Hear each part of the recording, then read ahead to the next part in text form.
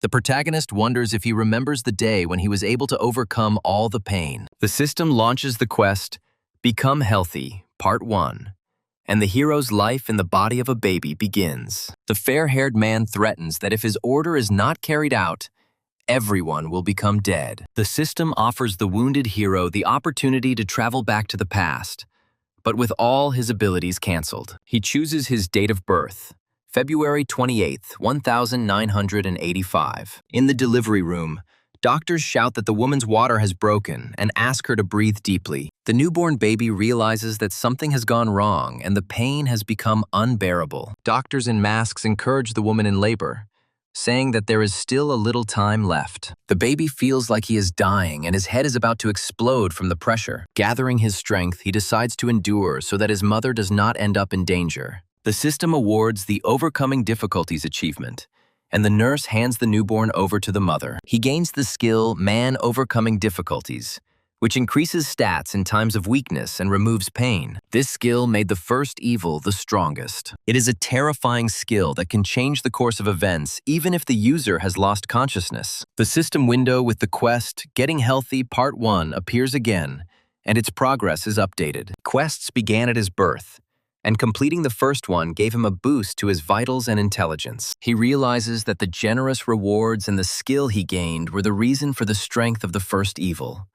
One of the 16 strongest awakened. The 8 who were faithful to the system were called virtues, and the 8 who went against it were called evil. Despite their names, they were no different from each other and pursued only personal interests. The hero remembers how they fought with them, but were no more than mosquitoes irritating an elephant. The strongest of them was the first evil, which had no doubt in its powers. While other awakened ones were just beginning their journey, he was already at the peak of his power. The first evil had no idea that another awakened being would appear, possessing the memories of an embryo. The baby tries to pronounce the word status syllable by syllable. He manages to open the status window, and the system congratulates him, declaring him the first to awaken. He is in shock because he could not count on the title of the first awakened one. The system gives him a challenger's box as a reward. He recognizes the box of the highest rank, which gave him the chance to return to the past. He decides to open it again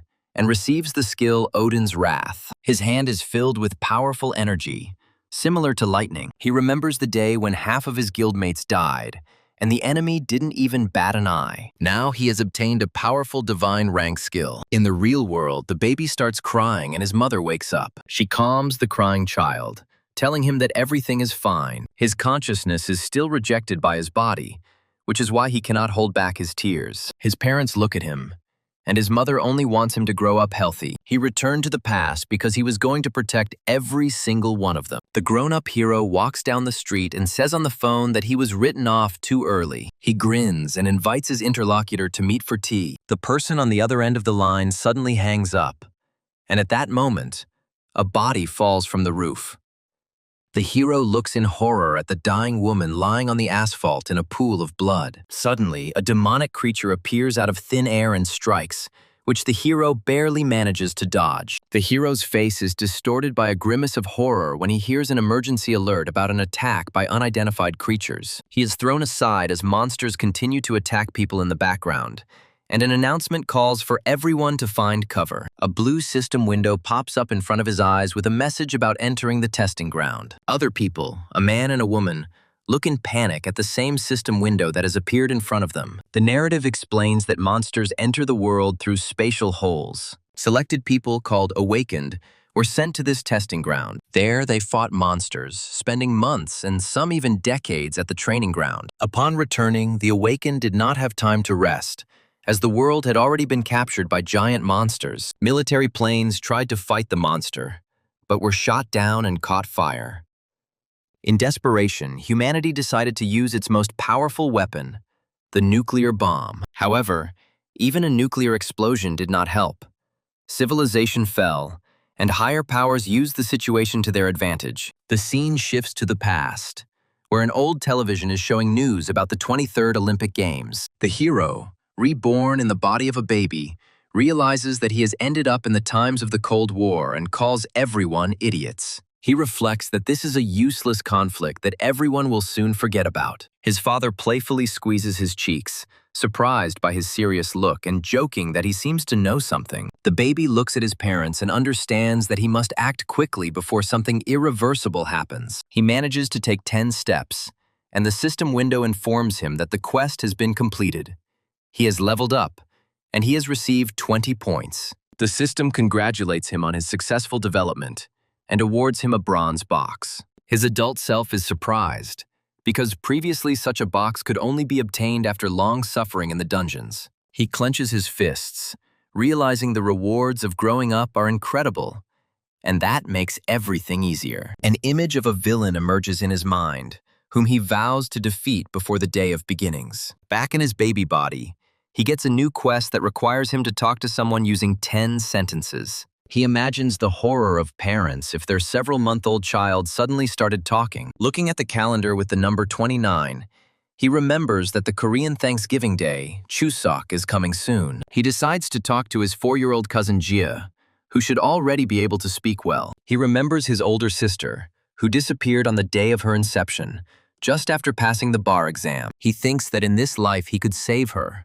While little Jia hugs him, the baby tries to talk to the girl, deciding that she is the only one with whom he can do this. Adults are touched to see how the children get along and how Jia has matured. Jia sheepishly agrees, and at that moment the system announces the completion of all available training quests. The hero is shocked that all of this was just a tutorial, and the system suggests skipping the remaining quests. He would like to spend time with his parents, but he is afraid of scaring them while they look at him with love. He decides to skip training, confident that he will find something to do in the future. His body instantly matures to adolescence, and he decides he must prepare. The action moves to 1997, where a bald-headed bandit swings a bat. The grown-up hero in black clothes easily dodges the blow. He delivers a crushing kick to the bandit's face. The gang leader is defeated, and the hero stands alone against his surrounding henchmen. The older man laments that the son of a bitch won again, even when his opponent had a gun. The guy in the hood waves it off, saying he's not interested in all of this and asks for a stronger opponent. The man tries to dissuade him, suggesting professional sports and worrying that he could get seriously injured in street fights. In another image, the guy with a mask on his face coldly declares that he will not repeat it, and if they do not find an opponent for him, he will find someone who can. The man looks at him with awe, noticing his gaze, and a status window appears on the screen with the name Na Sanu. Na Sanu reflects that his body is already like that of a grown man, and his strength and intelligence are higher than those of most athletes. Looking in the mirror, he sees that the wound on his face has healed, and he realizes that this is due to his awakening. The guy recalls that before his physical indicators were average, but now he has grown to 180 centimeters. He realizes that his physical abilities are incredible for a 14-year-old, but he still needs to go into dungeons to level up. He thinks of a place on a small mountain in Hwasong City where a monster lurks in the darkness. Sana draws up a plan, realizing that in order to go underground, he needs to buy a mountain and surround it with protective walls. He calculates that such a site would cost approximately $1 and $3 million. And with the walls, it would cost a fortune. An image of planet Earth from space shows that underground passages are hidden all over the world. A close-up shows his determined gaze, as he must be one step ahead to take over all the dungeons. He is confident that making money will not be difficult, since he knows the future and can make a fortune in the blink of an eye. Sitting at his desk, he decides not to be impudent, because he is a minor and needs a trusted person. Suddenly, someone's hand covers his face, catching him off guard. The female teacher gently pokes him on the forehead, telling him to concentrate on his studies. She asks with a smile what he is thinking about. Na Sanu thinks to herself that she can't focus on her high school classes right now. A moment from the past comes to his mind, where he is sitting on the ground, pierced by 2 spears. 2 of his former comrades with red eyes tell him not to hold a grudge, because he would have done the same. A wounded Na San-woo chuckles and agrees that they were simply following their instincts. His other comrade, Jonathan, shouts in rage that these sons of bitches go crazy at the sight of the box. A blonde warrior appears, glad he didn't get too close. The wounded guy recognizes Jonathan, who tells him to relax. Jonathan uses the sign of healing to heal his comrade's wounds. The fair-haired warrior smirks and says that it is time to pay off debts. The healed Na San-woo rises and calls out Jonathan's name,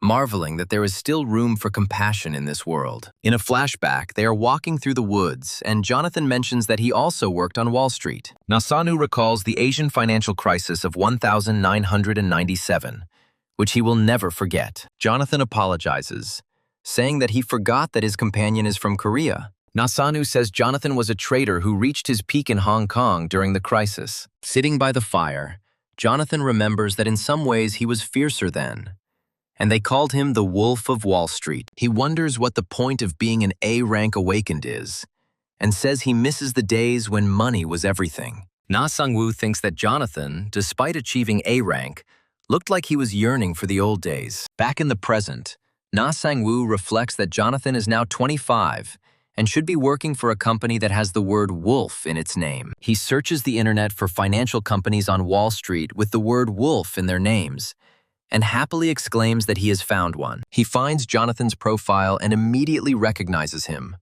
noting that his face is not burdened with despair. Na Sana writes Jonathan an email asking about the Thai bot, confident that he will definitely answer it. Jonathan suspected that hedge funds were planning to crash the Thai bot, but he wasn't sure. He receives an anonymous email stating that the Thai bot is not overvalued. Nasana gloats, telling Jonathan not to pretend he doesn't know anything. Jonathan is amazed at how quickly he has answered, as if his interlocutor had been waiting for his questions. The reports explain that Asia's foreign exchange reserves and the strong dollar make the bot an easy target. Jonathan reads in horror that Thailand is just the beginning. Amid the chaos on Wall Street, he wonders if his interlocutor is involved in the takeover. Lighting a cigarette, Jonathan wonders who his mysterious informant is.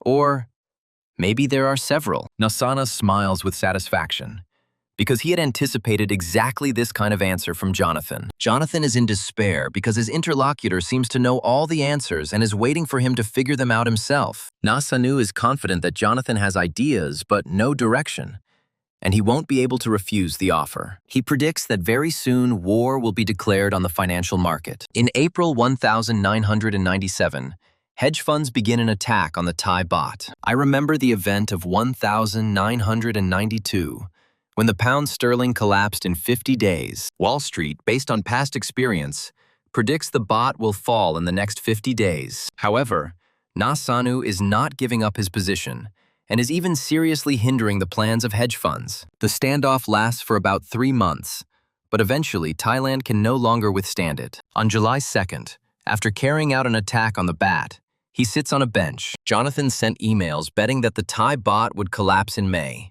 Na San-woo is confident that the puzzled Jonathan will soon receive answers to all his questions. He offers Jonathan to create his own brokerage company, and in return asks for 51% of the profits. Jonathan is dismayed to realize that he was never directly told that hedge funds would win. He is in despair, thinking that the attack has already begun and Thailand will not be able to resist it. He speculates that the investments he sent were only for VIP clients, but the baht's rise is changing everything. Moreover, he is confused by the fact that such an investment plan requires 51% profit. He decides that he is simply being deceived by some swindler and tries to calm down. Jonathan comes to his senses and decides to contact other VIP clients. Suddenly, a new message arrives, and Jonathan is surprised that he has already received a reply. The report said Thai banks have ways to protect themselves in May, so the baht will rise briefly. Meanwhile, the whole of Wall Street is betting on the baht to fall in May in order to get closer to VIP clients. He is again in despair,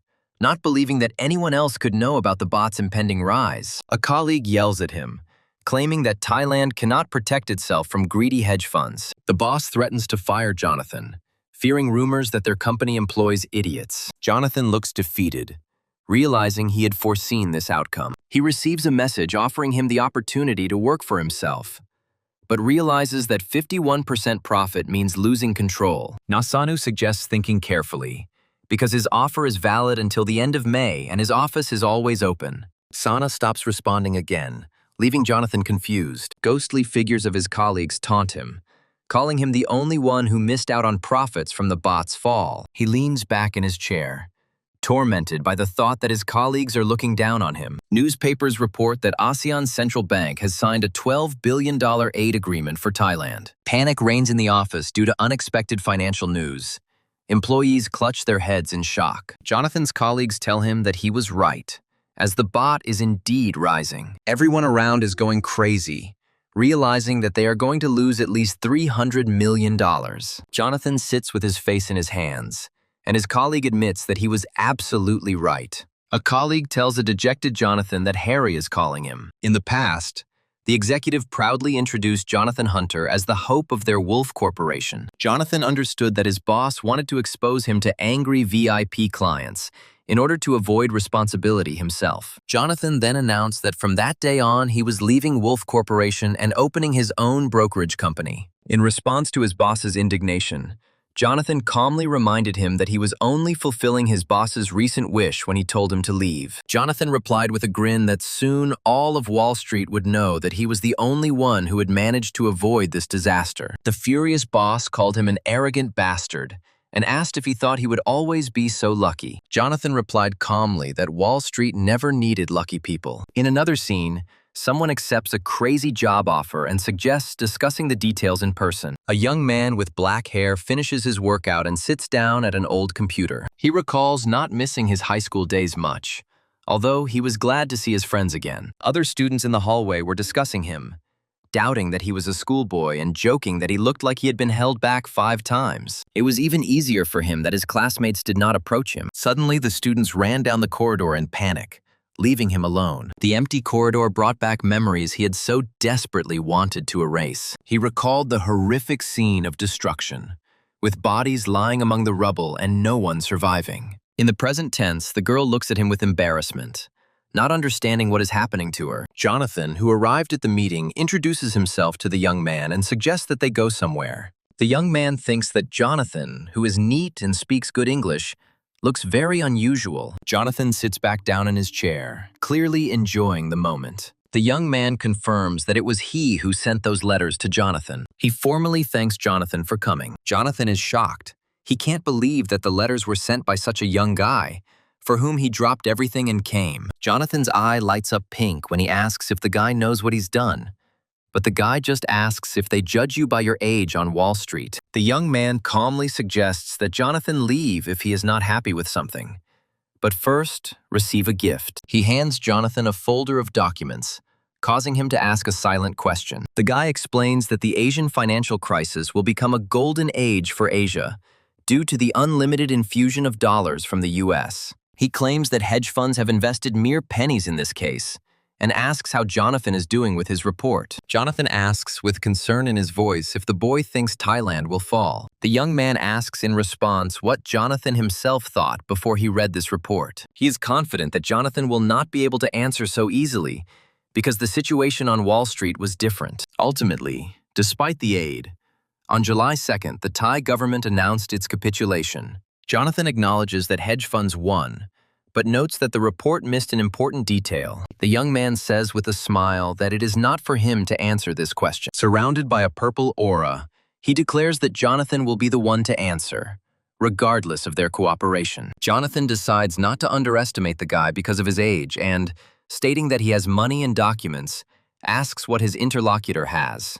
The young man asks with a smile if the opportunity isn't worth it, and wonders what would have happened if Jonathan had chosen someone else in March. He becomes serious and says that even now, by talking to Jonathan, he is losing money that he could have earned. Jonathan despairs over betting on Wall Street falling, until the guy asks if he's still undecided. Covering his face with his hand, Jonathan asks for time to think, because his interlocutor is too unpredictable. The guy agrees to wait until June 3rd, which shocks Jonathan. As the guy with the backpack turns to leave, Jonathan stops him, asking what the rush is. Jonathan panics and asks again if the date was June 2nd and asks for confirmation. The young man says that now all that remains is to count the losses, and Jonathan thinks that only God can predict the date. In complete shock, Jonathan realizes that the guy knows the exact date and considers it impossible.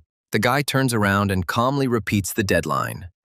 June 3rd, Jonathan. He adds that if Jonathan can't make up his mind by then, it's over between them. He confidently says that if this is the Jonathan he knows, then he will make the right choice. A few days later, the roof of the building is shown under a clear sky. Jonathan lies exhausted on the table, thinking about the value of the report, and the guy next to him calmly drinks coffee, saying that it's too late to think. Jonathan asks how he could know the exact date of the fall, since it is still possible to predict the fall itself. The guy replies that it was a calculation, and Jonathan says that he no longer has any doubts. Jonathan asks if he will be let in on the plans, but the guy replies that he will only tell him about some of the tricks. Jonathan breathes a sigh of relief and says that from now on, he believes everything he does. He asks the name of his new business partner, who introduces himself as Sanu. Jonathan excitedly says that Sun, or Sun, would be a great name for their company.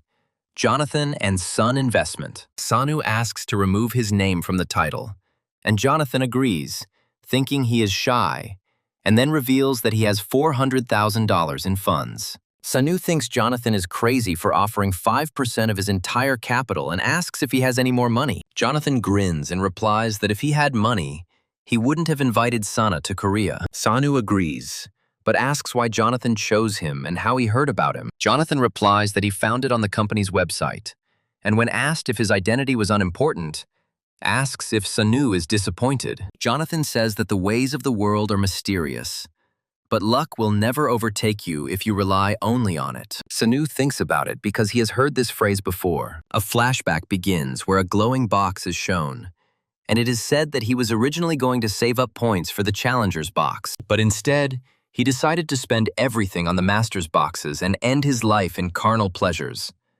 But he received a powerful skill. In the flashback, Sanu screams at Jonathan, and the voiceover explains that getting a high-ranking item from the box is a true miracle. Jonathan from the past is angry because a miracle that could not be counted on appeared to someone who had already given up. Despite the persuasion, Jonathan decided to take revenge, and this was Sanu's last memory of him. In the present, Jonathan asks Sana why he is looking at him like that, and if he was touched by what he called his opportunity. Jonathan declares that Sanu is his opportunity and asks to give him his divine calculations. Sanu asks Jonathan if he will follow him without asking any questions if he asks him to bet everything.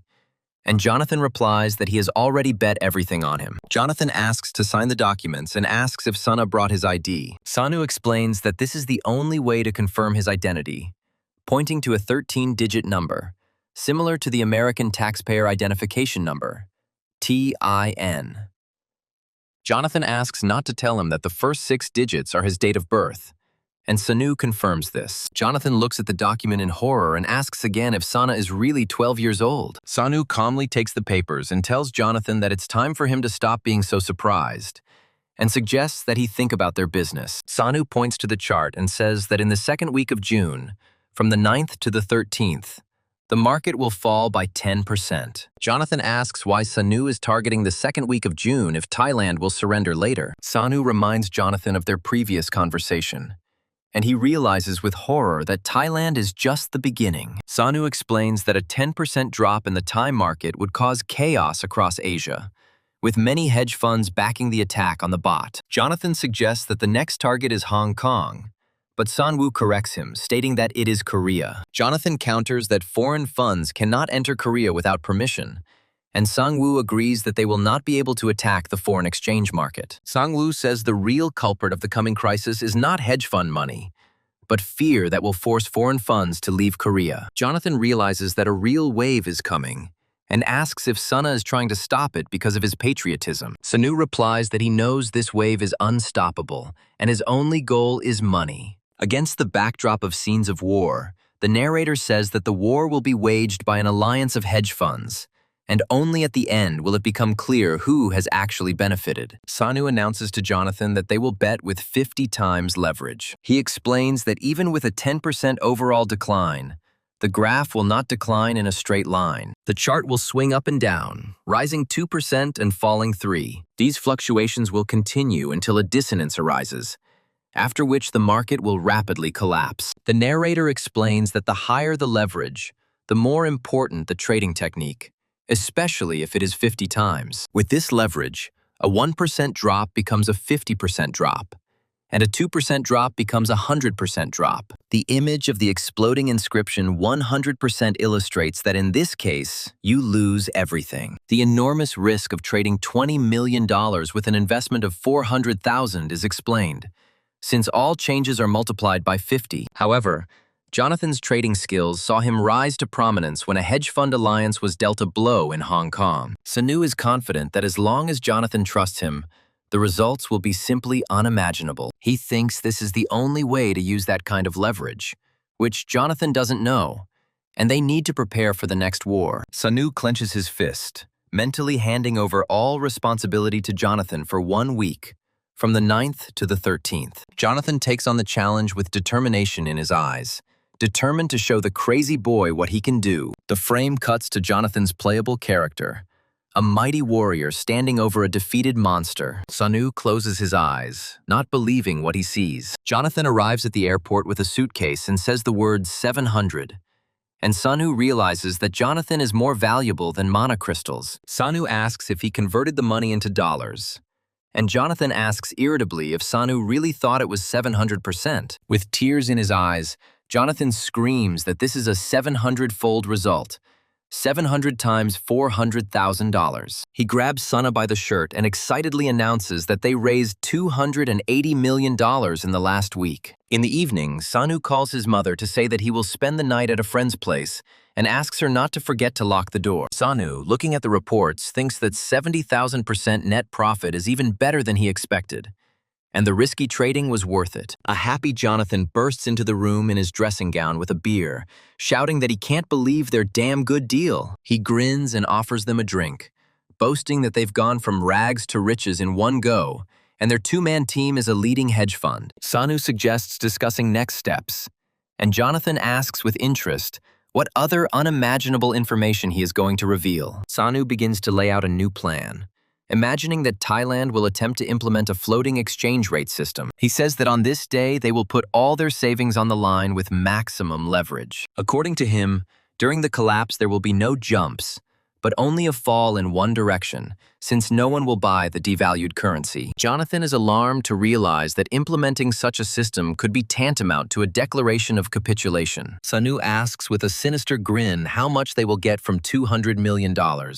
Shocking Jonathan with an offer to bet everything. Jonathan counters that the hedge fund alliance won't just watch, to which Sanu calmly replies that's precisely why they should leave the crumbs. Sanu says that they will be the ones to wage the war, while Jonathan panics over the risk of losing everything. Jonathan screams in horror that such a large bet without hedging is pure madness. Sanu calmly lists the data they need to collect, mentioning the $280 million they earned. Jonathan doubts that this data is easy to obtain, and whether Sanu will even be able to perform calculations with it. Sanu calmly drinks from the can, explaining that he will simply compare the data with the situation on June 2nd. He asks why he thinks the $200 million bet is needed, hinting that the $80 million will go towards a contract with the head of the Bank of Thailand. A shocked Jonathan asks if Soon is really only 20 years old, to which he replies that this is why Jonathan needs to fly to Bangkok. Jonathan exclaims in despair that one mistake will cost him his life,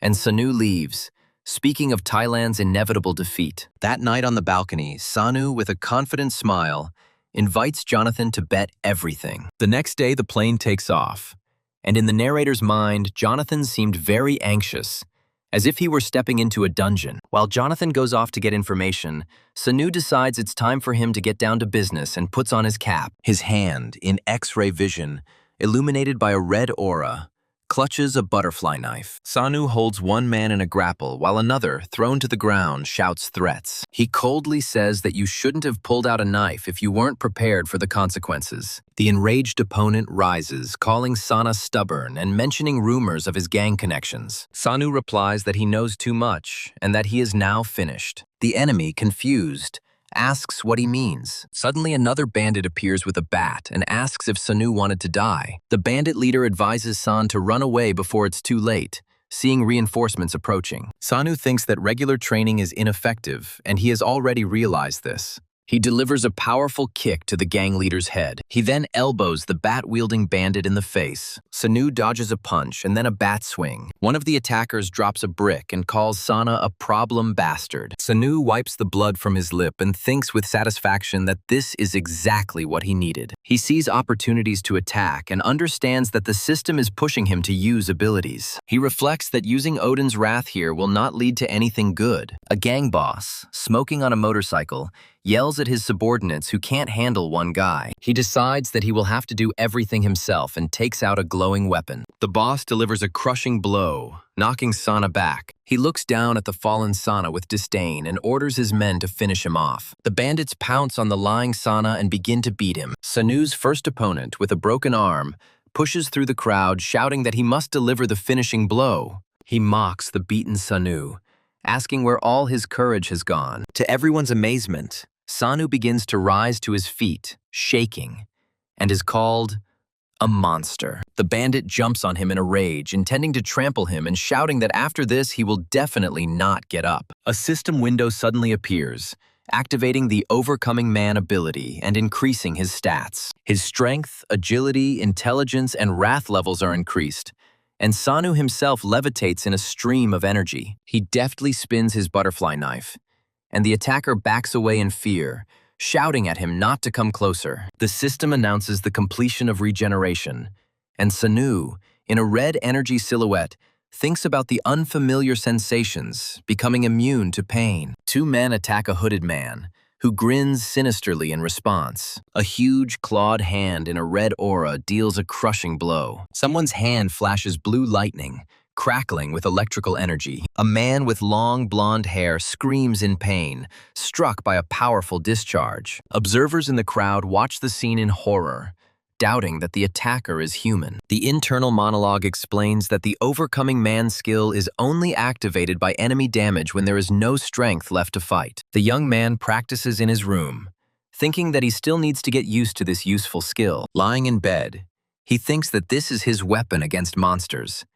8 evils and 8 benefactors. Sanu answers the call and is informed of a request for a call from abroad, which he asks to accept. He's on the phone with a disgruntled blonde man who's complaining about calling before curfew. A blonde man named Jonathan admits that Sanu was right, saying that they were waiting for him, but he managed to get out alive. Jonathan reports that their total was just over 20%, which is close to the target. Sanu explains that Thailand had much larger reserves of foreign currency than expected. The interlocutor tells Jonathan that they have decided to bet everything, and he agrees, because he has already spent $80 million. Jonathan thinks what's happening is crazy and asks decisively when they will attack. Sanu, with a predatory smile, replies that the attack will take place on July 2nd, with a bet with the highest leverage. Jonathan panics and grabs his shirt, saying he's going crazy. Sanu listens calmly as the hedge fund's reaction is explained to him and calls them all Pied Pipers. It explains that when hedge fund Dragon Capital makes a move, others follow, like factions following a leader. Jonathan, covering his face with his hand, says that if Sanu is right, they will take all the investment funds in the world in one incident. Sanu encourages Jonathan, saying that he is stronger than he thinks, and asks him to focus on attacking.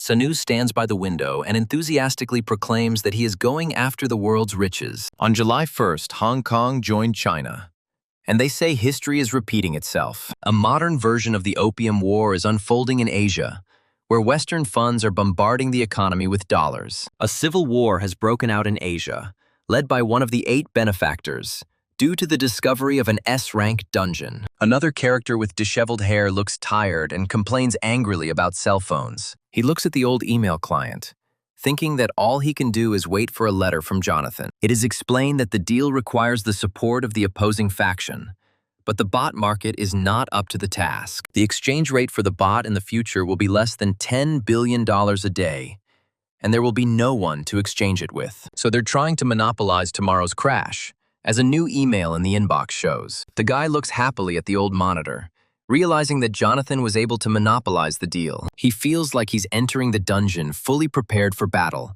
rather than just hoping to survive. Now he is trembling with anticipation of victory, confident that the points he has accumulated will not be wasted. He stops himself abruptly, deciding that he cannot relax. Covering his face with his hands, he thinks that less than a year has passed since his return, and the past seems so distant. In the office, he looks at the clock that shows noon and thinks about the 2-hour time difference with Thailand. He knows that in half an hour, the Central Bank of Thailand will announce a floating exchange rate, and then everything will begin. Judging by his past life, groups will gather to bet on Thailand's capitulation or victory. Today, these groups will understand how wrong they were, because after his entry into the game, few will bet on capitulation. He imagines all the money bet on Thailand's victory ending up in their hands. The teacher notices that the student is interested in the watch, but he is only thinking about the test. He briefly replies that he is finished, and the teacher is surprised by his adult manner of speaking. The boy thinks that his homeroom teacher must be the same as before his time travel,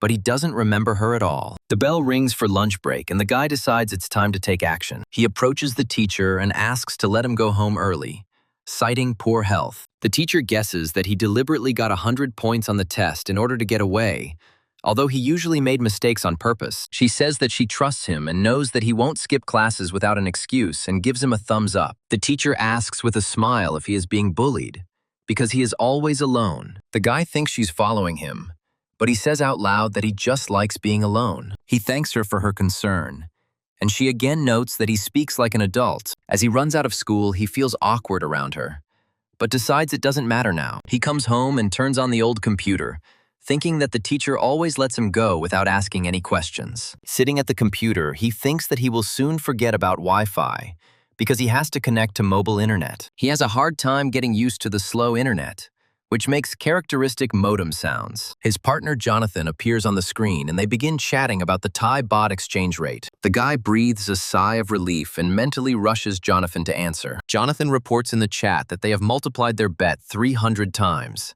The guy types quickly, thinking that although he expected this, seeing it in person is something completely different. He notes that his partner behaves like an analyst who tries to suppress his emotions. Having collected his thoughts, he also decides to concentrate and reads a message from his partner about further actions. He begins to shake with tension as he sees huge sums of money melting away. The insert explains that hedge funds are using futures markets in their war against the baht. They placed a bet on the futures market with 50 times leverage. The guy calms down, realizing that they won and made a huge profit. Suddenly, he looks at the monitor in horror, as the baht exchange rate began to rise rapidly, which should not have happened. Both he and Jonathan watch in panic as the price rises to $31, $32, and $33. Both look devastated when the rate drops again, and the boy realizes that their intervention has changed history. Jonathan writes that 80% is approved, and the guy understands his desire not to miss out on potential profits.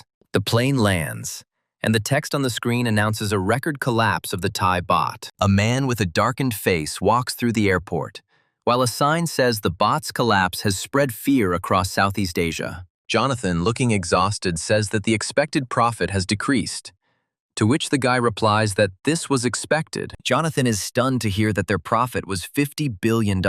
He clutches his head, not understanding how he ended up here, but his partner assures him that everything is fine. Jonathan says they need to get to work because the Asian financial crisis is just beginning. The guy with the glowing eyes declares that Malaysia and Indonesia will not participate, but Hong Kong will join soon. At the mention of the market, Jonathan's eyes light up and a predatory smile appears on his face. Jonathan says he has one request for his partner. Suddenly, a scene is shown where Jonathan is screaming in agony. He screams in rage to be let go, and then finds himself a tiny figure in someone's giant hand. An airplane lands at John F. Kennedy International Airport in the United States of America. Jonathan tries to calm himself down by saying that he just had a nightmare. The young man asks Jonathan if he plans to invest in real estate. He states that from now on, they will bet on any market if it will make them money. Jonathan is horrified to think that $50 billion is really just startup capital. He asks anxiously if something bad will happen to them. The guy offers Jonathan something to eat,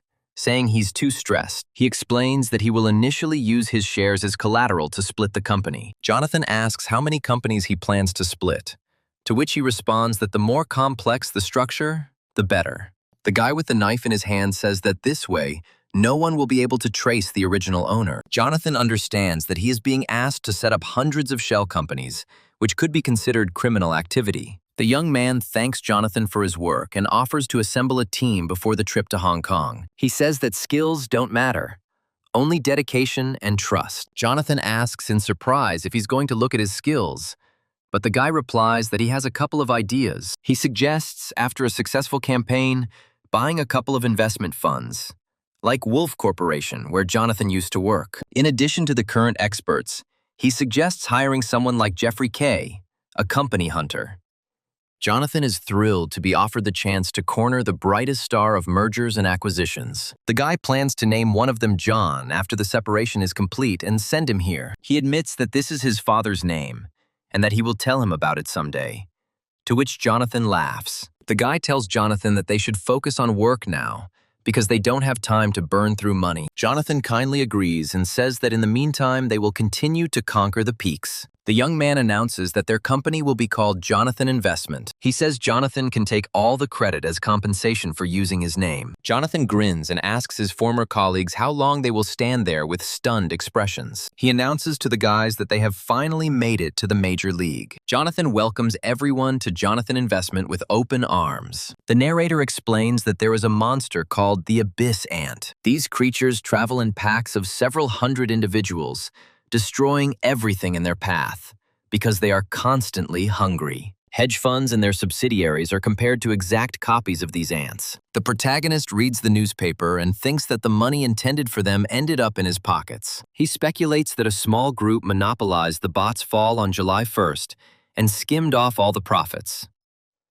The guy asks the realtor if there have been any changes to the terms of the contract. The man says he feels envious seeing him working in big business at such a young age, and asks him to follow him. The protagonist recalls his lease agreement, a 2-year contract and payment in cash, with no mention of his name. He thinks this is an absolute victory for them, since all the money will go to President Choi's slush fund. The realtor shows a completely empty and cleaned premises, saying that all they have to do is move in their things. The guy thinks that the only reason to rent this office is data security and nothing more. He takes the old ADLS modem out of the box and, with tears in his eyes, rejoices that he is finally free of them. He tells the realtor that he will pay the rent now and asks him to take away 2 boxes. The realtor watches in awe as the guy holds up a glowing envelope containing money. Left alone, the boy wonders if he should decorate this place before Jonathan returns to Korea. The guy with a determined look declares that this will be the first outpost. Jonathan reports on the progress,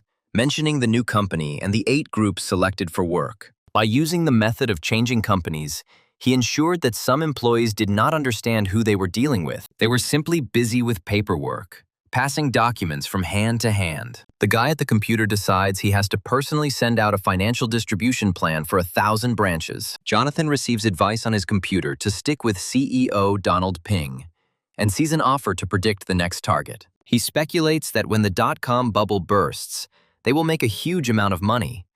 But that is only a small part of his plan. The database language they created, dating back to the 1,980 seconds, contained information about dungeons, monsters, and skills. Data on guilds, virtues, and revolution required a far superior software system with smooth control. If there had been access to the database built by the revolution, even the war between humans and monsters would have gone differently. The guy realizes that his intervention will change history and, naturally, affect his internal development. He looks at the images of the 8 sins and 8 virtues, declaring that he will take all the powers they need. The news reports that at the directors' meeting on the 21st, the foreign company Goldwish approved a joint investment. She reads the news about the launch of a new company, Jonil Investment, using the government's promised subsidy. The guy says with a grin that Goldwish is one of his shady companies, and he finds it amusing how the state went against its principles to help them. He ties his shoelaces, thinking that with the foreign investors gone, the rest will want to hold on to at least some scraps. His mother comes to him and asks him to bring his friend Chongo home. She notes that he talks about him all the time, but they never met his best friend, to which the guy simply agrees. His mother asks him if he will continue boxing, and he says he can quit if she is worried. She reassures him, telling him that she is proud of him and allows him to do whatever he wants. His mother asks if his allowance is enough and asks him to be careful when he leaves. Left alone, he wonders if perhaps he should focus on collecting benefits. He runs down the street, thinking about being the richest teenager in the world. The building leased its ground floor to Korea's #1 bank, which sponsored a top online retailer. Entering the building not through the front entrance, he understands that the people around him are management or big shots. An older man asks if Kim's manager gave them a pacifier, and the guy thinks it was a prank. Another employee nervously reports that after checking, all the information was confirmed, which shocks the boss. It turns out they monopolized the market decline and took all the money on July 2nd, even though they were just a small team. One of the men wonders if they are gods, while the other suggests that they have already found a use for their vast wealth. The staff report that there have been no similar incidents in Malaysia or the Philippines, and the boss concludes that Hong Kong is the only option left. The boss orders the deployment to be closed in the morning, which causes confusion among the subordinate. He shouts that these crazy money vacuums are targeting Hong Kong and orders everyone to run to the conference room. While the boss is yelling about the need to get rid of the parasites, the guy in the hood smirks and mentally wonders if they are going to catch them. In the elevator, he reflects that this situation is now not only in Korea, but in all banks in the world. His figure disintegrates into many particles as he thinks about how they have already split into countless shadow companies. Jonathan asks the guy if he's sure this is an office and not a gym.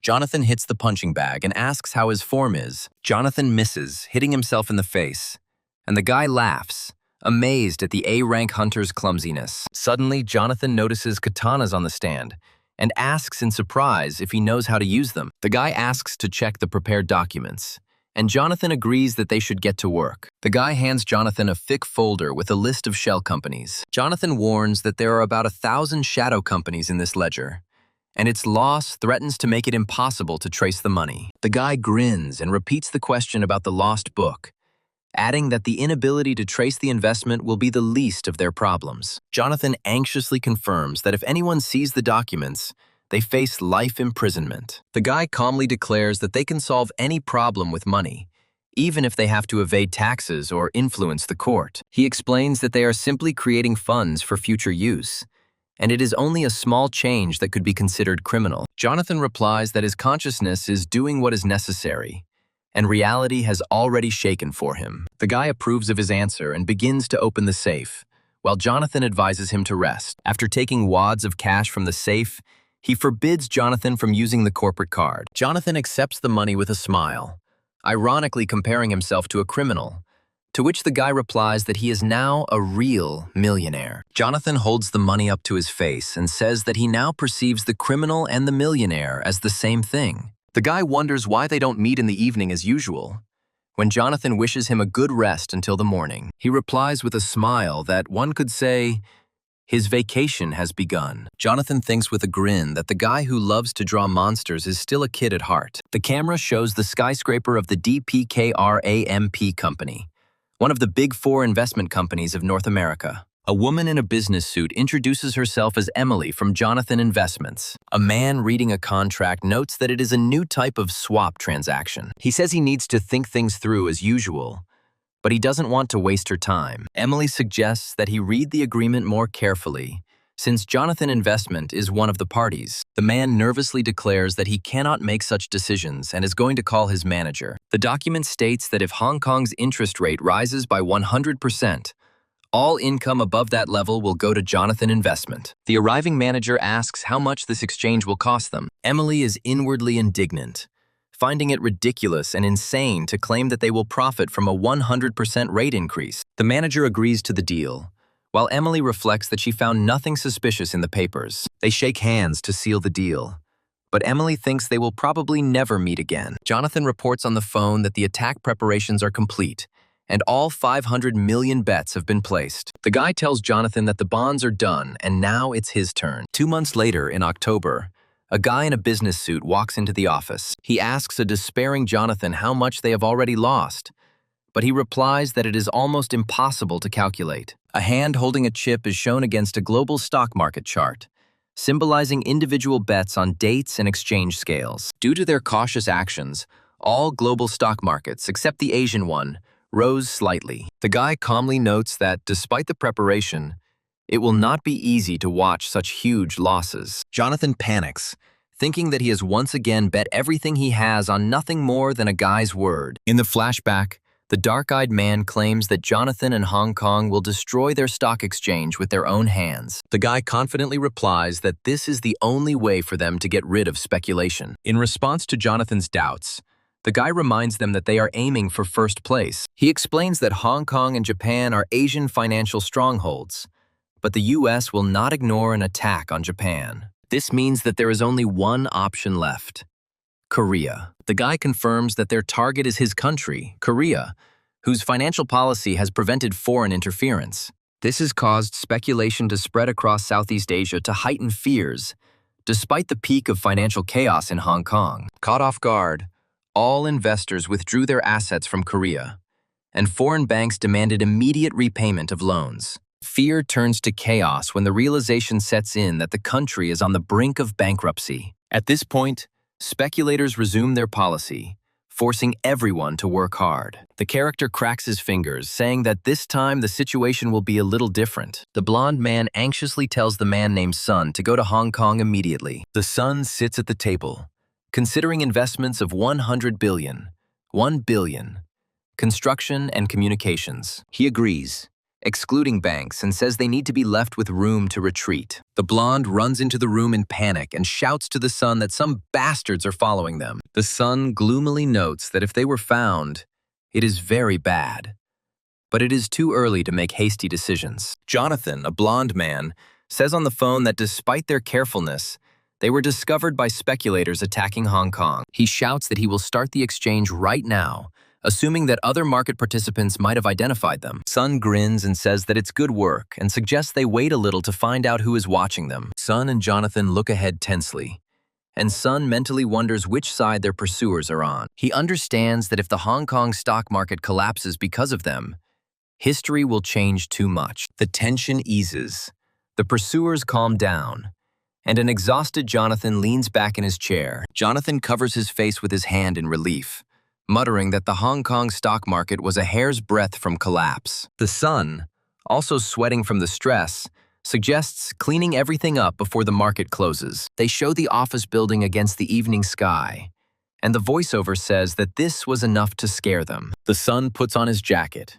noting that they are lucky, and now all that remains is to wait for the Hong Kong government's decision. Jonathan screams in horror that the Sun was wrong. Meanwhile, 3 businessmen are laughing as they discuss how someone takes profits only after Hong Kong raises interest rates by 100%. One of them asks how much they offered and receives the answer: 500 million. A bald man in glasses, General Manager Clive, congratulates his interlocutor on earning $500 million.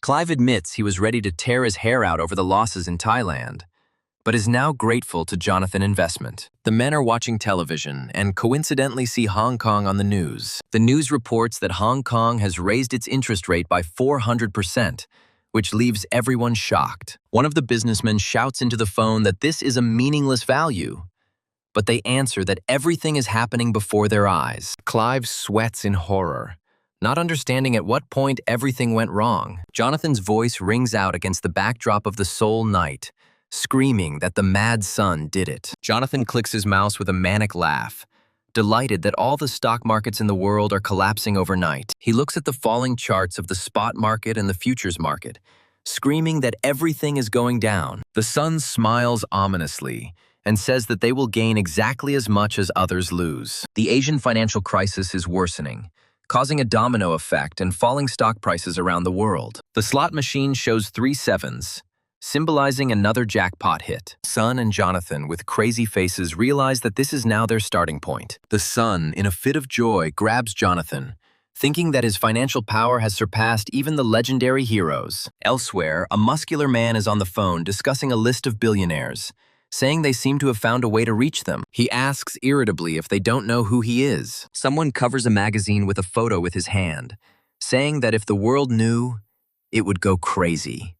The man on the cover says that everyone only knows about the mystical John Doe, who owns 51% of Jonathan Investment's assets. The blonde man on the phone promises to protect the identity of his interlocutor and asks how close they are. The black-haired guy replies that, given their monopolization of Thailand's fall and victory over the world's banks, they are safe. The blonde explains that their company was valued at 22 billion, So John Doe's assets were recorded as 11.2 billion. The black-haired man wipes his sweat in relief, saying that luckily that's all they know. His interlocutor agrees and adds that, taking into account the money in shadow companies, they would have taken first and second place in the ranking. A week later, the Korean government requested IMF assistance, 2 weeks earlier than in previous history. During his school years, only the protagonist's class teacher knew how dangerous the IMF was. In the flashback, the teacher stands between laughing classmates and asks if anyone knows what the IMF is. For immature children, it was just another incomprehensible abbreviation. But the young hero sat with a serious face. He remembers that he himself was the same in the past, although opening the gates with monsters was not the only problem. A colleague runs up to him with a Forbes magazine with Jonathan Hunter on the cover and asks if he is a member of the Demon Bank team. The narrator explains that the hero had seen a scruffy Jonathan many times, but did not remember him. And in such a state, he would hardly have been put on the cover. The hero turns away, thinking that he has no reason to talk to his colleague, since he needs to meet with someone else. The colleague, left alone, mutters irritably about what an arrogant bastard he is. The hero meets a woman and asks if she is the interviewer. He hands her a business card that says her name is Ethan, and she is a communications manager. He asks if his application was rejected, but the woman replies that they would not provide a business class ticket for a regular interview. She listens in shock as they tell her that they have already decided to hire her, and that information about her illegal activities does not interest them. A woman named Jamie confidently says they took her experience at Wilshire Lands into account because they needed an Asian representative. They explain to her that if she understands this, she will understand why so much attention is paid to her beauty. Jamie was both a strategist and a cannon fodder who had to turn all the negativity into positivity. Her most important trait was her willingness to engage in illegal operations for profit, making decisions in a second. She was convicted of official misconduct, but was released on parole because her previous employer had also embezzled money. The hero thinks to himself that he has been looking for someone like Jamie since August. Jamie sheepishly admits that she never caught the name of the company. He grins and says that the company is called Jonil Investment, and she will be its CEO. News reports indicate that the president-elect has been tasked with rebuilding the crumbling economy. The presenter reports live from the Blue House, where the president shakes hands with a woman. The president and Jamie show off signed documents for a massive $15 billion investment. The hero watches the news, which states that the president-elect hopes to work together to overcome the financial crisis. A hooded figure congratulates him, saying that he has become the man the entire financial world wants to meet most. It turns out to be Jamie in casual clothes.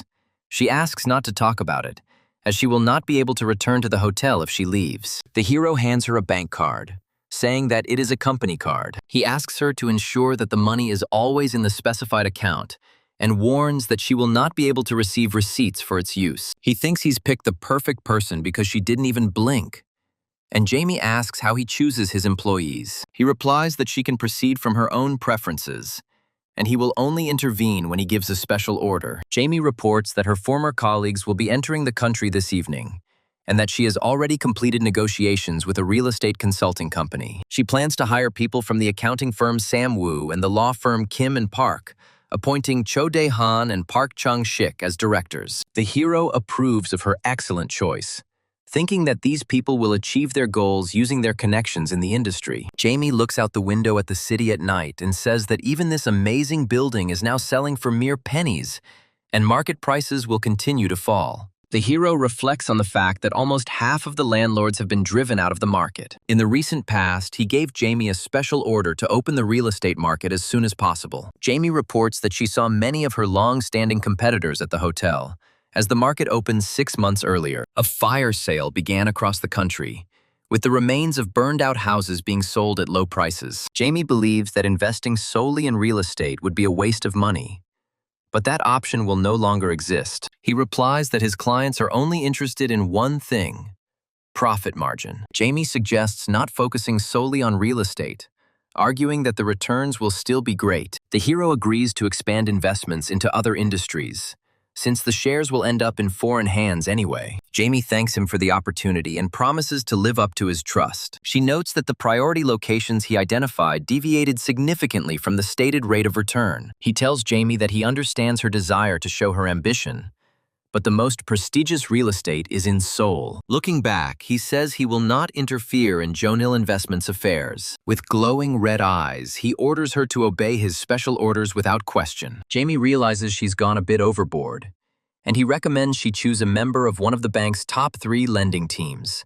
The hero thinks about the property he ordered her to buy. He thinks the money is amazing, but the Korean dungeons are far more important. Upon arriving, he thinks that acquiring the mountain and finding the dungeon took time, and now everything looks different here. He recalls that there used to be a military facility here, and the government did not give up its positions. In the past, he and other awakened ones were sent to this mountain where martial law was imposed. At the time, they thought the government would use them as guinea pigs, but when they saw the entrance to the dungeon, they realized that their situation was much worse. In the present, a man drives up to him in a truck and says that the place was hard to find. The man introduces himself as Cho Chal-min and shakes the hero's hand. The hero gives him the business card of manager Kim Jung-ho from Jonil Investment and asks to show him everything. They are driving a truck on a night road, and the hero asks where the construction site is. Cho Chal-min replies that the entire area from the entrance to the mountain belongs to them, which surprises the hero. The man explains that the construction starts at the entrance and thinks they have been driving for 20 minutes already. The truck stops because it can't go any further. The hero asks if they work on buildings, and Cho Chal-min confirms that they take on projects of any complexity. Then the hero suggests that he lay the roads and start as soon as possible, because the amount of work is great. Cho Chal-min is desperate because he can't find any job because of the IMF. He decides not to miss this opportunity and enthusiastically agrees to the offer. The hero says that the deadlines must be as short as possible, since speed is important to them, not cost. He adds that he receives applications from other companies as well, but he wants Cho Chal-min to win this project. Cho Chal-min is surprised and doesn't understand why he was chosen. Looking at photographs of his family, the hero says that these are difficult times for fathers. He remembers his mother helping his drunk father when he came home. In his past life, on the last day of the year, his father also came home drunk after receiving notice of voluntary resignation. A drunk father asked his family if he should change his job. Then he hugged his son and cheerfully lied that he was being transferred to an insanely rich company. The narrator recalls his drunken father talking about the need to earn money for food and about transferring to a new company. The son did not expect such behavior and, thinking to himself, "What an idiot," he invited his father to come inside. The father handed his son a bank book, opening the way for him into the world of finance through his influence. The father suggested that his son consider buying $1,000 worth of stock, which was a huge sum for a schoolboy. Soon, the boy's investments began to grow, and he became a successful high school trader, knowing almost nothing about the market. Intoxicated by his success, the son asked his father for more money for investments, and he agreed to lend him the required amount. Soon, the market began to fall due to the bursting of the dot-com bubble in the US, and the boy began to lose money. The father reminded his shocked son of the debt and demanded that he return all the borrowed money the following week. The father coldly demanded that the debt be repaid immediately, even offering to take the money from the mother. In response to his son's despair, the father suggested saving money from his allowance and threatened to take away his things. The father reminded his crying son that the value of his things did not cover even a small part of the debt. With a grin, the father threatened to tell everything to the mother, hinting that she could help her son with money. The father explained that he wanted to increase his son's interest in economics and help him understand why his grandfather was fired. He told his son that his current situation was exactly the same as his grandfather's on the day he was fired. This life lesson shaped his career, and his father's first bank book became his talisman. In the end, the contract for the construction went to Cho Yi's boss. The narrator was pleased to see the boss so confident and enthusiastic about his work. He assembled a great team, and it's no wonder he talked about good connections. The protagonist noticed that there was no town hall in the village and thought of building one for peace of mind. In the car, he discusses with the driver that the town hall is not needed, since negotiations with the head of the village were successful. He believes that mushroom picking and beekeeping are temporary for residents, and plans to completely fence off the mountain. The driver asks again in surprise, because then no one will be able to enter the mountain. The hero says with a grin that he wants Boss Cho Yi to earn the love of the villagers. Resolving issues by force is not an option for a large project, since smoothing out the rough edges requires a huge amount of money. Someone is thinking about Pyeongdong construction and the annoying civil affairs department. Accounting director Cho Dae-han is asked if he was a colleague of senior manager Kim. Legal director Park Chung-sik explains that the issue is not the past, but that Kim is planning to run in the elections. Cho Dae-han wonders why Kim contacted him directly, and Park Chung-sik jokes that he owes him a favor. Park Chung-sik addresses his son-in-law, saying that they are literally in the same boat now. They raise a toast to the health of their company, Jonil Investment. Park Chung-sik doubts the success of the business because of the managing director's people, predicting a small profit. He suggests waiting for help from senior manager Kim to satisfy the people from the West. Cho Dae-han smiles wickedly and says that if everything works out, they already have a suitable asset. Park Chung-sik asks him in bewilderment what he is planning. Cho Dae-han announces that he is talking about Daehu, which shocks his interlocutor. He claims that the company is already rotten to the core and nothing is impossible for them. He presents a plan on how they can give out benefits, split the loan with Kim, and throw money at the people of the West. He asks if they can't take out the manager with this plan. Park Chung-sik agrees, stating that they have much bigger plans than a 2-year congressman post. It is January of 1998. The news reports on corporate bankruptcies, rising unemployment, and an economic crisis in the country. A young man reads a newspaper and thinks that the basic order of things has not changed yet. Against the backdrop of a burning map of the country with the words "sale" written on it, it speaks of the arrival of those looking to profit from the crisis. He leans back in his chair, thinking that this was all predictable. The screen shows the logo of the Daehu company, which held first place in the international market. Daehu was a giant conglomerate with more than 400 subsidiaries worldwide. A guy is training with a girl and thinks that tonight they will issue an arrest warrant for the chairman of the Daehu group. After training, the girl asks him to tell her everything in detail. The narrator explains that the fall of the Daehu group was caused not only by the crisis, but also by long-standing problems. The girl recalls that after becoming executive director, she hired 2 useful directors in Korea. She names them, Cho Dae-han and Park Chung-sik, and says they are busy playing political games. She was counting on their help, but they only care about politics. The girl says with a smile that thanks to them they will be able to raise Daehu Group up the list. A guy named Jamie replies that bribery is everywhere. It's just that in America they call it lobbying. He reasons that the word chaebol exists for a reason, recalling influential people. The girl asks him to continue, because their clients will be very happy. She explains that the 2 directors plan to make Daehu Group a scapegoat for the IMF. Jamie counters that the government won't take it so easily, but she says she's taken the next step. A girl with an ominous aura says that she has just returned from a meeting with the Minister of Finance. Jamie smirks, realizing the true reason for the Daehu Group's downfall. The metaphorical snake in the grass symbolizes people in suits who are always ready to attack for profit. The snake coils around the panther, showing that they always look for ways to win an unequal fight. Jamie is impressed and addresses the girl, mentioning her and the 2 directors. She reports that the papers for Daehu have been sent to court, and Jamie asks what they want in return. The girl nervously replies that they require at least $5 billion in investment and a complete takeover of the Daehu Group. She adds that with a little effort, they will likely be able to take over only a few important industries. Jamie, with a slight grin, thinks that the girl still needs time to enter the financial world of Korea. He warns that the next party to come to power will be the Democrats, and their profits from the collapse will negatively impact relations with the government. If they miraculously overcome the crisis,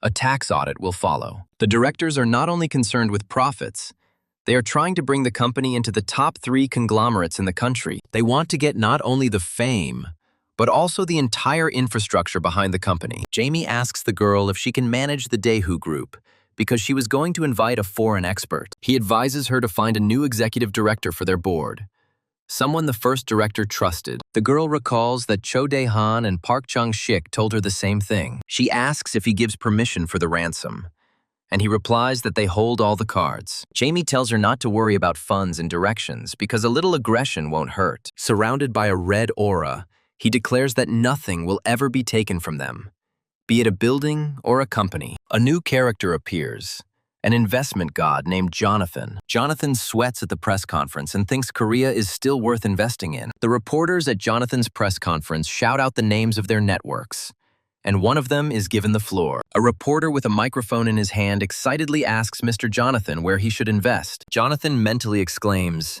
"What the hell?"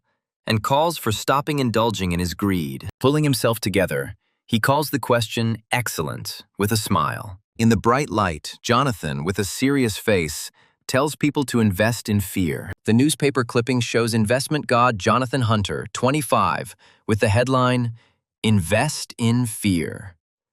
Later at the bar, the dark-haired guy tells Jonathan that he was warmly received, to which he replies that he barely made it. The guy hands Jonathan a bottle of beer, noting that the country is in a hopeless situation, but they have found a ray of light. He confidently states that this country will quickly repay its IMF debt, even faster than in the original story. Jonathan drinks beer and asks if it was all the guy's fault, referring to Dano's company. The guy with the glass of whiskey replies that he didn't have a specific plan, but it happened on his territory. Jonathan clarifies whether he means Jonil investment, and the guy confirms that they immediately began to use the power transferred to them. Jonathan asks if they will take over the entire Danu group, and the guy replies that they need to start restructuring immediately. Jonathan asks in surprise why the guy took such a big risk. The guy explains that the dollar will remain the center of gravity, and as soon as the country separates from the IMF, it will return to normal.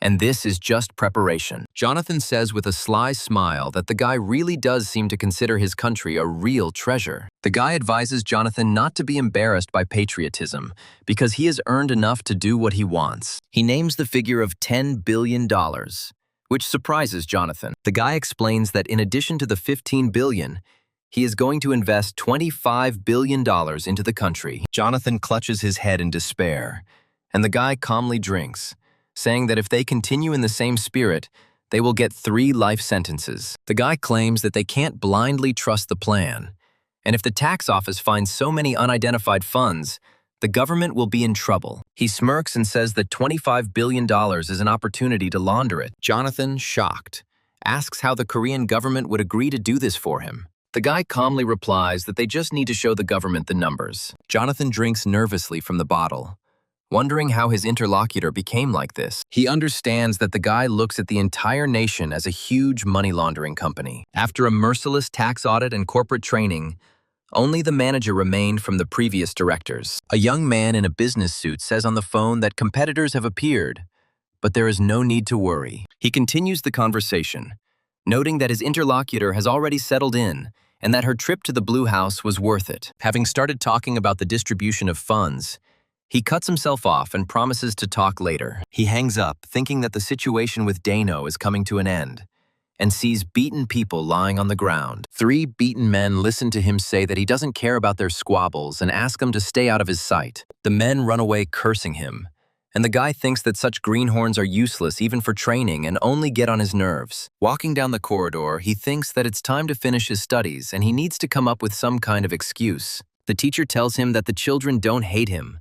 They're just a little scared of him. He thinks it's quite strange, and the teacher quickly adds that she didn't mean to imply that he did anything wrong. She thinks to herself that her current homeroom teacher is a completely different person. The teacher asks him to promise that he will become closer to his classmates and realize that school is a wonderful place. She asks with a smile if he plans to finish high school. The boy mentally notes that over the past few days, he has hired professionals to investigate his homeroom teacher. The file on teacher Yoo Yeon-hee, 24, states that she does not like to show off and has no adult friends. The guy thinks that at first glance she seems like a bland person with no social life, but she has 2 unique features. And the first of them is that she knew about him for a very long time. According to the investigation, the woman is interested in him for special purposes, which he considers a kind of eccentricity.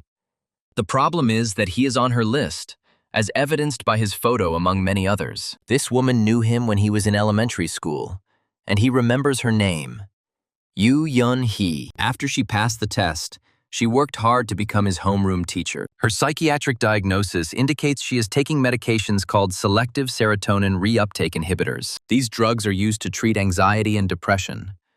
But the treatment did not help her. Eventually, he realizes that all her hallucinations and delusions are real to her. The teacher looks at him and tells the class that this is exactly how she met one of them, almost awakened. He also notes that she has the super rare ability of an empathic healer. The guy thoughtfully repeats to himself that Yeon-hee is a healer. Empathic healers are rare not only because of their characteristics, but also because of their extremely low chance of surviving after awakening. They can understand other people's emotions not through conversation, but by directly feeling them. At the testing ground, the healers were in great danger, as they could sense the despair of the other survivors. Many of them couldn't bear it, and he thinks it must be even harder for the almost awakened Yeon-hee. He never managed to find out her name in the original story, and he believes that there is a reason for this. He answers the call on the old phone, addressing the person on the other end as Jonathan, and informing them that everything is done. Jonathan cheerfully asks if they said they would join their side,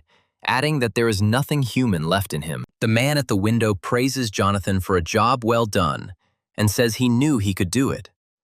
The guy hangs up and smiles, glad that Jonathan's spirits have perked up. The action moves forward a few days earlier, showing a view of the city. The blonde guy asks Jonathan, who is about to retire, pointing to a stack of documents. Jonathan asks, puzzled, why he would leave, and says that now is the time to think about safety, not aggressive investing. His interlocutor points out that their portfolio brought in only 10 billion, while Jonathan's share is at least 30 billion. Jonathan is angry, thinking that his partner is only thinking about his share and is losing his grip. The son, a fair-haired guy, exclaims that 65 billion is a huge amount of money, enough for 10 generations to come. Jonathan angrily suggests that he tell that family and see their reaction. Having calmed down, he says that there is no reason to name that name yet, and tells the son his current purpose. Their target is the god of tycoons, a family with an estimated fortune of 50 trillion that built a country and became a legend. Jonathan explains that he went back so far not only because of the statistics, but because they are still hungry to win. The son repeats the phrase, hungry for victories, noting that it is well said, and mentally apologizes to Coach Hiddink. Jonathan returns the documents, telling him to save the money and use it for some clients. The son asks in surprise if they don't continue to buy up mid-sized investment companies. Jonathan explodes in anger, ordering the entire interview to be canceled, and accusing his interviewee of having a mediocre mindset. The son admits with apprehension that he does not like to command those who are better than him, and he avoided them out of fear. He says he'll stand at the front if necessary, but Jonathan covers his face with his hand, reminding him that he knows why he can't stand at the front. Jonathan advises him to have confidence, claiming that he would have succeeded anyway, even without meeting him. Soon apologizes, blaming it on stress and saying that Jonathan knows how he feels. Jonathan gets angry again and shouts that this is precisely why he needs to train even more, because a healthy mind resides in a healthy body. The son suggests that Jonathan use the situation as an opportunity to show off his abilities, thinking that he will soon understand everything. They show a flashback of Jonathan from the past, who is referred to as a starving beast. Jonathan wearily asks who he should demonstrate his abilities to, and the son decides that he needs more time. The son reports that important clients of the Bluestone Company have left for their country. Jonathan is shocked to remember that Bluestone is the greatest investment firm in the world. He asks if Sun is going to buy Bluestone, but he explains that they have a weak spot after the Asian financial crisis. The Sun says their weakness is Bluestone's third partner fund. Jonathan is surprised by Sun's knowledge, who confirms that Bluestone is pouring everything into its third product. The Sun says that without key members, the fund has become a dead weight, and they will strike at its very foundation. He mentally encourages Jonathan, believing that he will cope and that people will join him. The Sun recalls the subsidiary company Blue Rock, which 20 years later 3 people would create by combining their forces. He thinks about the shadow banks that control the financial world and decides that the title should belong to him. Sun recalls how he recently flew to the US, telling his parents that he had been to Sunday school. He explains that he hired Zillion and Jessica before Blue Rock was founded, and also found a brilliant analyst, Kim Jung-soo. He arrived at the private research group Zori, where he was met by Chief Inspector John Clark. John Clark says he heard about the search for the beneficiary, and the Sun confirms this. The insert explains the legal intricacies of missing persons investigations and wanted persons notices.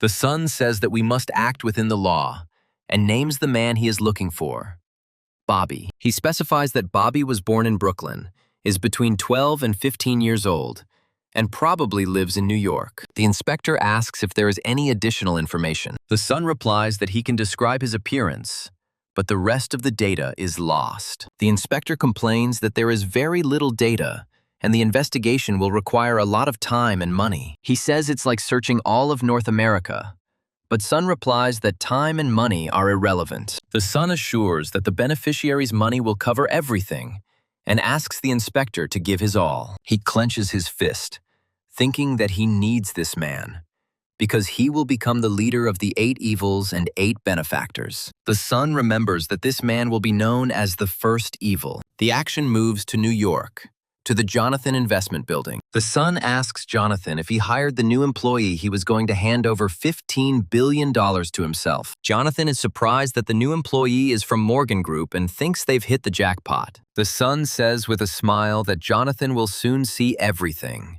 because Zillion is ideal for the role of leader. He hands Jonathan the laptop as a gift. Jonathan opens it and asks in surprise if it's an autobiography, mistaking it for an investment book. Horrified, he sees all his investments listed in the document and asks Sun if he has a PhD. The Sun explains that the document contains new theories, but its authorship is unspecified, and the preface is blank.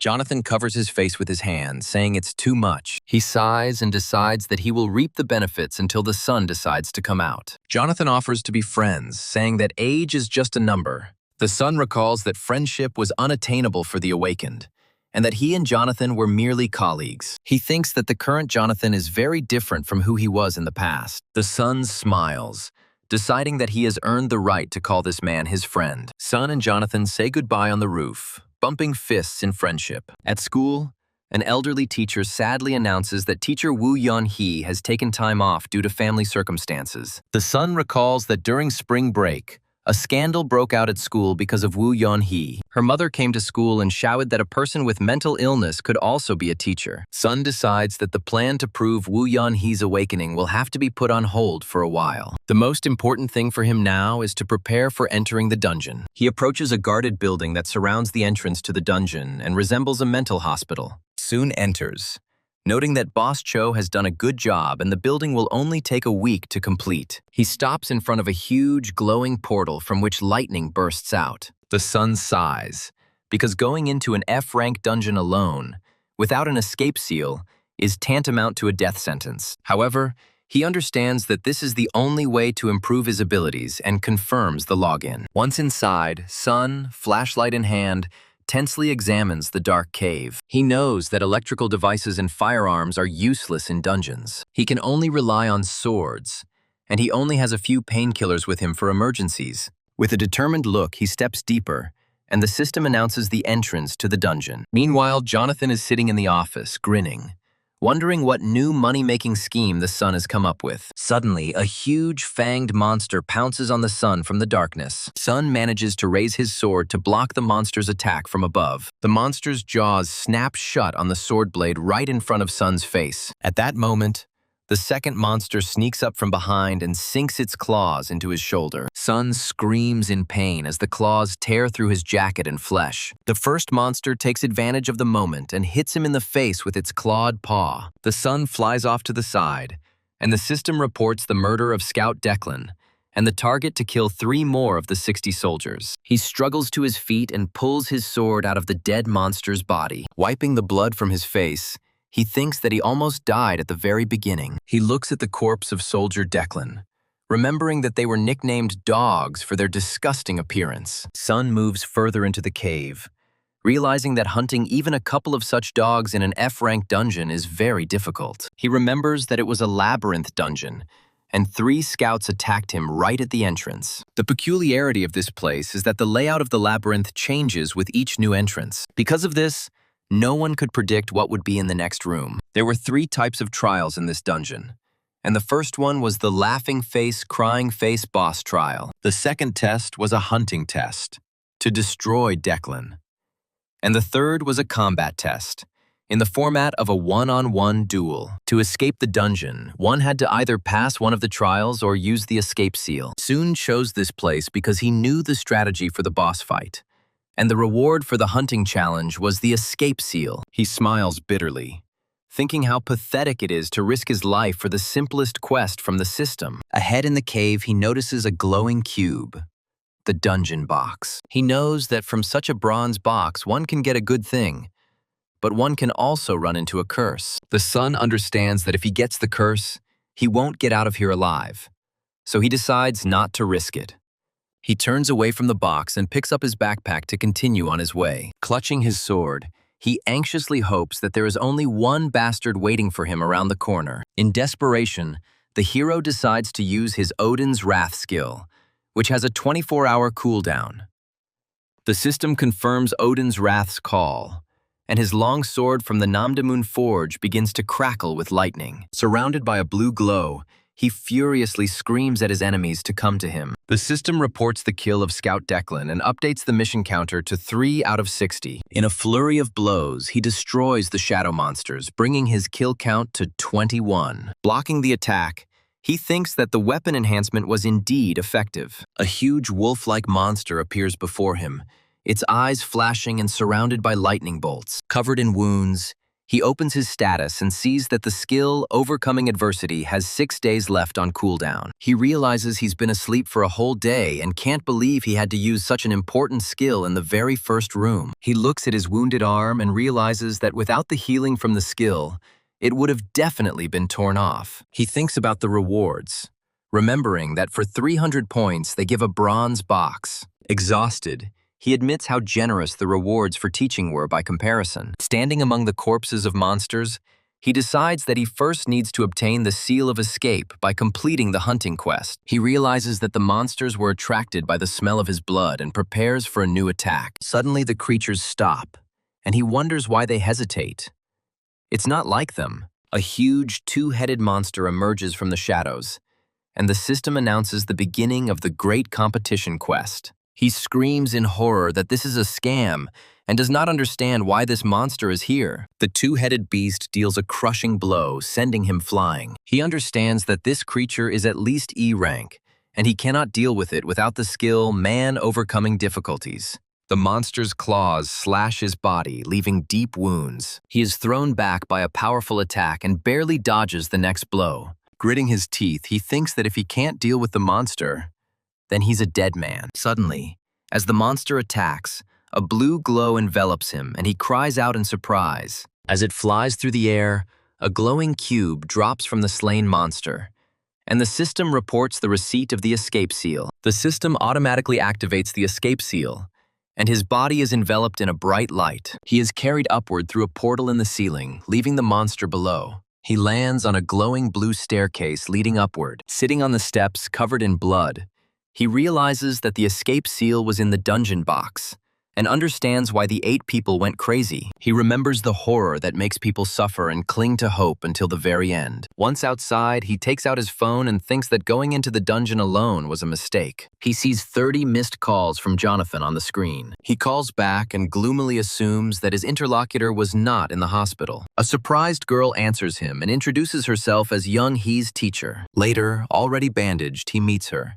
and she asks if he was attacked. He says he's fine and invites her to come into the area. He explains that the mental hospital is just a cover, but this only frightens her more. The girl cries in the car, assuring him that she is not crazy, but it is difficult for her to explain everything. He thinks that if her skills were pumped up, she would have already read his thoughts, which means she is not at that level yet. He looks at her intently, realizing that he must make a decision here and now. His eyes glow red as he weighs whether to return to a miserable existence or jump down the rabbit hole. The girl screams in horror, asking what kind of monsters these are. And the guy tries to calm her down, explaining that these are just his memories. Although her abilities are not yet developed, he was still able to share with her the memories of the last few days, which makes her breathe heavily. He looks at the girl trembling in the corner and wonders if this was too much for her. She comes to her senses and asks if they were chosen to fight the monsters, and if they will come to their world soon. He says that further down the hall there are countless monsters that she just saw in his memory. She asks what this paper is, and he replies that it is a contract that will give her a reward if she decides to go into the dungeons with him. He offers her another option, to be content with an ordinary life because not everyone will fight. He says that the choice is not easy, and she should think carefully as a car stops on the street outside the building. Yeon-hee remembers the illusions she's seen since middle school, and the blue status window with its stats. She remembers telling her mother about the blue window that only she could see, and her mother took her to church. One day, out of the blue, she began to understand other people's emotions, but she couldn't figure out how they were connected to each other. And among all of them, she felt him, Na-san-hu, the most strongly. She thought that with his help, she could find some clues. She is driving in the car and reading the terms of the contract, which is worth 200 million won, and the salary is 1 billion won a year. In case of death, the salary will triple to 3 billion won. And she is shocked to think where such crazy money came from. She frowns, suspecting that they are trying to trick her or something. He looks at her and asks if she has made a decision. She says with a determined look that it's time to show him how deep she's jumped. She drives so quickly that he, frightened, asks her to drive a little slower. He assumes she's doing it to impress him, but she says no. She says that she is grateful to him, because before his story, she thought only about a quick death. She continues that she has no reason to refuse such a huge amount of money. And it turns out that she is not crazy. He notices how tightly she grips the steering wheel and thinks that her confident demeanor doesn't suggest any nervousness. However, she still has doubts and asks if he really has such fabulous money. He smiles confidently and replies that she will find out when they arrive. She asks why he talks to her like that and assumes that he is older than her. He laughs sheepishly and replies that one could say that, but age means nothing in the world they will have to live in. Suddenly, a blonde man appears, concerned about the boy's bandages and asking how badly he got hurt. He shouts indignantly, "Does it matter now?" and asks if he is serious. The girl, with a nervous smile, assumes that this is Jonathan Hunter from Jonathan Investment. The protagonist asks him to say hello, saying that he will certify their contract. Jonathan Hunter turns out to be an investment god and is among the world's top 20 billionaires, according to Forbes. The girl stands stunned with a box in her hands, muttering about 200 million and Jonathan. Jonathan asks his friend with a displeased look why he is giving this young lady so much money. Jonathan yells that if they both go missing, the company will be obligated to pay her father 3 billion won.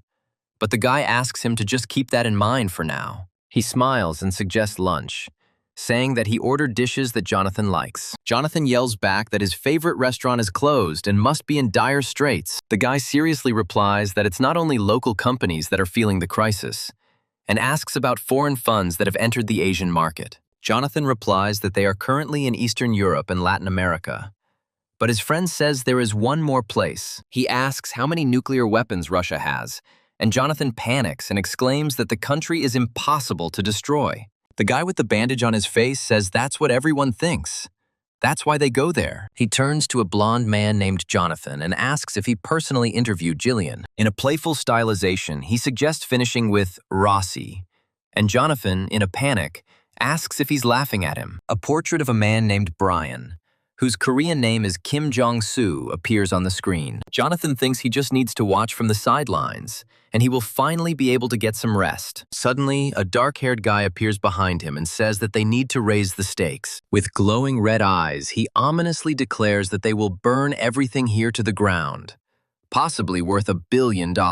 Jonathan is sitting on the train and thinking that Russia screwed up and they are burning $1 billion.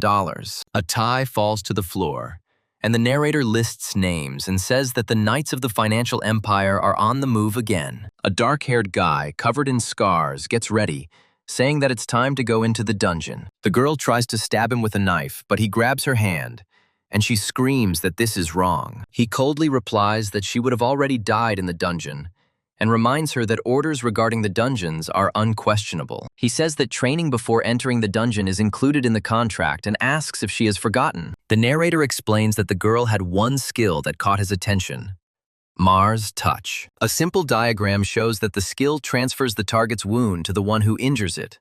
So the girl trains to receive knife wounds. The guy tells her that it's cruel, But they don't have time, because if she hesitates in the dungeon, they will both die. A blood stain appears in the background, and the text states that the bleeding has caused Mars' touch to be activated. The guy in the golden glow thinks about how the enemy's skill makes you forget the pain, but does not heal the wound. He stands there bare-chested, reflecting on how this is equivalent to activating the adversary for his body. He wonders if she can use Mare's touch in the dungeon without hesitation. A girl wakes up in a hospital room and asks how long she has been there, to which the guy replies that it has been about 12 hours. She smiles and says that she thought she would die, but everything turned out to be simpler than she imagined. The guy puts on his jacket, says he'll be back soon, and asks her to focus on recovery. The girl agrees, repeating to herself that the orders relating to the dungeons are unquestionable. He arrives at the Geonil investment building, where he is met by an employee. The guy smiles politely and replies that he came to see his father. His father greets him joyfully,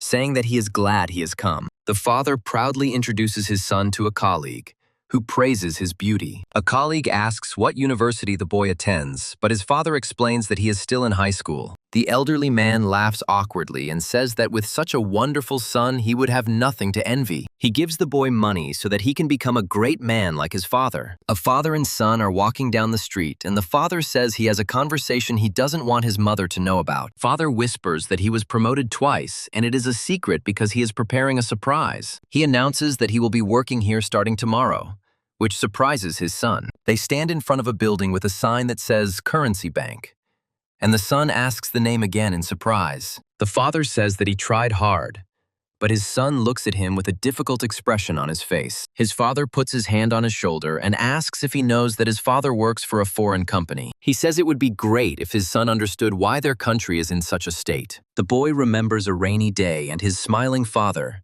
thinking that today his talisman will return. His father hands him a savings book and asks him to think about what shares to buy with this money. With this account, he entered the world of finance, survived Wall Street, and launched the butterfly effect. In the present, he is finishing the final preparations before entering the dungeon. The girl next to him is training and hits the bullseye with a crossbow arrow. She proudly asks if he saw her shot, because she has become an excellent marksman. He doubts such an arrow would pierce skin, but they have no choice since she is not a close combat fighter. The girl anxiously asks what else she needs to prepare. He grimly advises her to write a suicide note and a will. A brutal battle where he was covered in blood comes to his mind. In a real dungeon, a girl named Woo Yeon-hee is horrified to realize that reality is more terrifying than she imagined. He fights fiercely against monsters to protect her, and the line between man and monster is blurred. Woo Yeon-hee panics and uses the heal body skill, causing his wounds to heal slightly. Wounded and bloodied,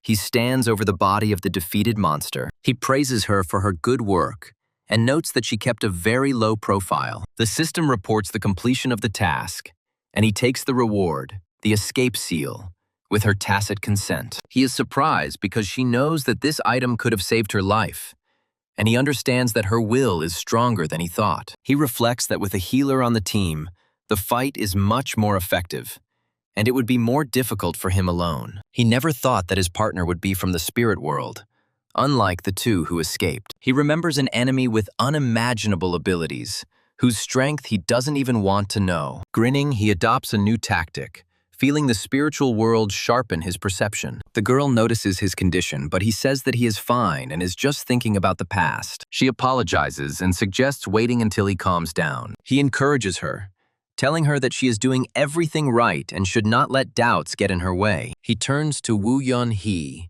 and asks her not to forget his words. He reminds her of the instructions he gave her in case she encounters a two-headed monster. At that very moment, a two-headed monster attacks him, and he barely dodges. Wounded, he mentally orders her not to use healing or try to provoke the monster. Looking at the monster, he decides that he has only one last resort left. He demands only one thing from the girl who is fighting off other monsters. To survive, she will have to run, leaving him behind. She runs and screams in despair for Sanhoo not to die. Her heart is ready to explode from the tension, and her stamina is running out. She can't use a healing skill and doesn't know how to survive or where to get strength. Suddenly, a system window about completing the diary task appears in front of her frightened face.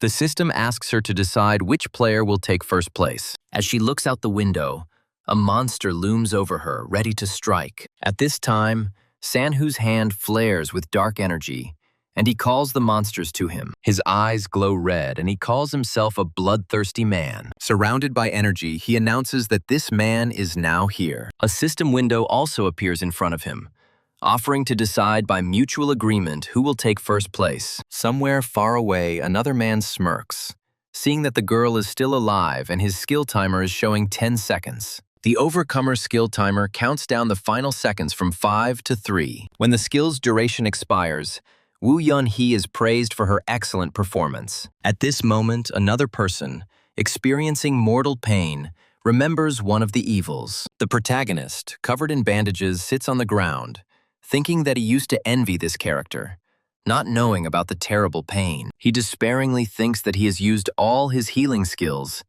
but none of them have helped. The hero realizes that he survived not thanks to a trap as he initially thought. In a flashback, a wolf-headed monster is seen attacking his companion. The girl responds by shooting the monster with a pistol. She hits Declan's soldier right in the eye, forcing him to retreat. The hero looks at his companion and admits to himself that he would never have thought that she could help him. He muses that she is just a rookie healer who hasn't even reached F rank, and he didn't expect her to survive. Over the past week, they have collected all the boxes in the dungeon together. The results of the introductory quest show that the mission is completed, as he destroyed the dungeon after fighting every enemy. For this, he gets all the boxes, and he levels up his skills, preparing for the battle with the main boss. However, sometimes curses appear in boxes. The hero panics and screams that he must run, but Woo Yun-hee uses fear elimination, and his phobia of sharp objects disappears. Every time she gets rid of the curse, he can't help but think of the two representatives of evil. He reasons that if one person can remove curses, another must be able to cast them. Her ability to penetrate his mind at any moment makes him feel uncomfortable. They approach the final room, behind the door of which is the main boss of the dungeon. The girl can't believe that the two of them are going to clear a dungeon that requires at least 5 E-rank hunters. He encourages her, saying that if everything goes according to plan, it won't take long. Looking into her eyes, he orders her not to dare die here, since they are still alive. She decisively replies that she is ready, and they get ready to go. Behind the door, on a throne, sits a boss with the head of a jackal, surrounded by statues of the same creatures. This is Anubis with one head, the one who sits on the throne. The hero remembers how other hunters laughed at this boss, considering it a bonus. But only then did they realize that the more of Declan's soldiers they killed, the stronger Anubis became. By the time they realized this, it was too late, and Anubis, surrounded by a red aura, dealt with them. In the present, the hero activates Odin's wrath, the seal of speed and armor, preparing for battle. With glowing eyes, he furiously shouts, "Get out of the way!" Surrounded by lightning, he jumps into a crowd of monsters. He pierces through enemies, dealing powerful blows. The hero thinks with irritation that they are not even halfway there yet. One of the monsters sinks its teeth into his hand. He fights off the creature, which emits a piercing scream. The hero realizes that his F-rank iron hand cannot block the teeth of such monsters. He decides that he has no choice but to try to break through by force. Woo Yun-hee hides using a concealment item and uses her healing abilities. Watching the battle, she covers her mouth with her hand in horror, thinking that he is simply mad. Surrounded by monsters, the hero fights them off with his bare hands, as if they were a wall of blades. He decides that he must break through to the boss before his special skill is activated. After dealing a powerful blow to the monster, he feels his ability, Man Overcoming Difficulties, activate. The system window informs him that his wounds are healing, the pain is reduced, and the skill will last for 5 minutes. Having achieved B rank in strength and agility, he begins to destroy enemies with incredible speed. Surrounded by a powerful aura, he lets out a battle cry while the skill timer reaches 3 minutes and 15 seconds. He continues to fight furiously, and the ability's duration is reduced to 1 minute and 12 seconds. The main monster, resembling an anthropomorphic dog, appears, and the hero has only 42 seconds left. The hero creates a glowing red blade above himself, and the timer shows 23 seconds. The created blade rushes down and pierces the chest of the main monster. Surrounded by lightning, the hero can barely stay on his feet until 14 seconds remain before the skill ends. With only 4 seconds remaining, Yeon-hee casts Mari's healing touch on him. Despite the healing, the hero's body is torn to pieces in a bloody explosion. In his dying moments, he remembers how he fiercely fought the monster face to face. Coming to his senses, he sees Yeon-hee lying in a pool of blood and calls her name in horror. He runs up to her and shakes her, begging her to open her eyes and wake up. Bleeding, Yeon-hee whispers that she won first place in the challenge. The hero grimly agrees that she will be the first, realizing that her artery is cut. He vows to save her, telling her to hold on for just a couple of minutes while the energy surrounds him. The memory of being torn apart pierces his mind. Later, in a hospital room, a seriously wounded Yeon-hee comes to, having survived thanks to the resurrection skill she acquired. The hero, also bandaged, looks at her and thinks that her skill does not relieve the pain during recovery. He remembers his reward, the Maiden's Sword skill, which belonged to the first Samaritan. A system window appears in front of him, describing the Maiden's Sword as an ability to shoot a sharp blade of energy. He smiles, considering this skill to be a real cheat, and remembers how enchanted he was when he got it. Meanwhile, news around the world is announcing the end of the moratorium, which was part of his financial plan.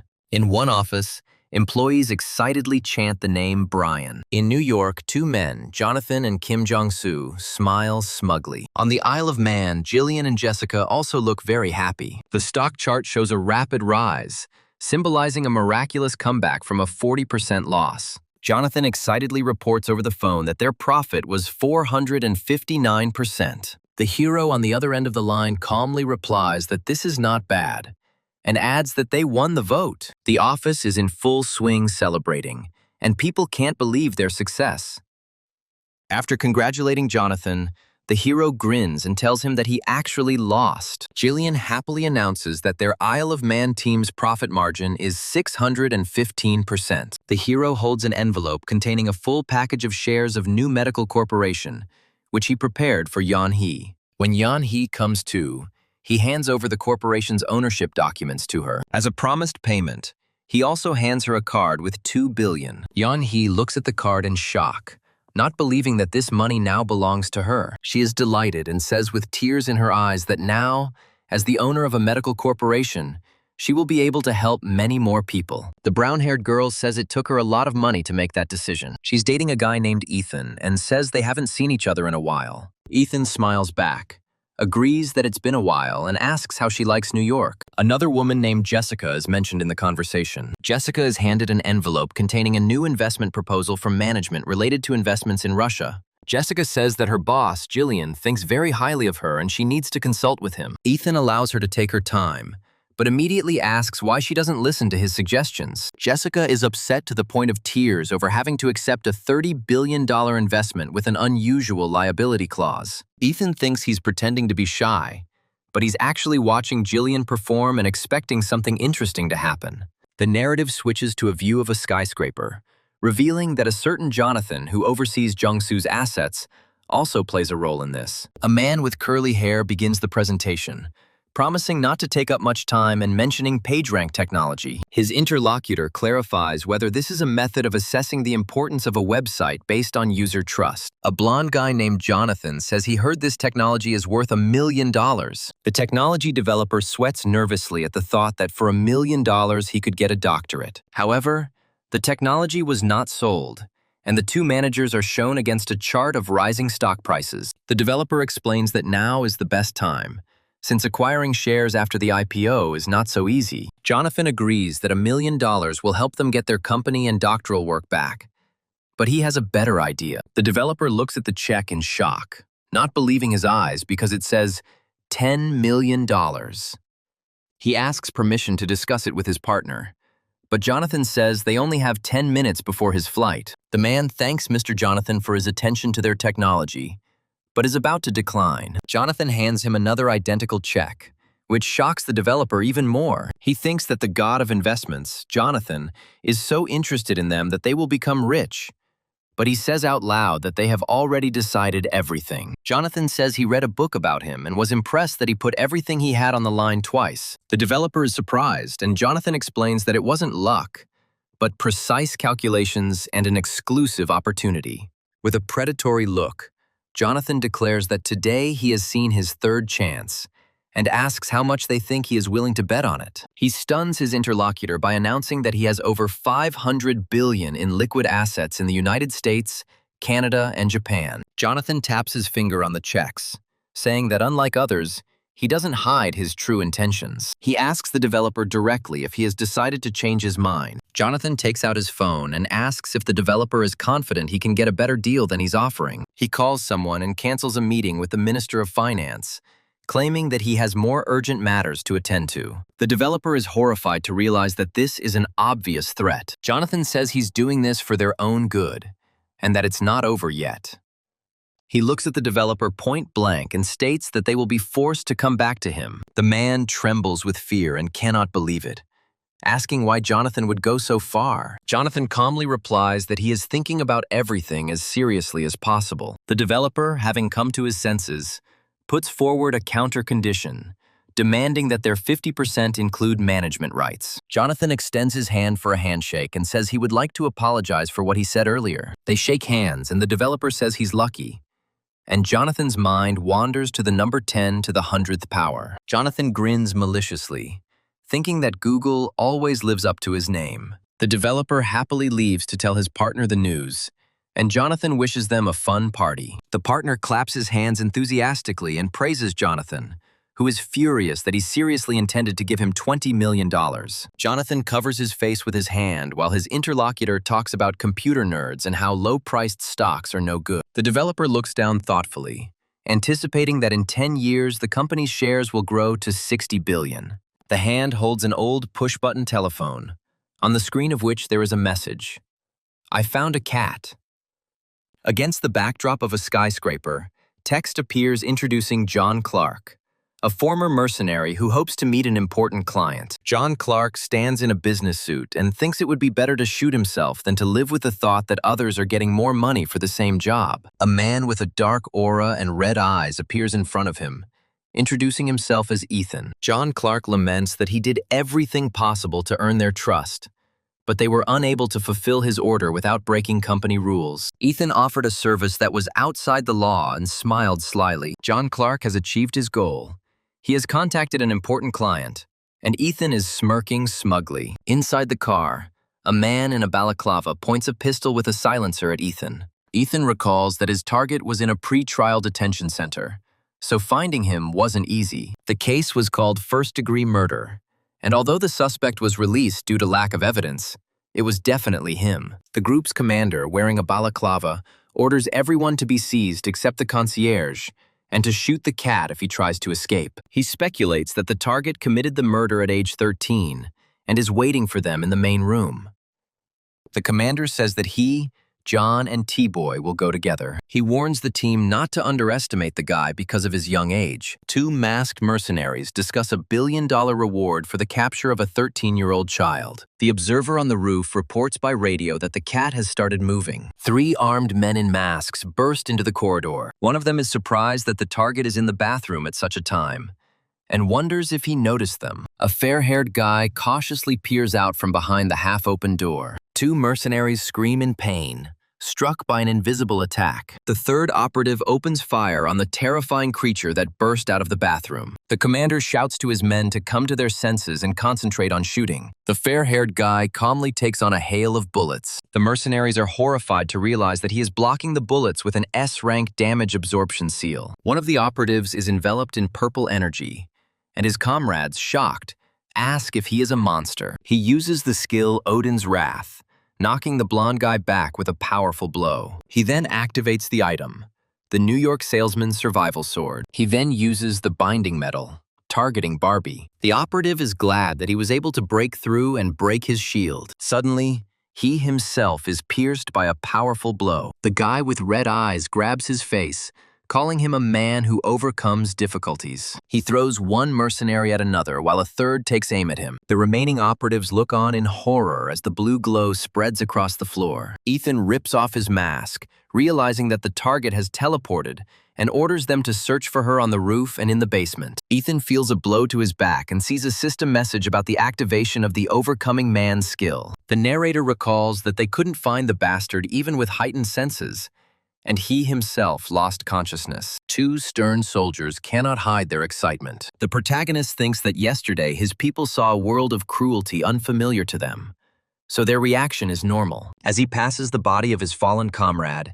he decides that from now on, he too will have to choose his words more carefully. He muses that if the enemy's poison skill was strong enough to make him faint, then this man's stomach would definitely have melted. He asks his subordinate what the name of the deceased was, and he replies that his name was Brown. The hero promises to create an insurance fund for the employees when everything is over, but for now asks them to focus on catching the bastard. The subordinate despairs as he wonders how they are going to catch someone like him and whether it is even possible. The image of the villain with the red aura says that the longer they wait, the stronger he becomes. The hero understands that if he misses the moment, even a large army will not be able to stand against him, and they must strike first. The subordinate swallows, realizing that if even a large army cannot withstand it, then this is clearly not a joke. He rubs the bridge of his nose and, agreeing, says that they must catch him at any cost. John Clark's report says Iraq's victim was a 28-year-old man he met on a messenger app. The image of the dead man shows that the murder weapon was never found,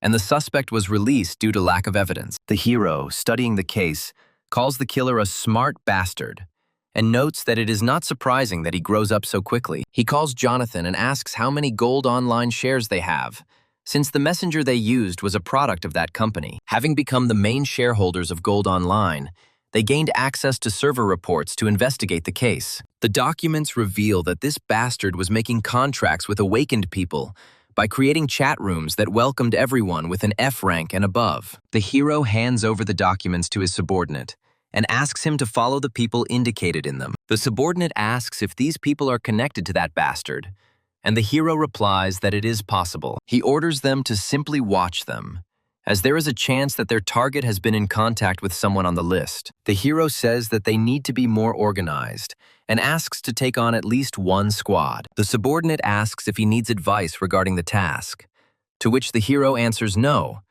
but the price of the question is different. He shows an open container filled with money and says he prepared it with a trust company, shocking his subordinate. The plane takes off from the airfield, and the narrator reports that the case in the USA was closed. On the plane, the hero studies the world ranking of asset management for 1,998. He thinks with a grin that first place doesn't feel like anything special, but it's a nice feeling. The image of a skyscraper and money illustrates how U.S. pension funds and billionaire assets are going into the hands of New York groups. The hands holding the planet symbolize how the shadow bank controls the global economy, keeping the entire world under its boot. On board the plane, a drunk man yells at the hero to shut up and bring more, threatening to fire him upon arrival in Korea. The man continues to insult the hero and the flight attendant, calling them stupid bastards. He says contemptuously that the hero seems to think he is his equal simply because he is flying first class. The man grabs the hero by the collar and declares that he is a great member of the Hansel group. The hero easily lifts the attacker and throws him onto the floor in the aisle of the plane. The shocked flight attendant looks at what happened,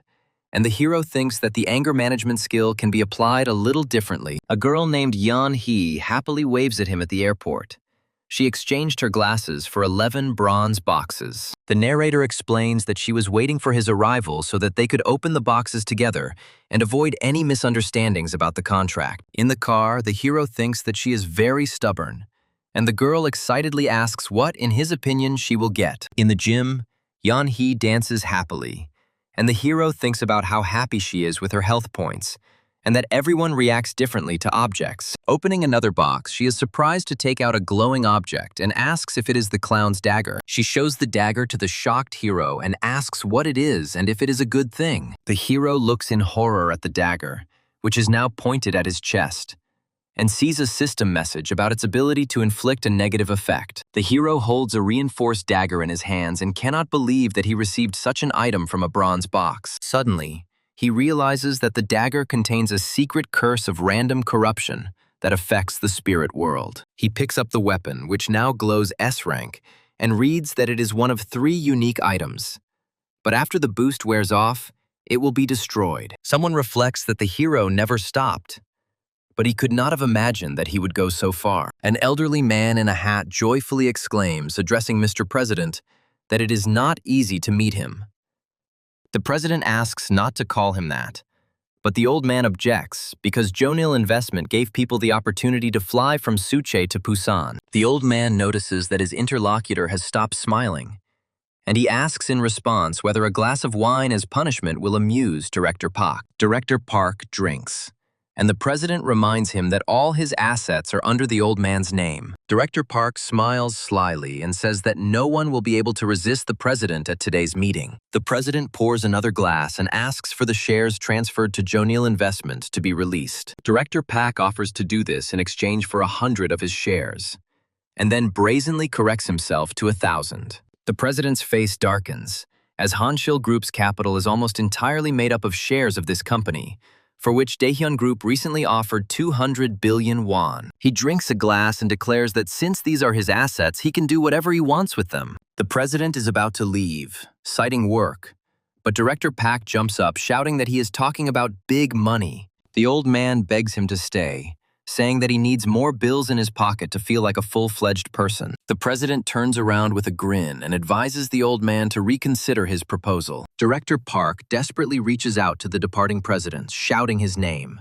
The man slumps into his chair, unable to believe he just gave up 100 or even 2 billion won. Later, he is driving and tells the president on the phone that he is already on his way to the office, and learns that the meeting has been postponed. He is puzzled and silent for a second, then confirms that he understands everything and they will meet tomorrow. After hanging up, he wonders why he was asked to return so soon, and what could have happened to the woman who refused the invitation to the Blue House. The scene changes to reveal a collection of katanas and knives neatly arranged on shelves. A target with arrows appears in the frame, and then the frightened face of a woman with dark hair. The young man with black hair calmly says that it is just a collection, while the woman looks at the weapon in fear. He explains that he called her to hear firsthand about the company's investments, as all information about Jonil Investment is censored. The woman confidently reports that there is good news, because they have taken over the majority of preferred shares of the most successful business companies. The diagram on the screen explains how conglomerates like Il-sung Group formed funds and restructured their management structures. The image of the puppet illustrates how Il-sung Group has complete control over the company through Il-sung Dreamland. 3 executives are shown who play a key role in management, which is why their shares are called Tide. The woman says it would be a good idea to tell their investors about this with the Jonil logo in the background. She smiles and declares that this country has become a republic under the control of Jonil Investment, and that they disrupted the course of history in the summer. History has changed a little, but all natural disasters, like Typhoon Olga, happened exactly when they were supposed to. The stock market surge was fueled by the New York.com boom, which began with $10 billion in investments from Russia. Daehyun Security quickly launched the process of purchasing Korean funds, and later the Cyber Korea 21 policy was implemented. The hero watches the news about the Bank of Korea repaying its final debt to the IMF, and realizes he had to make a decision. He sits in his chair,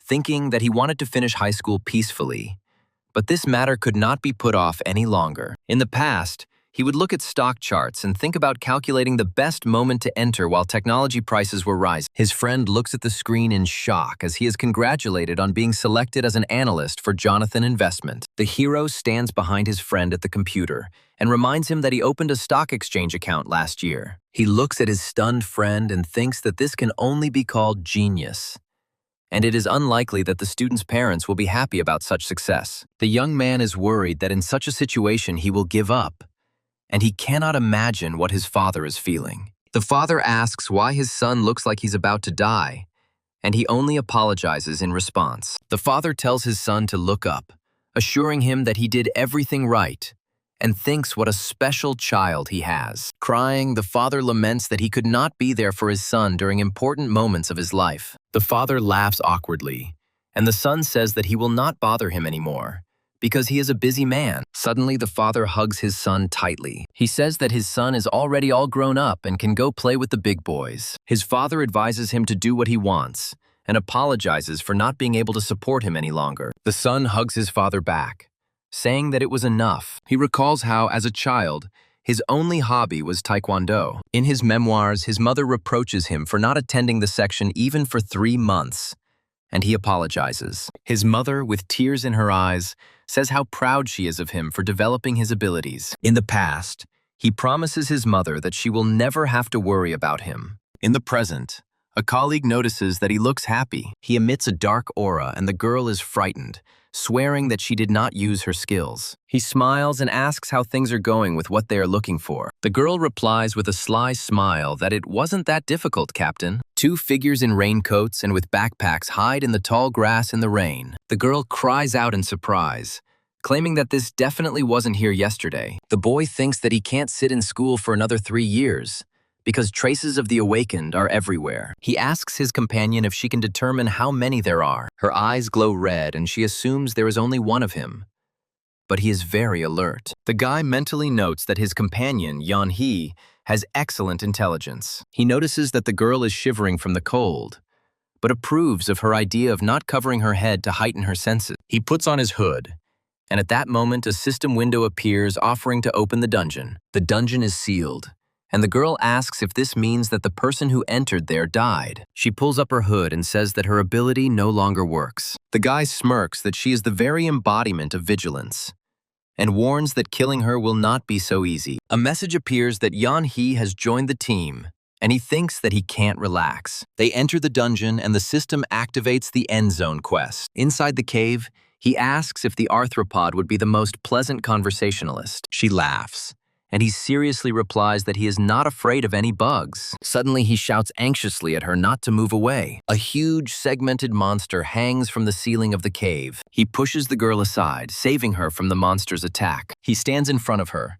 deflecting the attack with a glowing dagger. Up close, the terrifying mouth of a giant insect-like monster with red eyes is visible. The monster turns out to be a giant centipede with many tentacles. The girl is terrified, but the guy encourages her to pull herself together, reminding her that they have encountered worse monsters. He thinks gloomily about the fact that there are monsters that are outwardly no different from people. In his mind, the guy runs through a plan to kill the monster, marking its vulnerable points. With eyes glowing red, he rushes into the attack, striking with 2 daggers. A system window appears, informing you that the current count has been killed and updating the counter to 1 of 30. He looks at the severed head of the monster and thinks that these creatures have a brain and should not be mistaken for ordinary bugs. The boy warns the frightened girl to stay away from the monster's glands, the poison of which causes incredible pain. He reassures her that the poison will neutralize itself in a few days,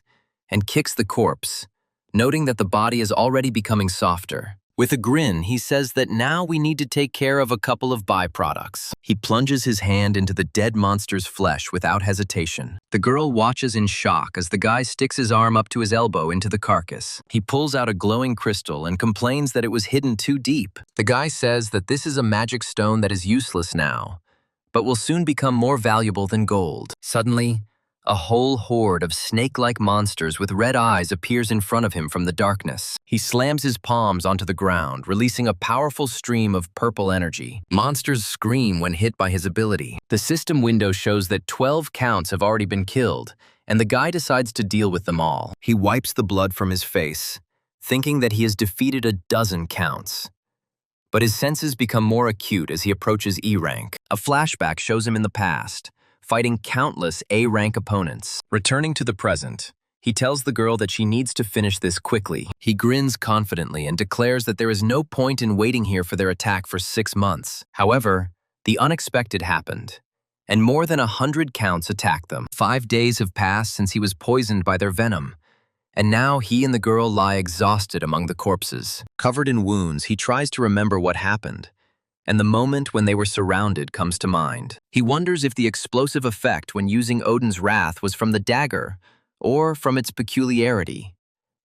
A memory emerges of Yeon-hee's fear elimination being activated during the vortex activation. He's on his knees, breathing heavily, thinking that his head is a jumble of memories. And it's not like him to fight to the death with mindless zeal. The guy looks at the unconscious girl and admits that he didn't expect such an outcome. He comes up to her and shakes her shoulder, asking if she is okay. The girl comes to and asks what happened, and he explains that thanks to his surroundings, He was able to complete all the tasks except the boss fight. They finally collected the rewards, and Yeon-hee received 2 mood skills: hatred and confusion. The guy thinks that she is gaining more and more insidious skills, and notes that he himself has received the natural face skill. He reads the skill description carefully and can't believe that he can raise the overcoming man from S rank to SS rank. They grab the remaining boxes and prepared for the boss fight. The guy decides that first they need to become stronger, because healers are simply necessary in high-ranking dungeons. The girl asks apprehensively if the huge formations in front of them are just pillars. He explains that these are sealed, medium-sized counts that the boss count relies on, and that they need to be broken. The guy delivers a powerful punch to the sealed monster. He jerks his hand away in pain, and the system window informs him that Yeon-hee has activated body healing. He notes with displeasure how strong the shell is and decides to use his ability to test his new skills. The girl, with fear and sweat on her face, thinks that he is going to do it again. The secret of the Devi sword is revealed, which has become a fraudulent skill capable of outsmarting anyone after rank up. The hero sees a description of the new skill, Shiva's sword, which is the main one and is associated with the god of destruction. It is explained that this skill can become any other ability that contains the name of a god in its name. He tells the girl to step aside, and the system announces the use of the Sword of Shiva. This skill allows you to perform a powerful attack over a large radius. Using it, he can fry all the bugs hiding in the shell. A huge armored monster with red eyes emerges from underground. 2 giant centipedes writhe from lightning strikes as a winged insect flies above them. The hero and his companion cover their ears,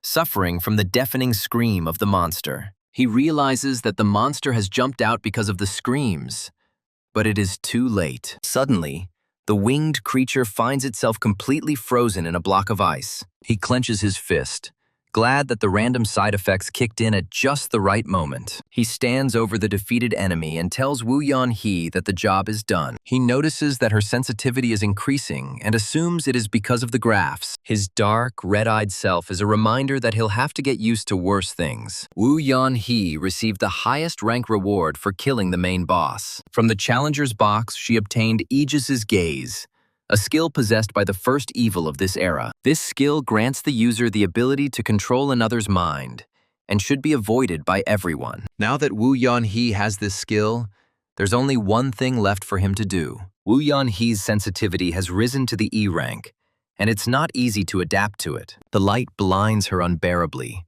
and her own breathing resembles screams. He tells her not to open the curtains or turn on the light, and he put the food in the refrigerator. He leaves, saying that it should help and asking her to call him when she feels better. The girl cries and thinks to herself that he will become an incredible person. The action moves to the USA, to the state of Arizona, to a roadside motel. A man in a bulletproof vest and glasses orders those gathered to hand over all items that could help the cause. The man in glasses thinks the speaker looks like a cyborg, and even the air around him feels different. Another man remarks that he is loved by those who work at Langley and just run in place. The agent with glasses says that they expect the others to follow the example of the second-level agents. One of those present hands over his card while the rules for handing over things are explained to him. He states that if anyone cannot meet the conditions, they can leave and their transportation costs will be reimbursed. The mustachioed man, crossing his arms, asks what exactly they need to do. The man in glasses nervously thinks about how long they have been waiting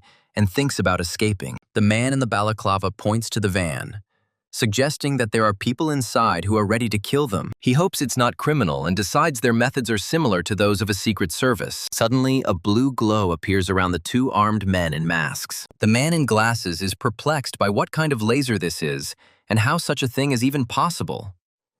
He screams in panic that he can't move, and another person confirms this. A hand holding a glowing knife appears in front of the immobilized masked man. A masked man screams for help in horror as he is pierced by a red beam. The man in glasses looks at what happened in horror and mentally calls the attacker a bastard. The hooded killer grins maliciously as he shakes blood from his hand after the brutal massacre. He stands over the corpse with 2 knives, while the surviving Mick and his partner look at him in horror. The attacker holds a knife to the throat of a frightened Mick. Mick thinks the idea of such a monster existing is scary, But there is someone worse. He remembers a man in dark glasses who hunts his own kind. This man meets Mick and says that he was waiting for him.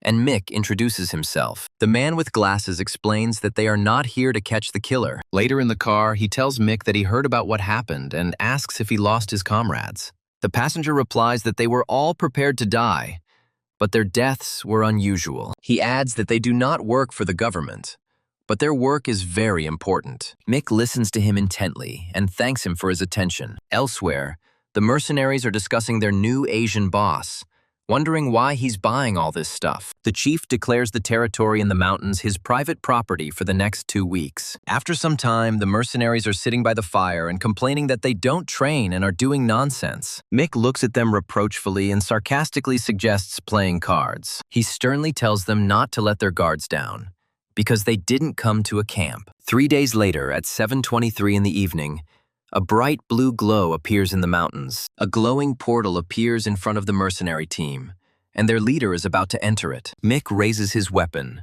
deciding that this time he will not sit idle. The boss without glasses orders them to protect the territory and not let anyone in. He says that Mick understands the seriousness of the situation and asks that everything be kept under control until his return. A worried Mick asks how long he will be gone. The boss replies that he will return in a week, and enters the portal with a briefcase in his hand. Suddenly, one of the guards runs up to Mick and shouts that strange sounds are coming from the blue square. Mick immediately gives the order to prepare weapons, and everyone takes up fighting positions. They see someone's head begin to appear from a glowing portal on the ground. A bloodied monster with red eyes emerges from the portal, and the system reports the destruction of the dungeon. In his thoughts, the chief recalls how the wounded man lay in a pool of blood, sending Mick to another point. He thinks it's not easy to recover without a certain Yun He, but he wants to laugh at the fact that he closed the dungeon all by himself. He was helped by the glove of the Diva King, which protects against monster magic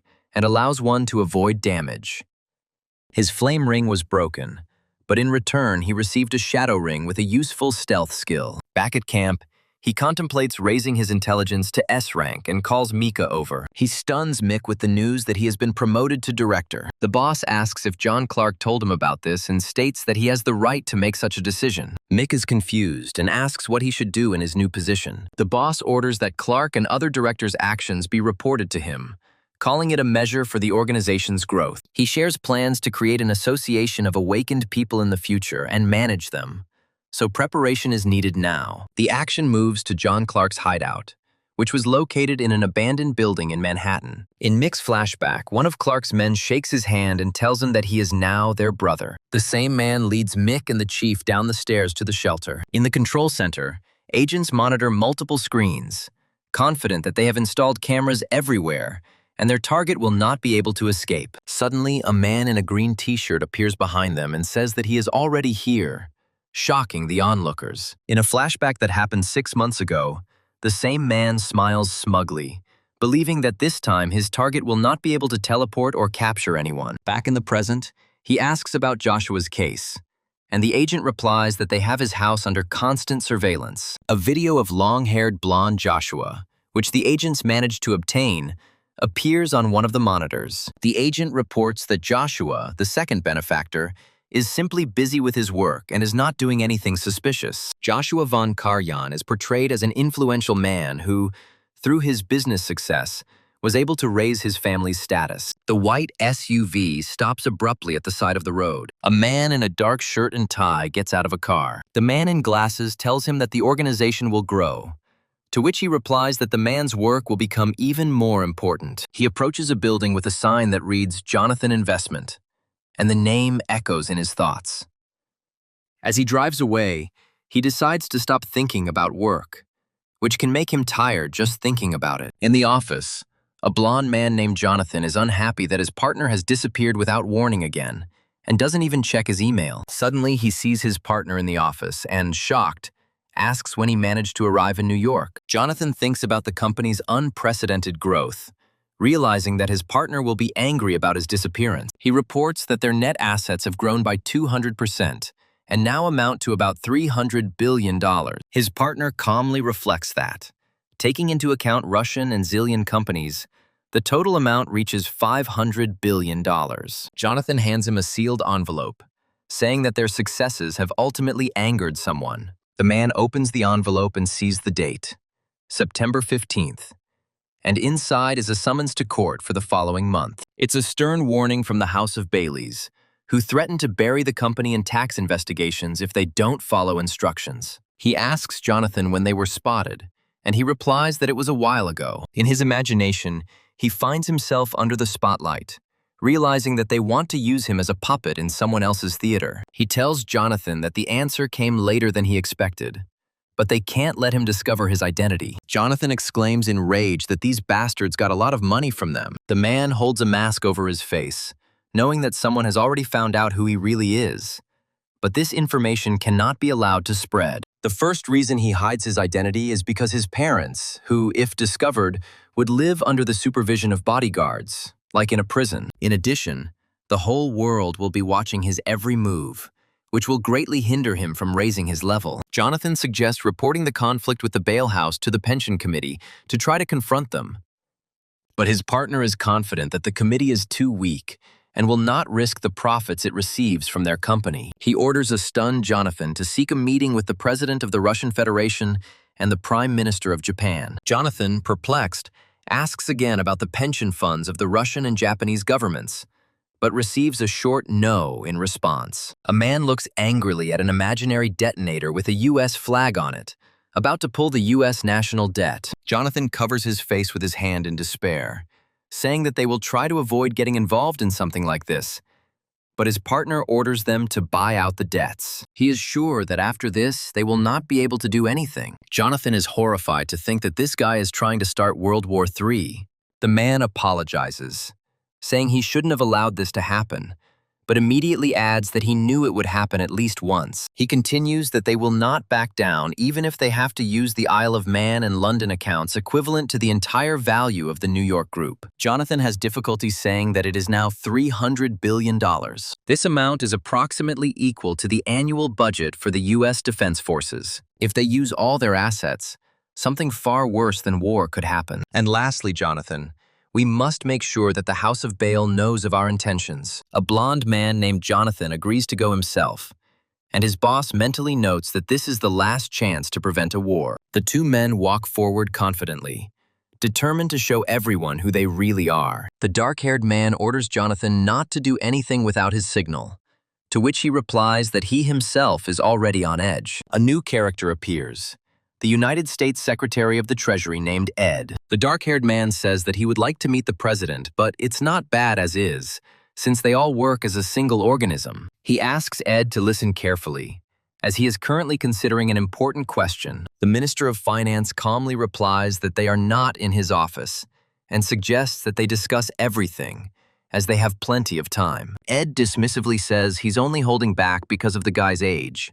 and asks if LTCM isn't an important asset. The explanation states that LTCM is a hedge fund that went bankrupt after losing a financial war with Russia, but is now part of the New York group. The dark-haired guy looks sternly at the minister and states that he has a large debt to them, and asks if he is going to pay it off. Minister Ed looks puzzled and asks again about the debt he knew nothing about. A guy surrounded by a dark aura explains that they picked up the rotting corpses of the hedge fund and prevented a second Great Depression. Ed is furious and shouts that it's a lie, and they did it solely to line their pockets. Jonathan intervenes, telling the minister that he understands Sang-hoo's anger. The irritated minister asks about the public hearings, suspecting that the whole thing was started just for them. Jonathan replies that Sang-hoo may be young, but he is still his boss, and he had no intention of interfering. A man with an eye patch asks if they have heard from their sponsors that they will not have a single asset in core. Sang-hoo gets up to leave and says that all these problems are only because of the minister. Thoughts reveal that this man curses people with economic jargon, because in this world, everyone sharpens knives for unimaginable sums. Sang-hoo says that this situation only happened because his opponent doesn't understand the seriousness of the situation. He threatens to freeze Japan's bonds right now, and the minister is horrified to realize that he will then simply change his target to the yen. Against the backdrop of the missiles, Sun-hoo speculates that Japan may not want to cooperate, as they are still recovering from the aftermath of the 1,990 seconds. The minister's hand is shaking. He didn't expect to hear a declaration of war in Bail House, and doesn't understand that he could lose everything. Jonathan asks Sang-hoo to stop talking nonsense, but he replies that he is ready to lose because he just needs to get everything back. The minister and the young man stare at each other tensely. Jonathan tells the minister with a smile that the boy is only 15 and admits that he too underestimated him at first. The minister grabs the door handle, declaring that they are causing too much trouble and promises not to post any information about Sang-hoo. As he leaves, he points his finger at them and warns them not to forget that this is just a small mistake made by some lower classes. Having squeezed his head through the doorway, the minister finally demands that the issue with the pension fund be resolved. In the car, Jonathan laughs, repeating the minister's words, and Sang-hoo says that it was a real pleasure. The narrative goes that the U.S. Treasury Department raised the white flag, as if the S-rank monster had surrendered itself. Sang-hoo realizes that they are still not afraid of him and decides to make sure that they don't even think about challenging him. The story begins with 3 stages that humanity has experienced.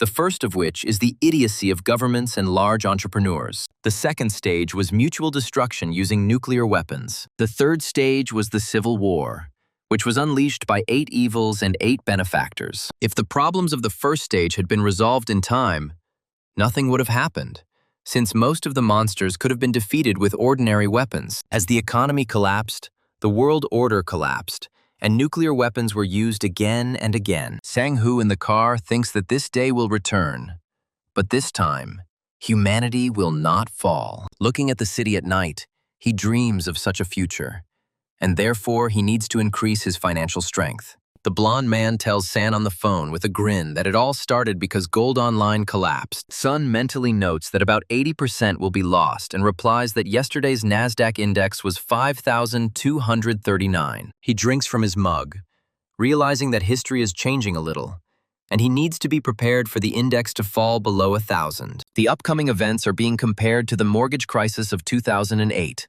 which led the global economy into the Great Recession. San explains that it all started with the currency crisis in Asia, or more precisely, with the attack on South Korea. Looking at his reflection in the water, he continues that the crisis has spread around the world, affecting Mexico and Russia, causing interest rates to fall. This situation, together with the illusions of the new millennium, created the dot-com bubble. Sun says he meant to say something else, namely that the Federal Reserve will continue to lower rates to soften the blow to the market. The interlocutor asks how long this will last, and San replies that by the end of 2001, the rate will fall below 1%. The blonde, with a sly smile, understands that in this case the answer lies in real estate, the value of which will rise. But Sun warns of a real problem, a bomb that will explode between 2007 and 2008. His friend, horrified, asks what he is talking about. Sun, looking at the Twin Towers, replies that he is talking about the development of the global economy,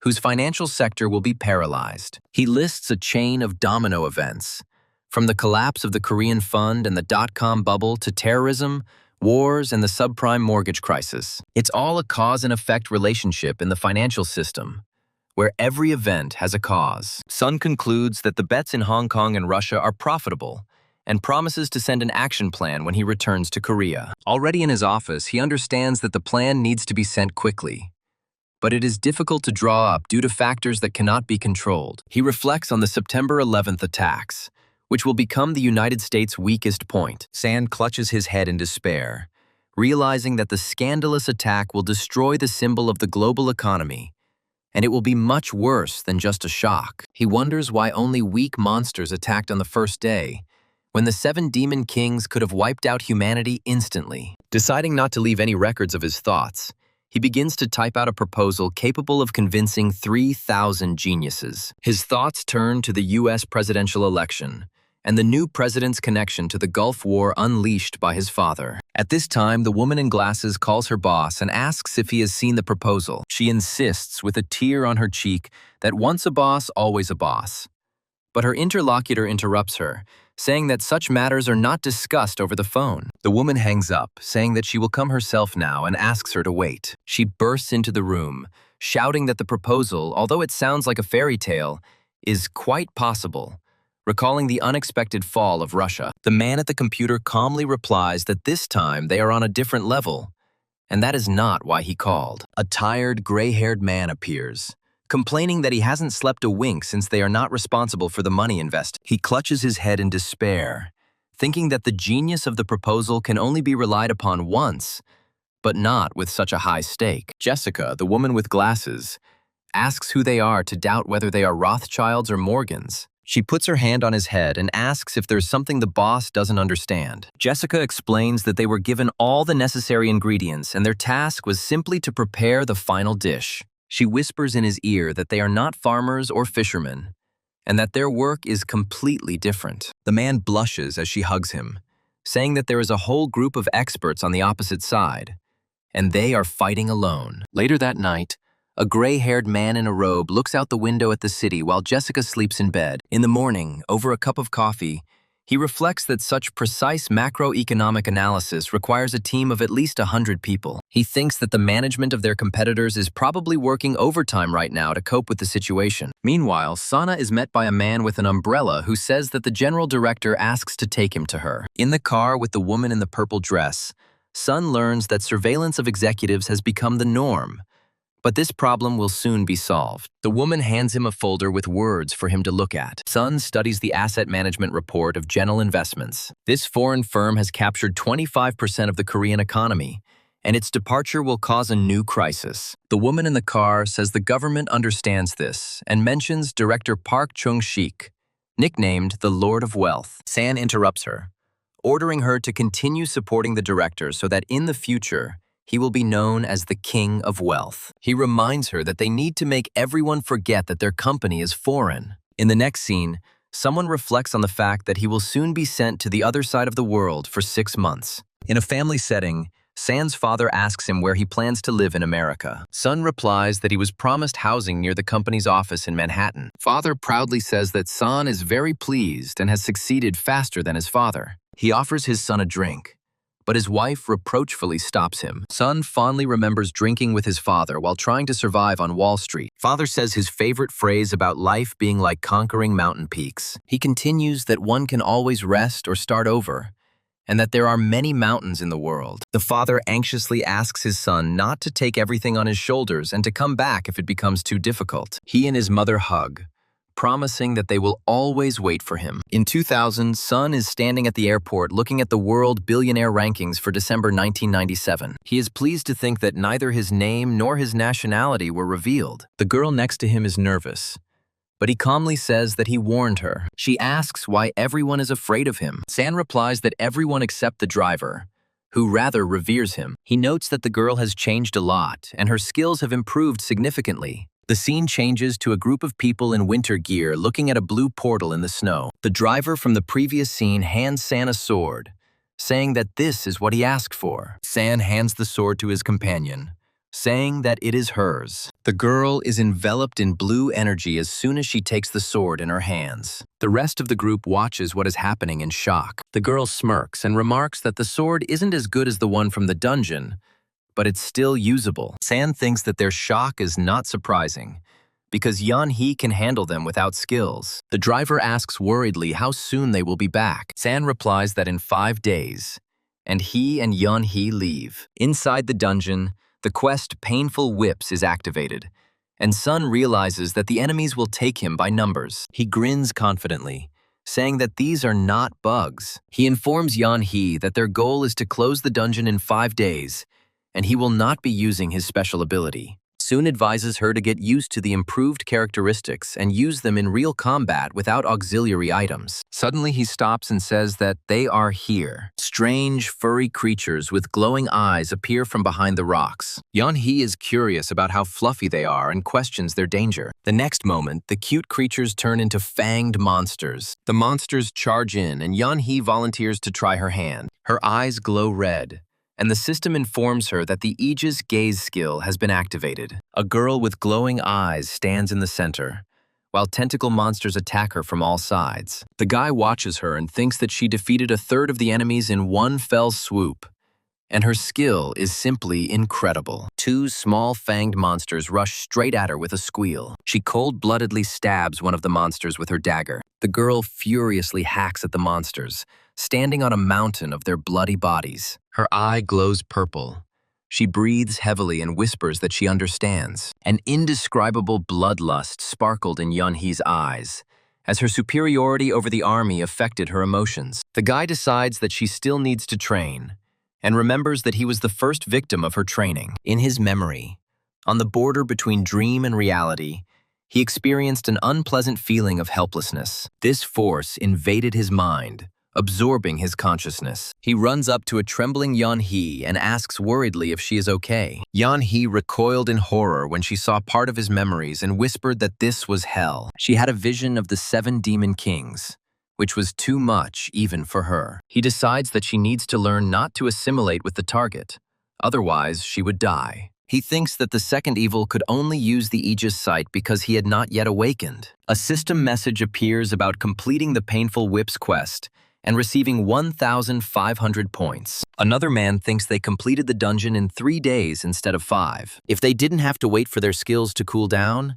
they would have finished even faster, and Yun-hee's support level would have increased. After the incident with the Demon Kings, she began to harden her heart, and her weak personality became stronger. Yun-hee works hard for the sake of meeting the Demon Kings and for him, who needs to become even stronger. He recalled the locations of the dungeons in order to close them and gain an advantage in the testing ground. A boy and a girl are walking together.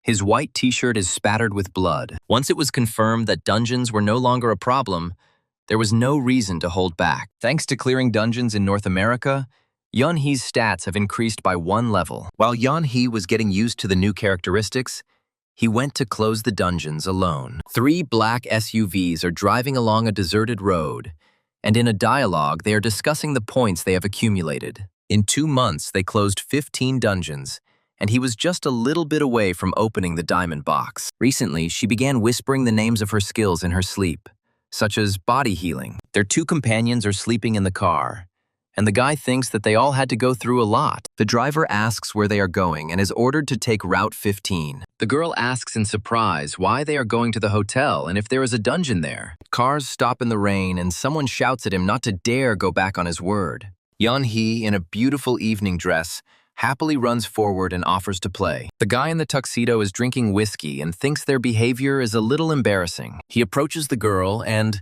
with a smile, invites her to go to a quieter place. She blushes shyly and readily agrees. They come to a quiet VIP room where they can better focus on the game. A man approaches them and joyfully exclaims what a coincidence it is to meet the CEO here. The girl doesn't understand who it is, and the guy tries to remember where he has seen him before. She politely greets the head of the department, and the guy stares at this man. The girl, holding her companion's arm, introduces him as her lover. The head of the department grins ominously, and the girl whispers to the guy that he is the hospital's sponsor and that he is very annoying. The man invites them to play a game of poker since they met at the casino. The guy asks him about Hansel Group, and the girl asks if he knows it. They show information about a medical corporation known for its good deeds. Their opponent explains that many companies with bad reputations have tried to contact them. In his mind, he mocks the couple, considering them beggars, and boasts about his poker face.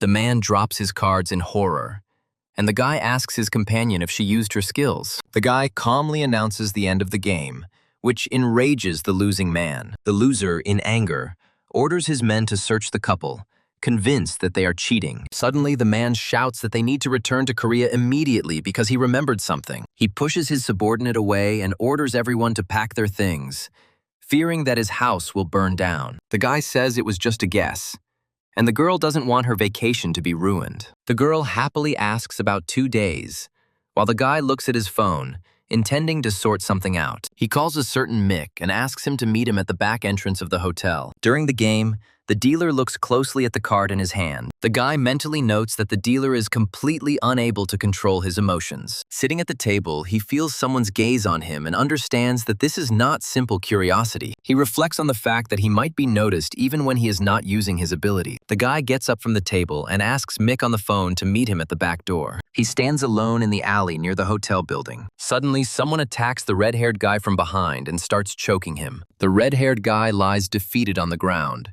and one of the protagonist's men is surprised at how weak he was. It turns out that this guy is a stalker whose class allows him to track monsters and awakened ones. In the flashback, the stalker watches the couple, noting that the man runs a chain of restaurants and the woman arrived alone. The girl tells the captured stalker that they were not caught on camera and there will be no investigation. The main character stands with his arms crossed over his chest, shown through a distorted frame. The stalker is outraged that he was strangled, but the guy replies that it is his own fault for being followed. Suddenly, the pursuer freezes in place, unable to move due to the girl's dark aura. He realizes in horror that he cannot move, and his face is distorted with fear. Under the influence of magic, he climbs over the railing of a balcony at a great height against his will. The protagonist calmly asks him if he now understands that driving him to suicide will not be difficult. In a panic, the stalker shouts that he will explain everything and tell the reason for the surveillance. He is thrown away from the railing and falls to the floor with a scream.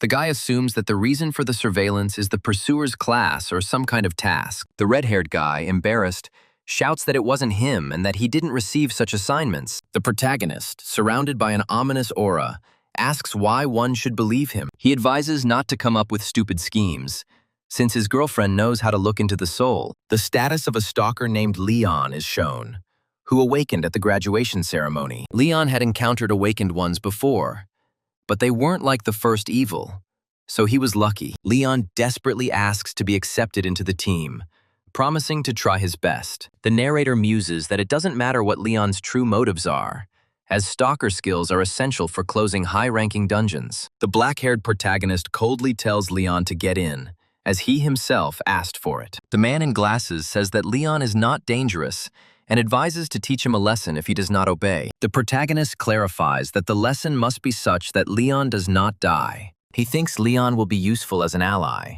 but he will have to be eliminated if he refuses to cooperate, because that is the burden of a pursuer. Suddenly, an ominous question arises in his mind. Whose side is he on? Returning to the room, he tells the woman that he sent Leon to the training center and that she shouldn't worry too much. A woman with tears in her eyes asks if a system that forces the awakened which she created to kill each other is evil. He replies that the system simply wants to make them stronger, and that is the opinion of the 8 benefactors. He advises her not to try to understand the system's true intentions, but to simply use it to become stronger. The woman extends her hand and offers to begin the main event. 30 silver and 30 gold boxes appear around him, foreshadowing an event more exciting than gambling. Under the mesmerizing lights of Las Vegas, his status appears, showing that all stats except health have risen to D rank. More than a year has passed, and he, already in field clothes, is talking on the phone, mentioning banking. He tells his interlocutor that now is not the time to talk about entering the real estate mortgage business. The interlocutor, a fair-haired man, asks him to be patient, as this opportunity cannot be missed. A man, sitting in his office overlooking the city, asks on the phone how long he has to wait. Upon hearing the answer, he says, puzzled,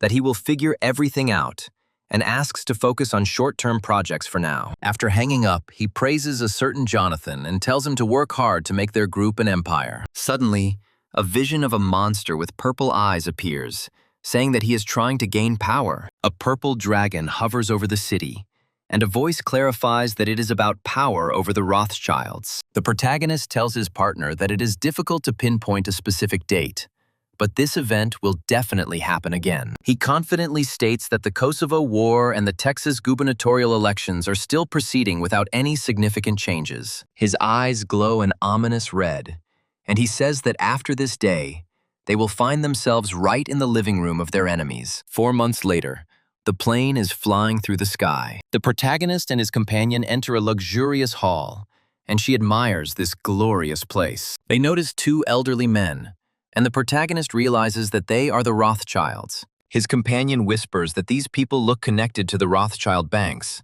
and he confirms that the salon belongs to that family. He asks her with a smile if she knows what the Rothschilds do. She replies that she once thought it was a stupid story, but now they themselves are not far from it. She adds that now it doesn't feel so unusual anymore. Her sensitivity has increased to C rank, so she can easily overhear a conversation about ending a quarter with a 9% price increase. He thinks that he came to show Woo Yun-hee this part of the world, But it so happened that they caught the employees of the Rothschild banks in a serious conspiracy. They eavesdrop on bankers discussing a meeting with the Federal Reserve and the U.S. Treasury, confident that they will agree. He notes that the gold cartel seems to want to develop a market in its area of focus. Looking at his watch, he tells Woo Yun-hee that life is harsh, and they shouldn't think that they are the only ones living in a different world.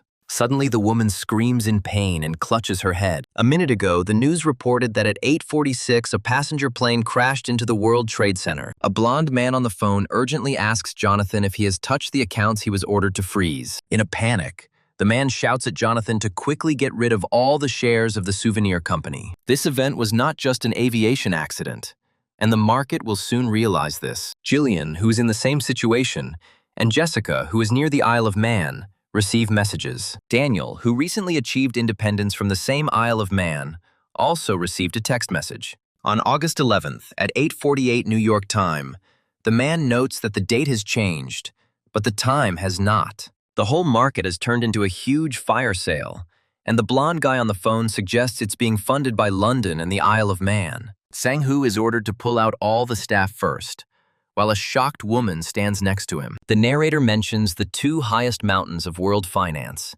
Wall Street in New York and the City of London.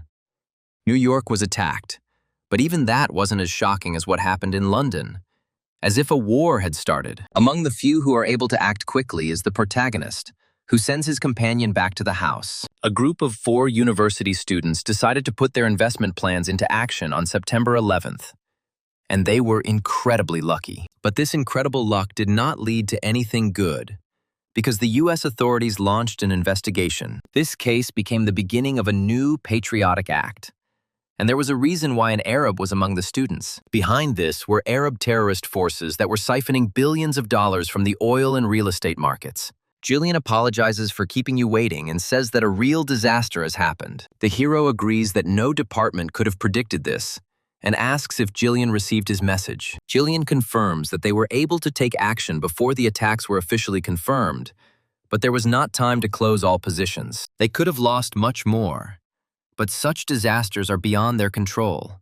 And what is more important is what is happening now. Jillian worries that this event will be the impetus for something bigger. The hero suddenly asks if Jillian invested in oil, which shocks him. A dark aura appears behind the hero, and he thinks that he needs to meet them as soon as possible. The president goes on TV and says that the largest building in America has collapsed, but not America itself. He promises that the United States will respond to the act of terrorism with due force, and the perpetrators will be found and killed. Jillian recalls cultivating relationships with billionaires in the hopes that they would one day join the Jonathan Group. He thinks of Prince Valaman, the first heir of the Saudi dynasty, and his henchman, Prince Alid. Jillian speculates that his preparations are perfect for the situation and suspects that they want to take money out of the U.S. oil market. He recalls being about to be fired after losing in Thailand and Hong Kong when he was told someone had arrived. It was a young Asian man whose age was difficult to determine,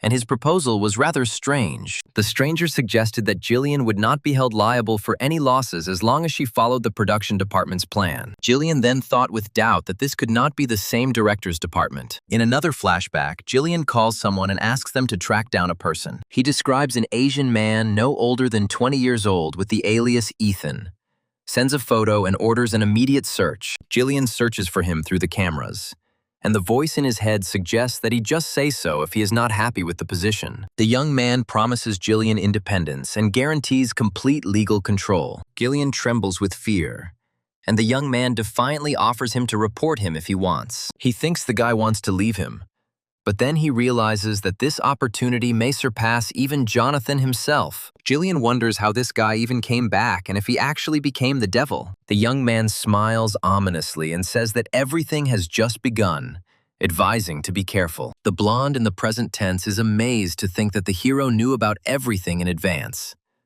But this is simply impossible. The president continues his speech on TV, promising that they are looking for terrorists and those who give them shelter, and everyone will be punished. Jeffrey K. asks on the phone for a list of banks. He demands a list of banks that are potential targets. There are dummies with red targets in the training room. A man wearing a mask and holding a knife in his hand prepares to begin the test. He begins the training by turning and attacking one of the dummies. As he spins, he quickly hits several targets at once with his knife. A close-up is shown of his knife plunging straight into the center of the target. When he finishes, he breathes heavily, and a voice announces his time. 2 minutes, 23 seconds. The observer reports that the fighter has destroyed all 26 targets and asks the dark-haired guy for his opinion. The dark-haired guy, Leon, says that the fighter's movements are so-so, but he can be useful. The fighter takes off his mask and is called by the codename Chip Casino. The casino chip turns to Leon and his companions to ask a question. He asks directly whether their organization is connected to the recent terrorist attack. Leon interrupts him irritably, stating that they are now facing a much greater threat. The entire group heads towards a glowing blue portal that is opened in the middle of the forest. The casino chip asks in surprise if this is a dungeon and receives an affirmative answer. The girl introduces herself as Mar and calls their leader by the codename Odin. As the portal's light envelops them, the narrator explains that the awakened are treated differently in this world. A system window appears about the start of the Declan extermination quest, and Mar addresses Casino Chip, calling him an officer. Inside the dungeon, Odin says that there is someone behind the door, and the officer looks there in fear. One orders the officer to go inside so he can see everything for himself, which shocks him. One kicks the door down, pushing the officer straight into the room. A monstrous, dog-like monster rushes at him from the darkness. Mar jumps over the monster, raising his daggers above it. She deals a series of blows to the monster, and a notification appears about the activation of the blindness effect. One coldly orders the terrified officer to finish off the monster. He confirms that it is an immobilized monster and again orders the officer to kill it. He yells at Casino Chip that if he doesn't kill the monster, he will die himself. In a flashback, Mar says they will have to adjust to his low F rank. Odin explains to Mar that this dungeon is a test for the Casino Chip, so she can't use advanced skills. Mar asks with concern what will happen if he fails the exam. One replies that in this case he won't have to get his hands dirty. In the present, Odin asks how many more monsters are ahead, and the officer guesses that there are more than 10. One explains their roles in the group, calling himself the tank, the officer the damage dealer, and Mar the healer. He says that he will distract the enemies. The officer should attack, and Mar will treat any wounds. One convinces him that with such a distribution of roles, they will not die. But the officer still has doubts. One takes off his shirt, reminding the officer about the day of beginnings, and that this dungeon is just a simple training session. He shows the seal on his chest, explaining that it is not a tattoo and is only visible to the awakened. He calls it the Seal of Escape, and says it can be passed on to another by tearing off a piece of skin. One offers the officer a choice: escape with the seal or stay with their group, which has the highest chance of survival. The officer, with a determined look, declares that he will go with them and asks for forgiveness for the weakness he has shown. A brutal battle in which he fights off a fanged creature comes to his mind. After fighting 10 Anubis, he was on the verge of madness. The girl thinks it's cruel to send him to the exam in such a state, but the black-haired guy says that he will use Valder's silence. Valder's silence is the most powerful emotional healing skill, whose effectiveness increases dramatically after ascending to S rank. Observers say the boy looks pathetic and resembles a whining child who needs to be taken to his mother. For a girl named Yeon Hee, her family is a trigger that disrupts her mental stability. Even when she became rich, her relationship with her family never improved. The dark-haired guy reflects that camaraderie is useful, but there is no point in showing excessive caution and attention to the newcomer. A system message appears about the skill being activated,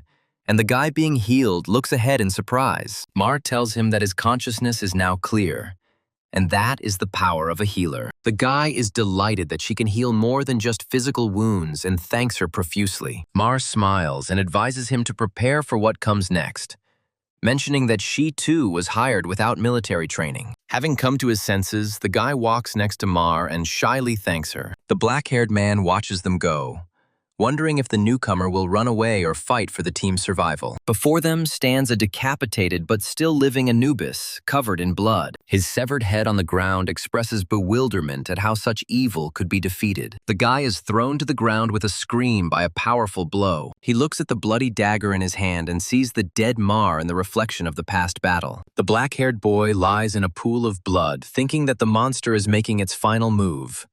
But he can barely stand on his feet. Someone with a face in the shadows cuts a piece of flesh with runes from the body of a defeated monster. The guy, in despair, remembers that the escape seal can be transferred by tearing off a piece of skin and shouts that this is how it should be. He looms over the bleeding black-haired man, whose eye glows ominously red. The test is over, and the image of a casino chip appears in the dying man's mind. After leaving the dungeon, Yeon-hee cried for a long time at the funeral without a body, mourning that very casino chip. Someone's hand lands on a stack of documents saying that there is nothing to see here and everything needs to be put in order. A man in a white suit talks about the Federal Reserve and how the idiot from Bailey House must be furious. His interlocutor, Jonathan, laughs, and the narrator notes that he has now become much more confident in himself. The narrative explains that the US government does not print dollars.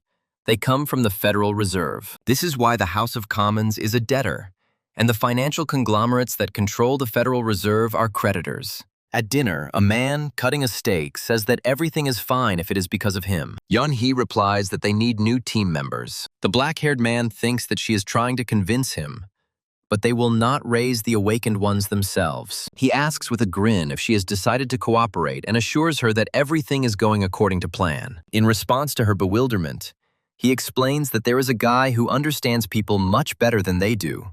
Elsewhere, a man with long white hair receives a report about a certain cat, in whose case there are already more than 30 suspects. They look for him not only in psychiatric hospitals, but also on the city streets among ordinary people. The man in the restaurant thinks that this cat might already be using the chase skill and tells Yeon-hee to return to Seoul. The action moves to Germany, to the city of Berlin. A young man with glasses, Leonard Lee, receives a call from Berlin Telecom, who want to meet because of a serious problem with his line. Leonard's inner voice notes that the bait has been cast for Joshua, and it's time for him to take the hook. Leonard sees a man in a suit approaching and assumes that it might be the fourth benefactor. He remembers a man who reached the top without any special skills or equipment, and whom he once admired. The man in the suit asks if he is from Berlin Telecom, and Leonard thinks that the man has noticed something about him. Leonard realizes that the man is trying to say something by turning his head, and this shows the characteristics of a stalker. The man introduces himself as Michael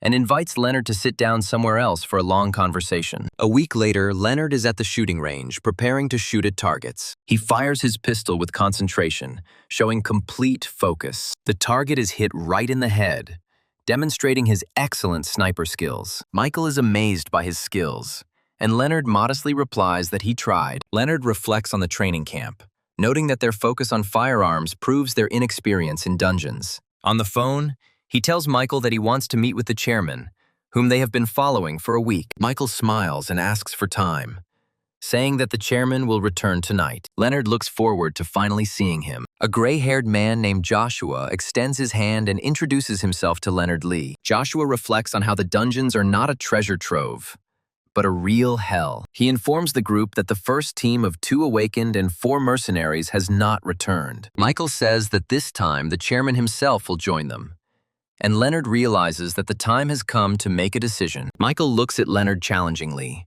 and asks if he is a scared cat or not. Leonard, already equipped, thinks that no awakened has ever survived, having succumbed to dreams of luxurious rewards. He recalls that he trained hard all year for this moment. Michael fatherly advises him to stay close, as talent without experience will not be enough. Leonard assumes that Michael is looking after him because they are the only Asians in the group, and thinks that in a past life he would have been grateful. The plan to take over the dungeon revolved around assassins who led teams of 2 awakened and 6 mercenaries. Michael whispers to Leonard that their leader Oliver sees him as a waste of space, and he needs to prove otherwise. Sitting in the back of a truck, Leonard decides he's going to turn their minds upside down. Someone clenches their fist and chants that they are the chosen ones. Joshua gives a rousing speech to the squad, raising their morale. Joshua shakes Leonard's hand, thanking him for his faith and promising to share the rewards fairly. Leonard says the chairman inspired him, and Joshua privately notes the guy's serious attitude. As Leonard enters the cave, he reflects that whatever Joshua's true intentions, he is doing this for a reason. Inside the dungeon, the mercenaries' equipment suddenly stops working, and they begin to panic. Michael also discovers that his gun has broken, and Leonard notes the onset of mass hysteria. A huge monster, similar to a minotaur, appears before them from the lair of the War Clan warriors. One of the squad members puts his finger to his lips, calling for everyone to be quiet. The group approaches a large gate and is warned that one of them is behind the door. The squad forms a battle formation, with tanks leading the way and awakened units with close combat skills in the vanguard. As a newcomer, Leonard has been placed in the rear, where he plans to watch Joshua and Michael in action. A muscular fighter from the vanguard begins to force open the heavy gate. As soon as the gates open, a monstrous hand pierces the fighter's head, shocking everyone else. An enraged minotaur with a glowing red eye appears from behind the gate. The frightened awakened try to attack him with magic, but their spells are too weak. One of the fighters screams in horror that nothing is working, because their low-level skills cannot even scratch the monster's skin. The Minotaur easily repels their attacks, scattering people to the sides. Leonard watches the panic with dispassion, realizing that this crowd is incapable of rational thought. He suggests that one of the fighters distract the monster so that it can attack from behind. The fighter screams in despair that they will die anyway, and asks them to be more careful. Leonard calmly replies that he doesn't think there is any need for caution. The Minotaur roars and charges, his eyes blazing with fury. The group's leader, Joshua, is paralyzed with terror by the onslaught of the monster. Leonard grins and thinks that it was worth coming here, because Joshua is clearly worth his attention. Suddenly, the first benefactor, Joshua, overcomes his fear and rushes at the monster with a knife. Following him, the fourth benefactor, Michael, rushes into the attack. Through the madness of battle, the clang of swords striking the Minotaur's tough hide can be heard. Eventually, with their combined efforts, they kill the monster, which falls to the ground in a pool of blood. The crowd cheers, praising the chairman, and everyone begins to calm down little by little. Leonard grimly counts the losses, because for the sake of one Minotaur, a dozen people died, including 5 awakened ones. The thrill of victory quickly fades when survivors see the bodies of their comrades. Michael anxiously reports that 8 War Clan warriors are waiting for them behind the next door. The squad turns out to be unprepared for such a number of enemies, and the Minotaurs immediately begin to kill them. Leonard notes that Michael was able to overcome his fear once he realized that physical attacks worked. However, there are too many enemies, and one of the monsters throws Michael back with a powerful blow. Joshua treats the wounded man, reflecting that it would have taken years to clear such a dungeon in the past. He watches the development of the benefactors with interest, but admits that it is not easy to simply watch from the outside. Suddenly, one of the Minotaur's heads explodes, shocking Joshua. He watches with detachment as the monsters throw his people around like toys.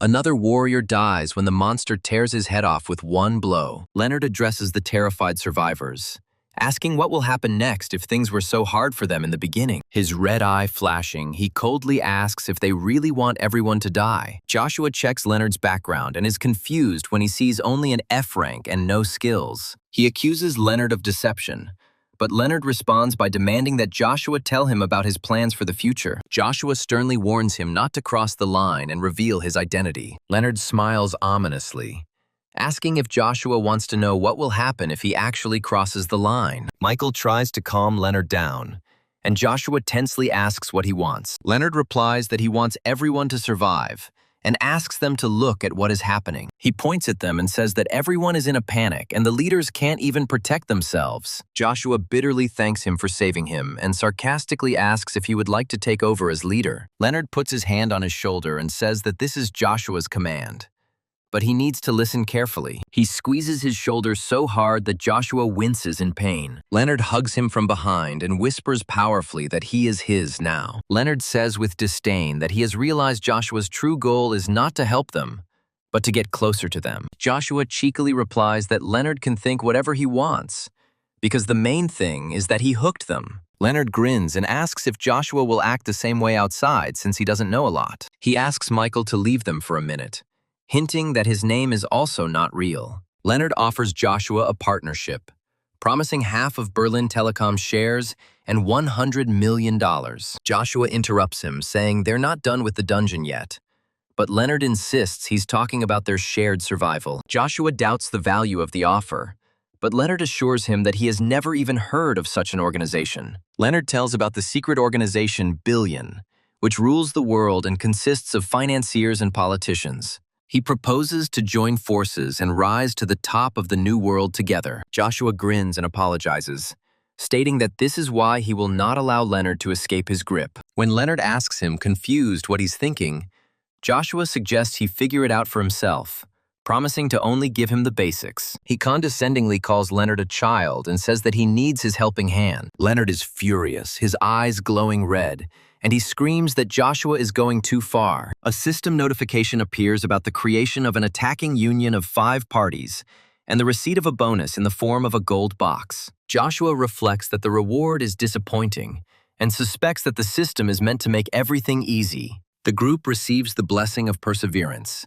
and Joshua explains to Leonard that he too can now form such groups. Joshua is elected as the head of the association, and all eyes turn to him. Now that an outsider has taken over command, assassins have become completely useless. They decide that all important issues will be decided by voting with different weights of votes. A similar method of distributing votes is used in the City of London to prevent one person from seizing all power. The first question on the revolution vote is the fate of the mercenaries, and the first option is to use them as porters. Other options include distributing supplies to the awoken and imprisoning the mercenaries to prevent a riot. The mercenaries are decided to be used as human shields, and one of them shouts in rage at Joshua, who coldly replies that the world is cruel. The mercenaries' resistance is crushed, and Joshua remembers that in the original story they did not survive at all. Joshua reflects on how some benefactors became enemies because of their friendships with mercenaries. Leonard asks if Joshua voted against it, but he replies that it would only cause confusion. Joshua warns that if this continues, Leonard's group will defect to him, which none of them want. Leonard irritably suggests that Joshua just stay out of this matter. Joshua smiles and offers to leave right now if that's what Leonard wants. Leonard is shaking with anger, and Joshua advises him to stop looking at him like that. As he leaves, Joshua threatens that if he sees that look again, the next topic for voting will be Leonard's life. Joshua recalls that when the battle began, everyone was hoping for his intervention, but he kept it to a minimum. The tied-up mercenaries continued to scream furiously, begging to simply kill them. When one of the awakened suggests using mercenaries as bait, 8 people cannot withstand such cruelty. Michael approaches Joshua and says that something needs to be done because everyone is waiting for his word. Joshua, resting, replies that he will only vote, otherwise the chairman will not be able to command anyone. Everyone around him, including Leonard, looks at him with tension and bewilderment. Joshua stands up and tells the leader of the association to do as he himself voted. He asks Michael to translate that he has complete confidence in the leader's choice, and Leonard covers his face with his hand in despair. As the head of this union, Leonard, his red eye flashing, announces a re-vote. Leonard says there may be problems, but he believes this method is the best at the moment, looking at Joshua with distrust. Joshua smirks smugly, thinking that Leonard did the right thing by deciding to minimize his influence. Leonard's plan is to free the mercenaries Joshua has negotiated with for higher pay. At this time, a group of awakened ones desperately fights monsters in the dungeon. The fight is not going in their favor, and one of the fighters shouts that they are being pushed back. Joshua screams in rage, demanding that they stop relying on him and show what they can do. In a flashback, Joshua asks Leonard to make sure there are no casualties, promising to take care of the rest. Leonard remembers that very look from Joshua that made him feel uneasy. Michael, whom Leonard thought was cold but merciful, screams in pain in battle. Michael uses Odin's wrath skill, channeling it through Joshua's dagger and striking enemies with lightning. One of the fighters, in horror, calls him the first benefactor, seeing how Michael sacrifices himself. Outside the dungeon, the mercenaries are waiting, and one of them asks how many days have passed. Suddenly, people start coming out of the glowing portal, and the mercenaries exclaim that they are coming out. The fighters who emerged from the dungeon looked exhausted and covered in blood. One of those waiting realizes in shock that they are shell-shocked mercenaries known as the Skull Gang. Leonard offers to escort Joshua to the mansion, but he refuses and only asks for a car to the Wilson Hotel. Leonard reflects on how simply watching Joshua from behind led him and Michael to defeat the boss. He remembers the dungeon boss battle and how Joshua fought. Leonard realizes that in Joshua's eyes, he's just a brat in need of guidance. Getting into the car, he decides that this is a competition, according to the results of which the loser will move into the winner's group. He cannot lose in a battle where the rules of this world apply, and decides not to give up. Leonard calls the hotel, but is told that a room is already booked in that name for a whole month. Upon learning that it is a $70,000 government suite, he demands all the information about Leonard Lee and his family by the morning. The next morning, Leonard angrily sweeps the documents off the table. He despairs when he realizes that it's all a lie, and nothing has been found on Joshua. He imagines Joshua relaxing in the suite and takes that as his agreement to fight. Leonard swears he will tear his opponent to pieces and orders them to just watch. In the past, with the help of the Main family, Leonard was able to get access to the documents of the U.S. Treasury Department. He suggests that Leonard Lee is hiding information for a reason. Finally, he finds a clue: money from the Cayman Islands, and joyfully exclaims that he has caught it. About $1 million from the Caymans went into creating layers around the organization.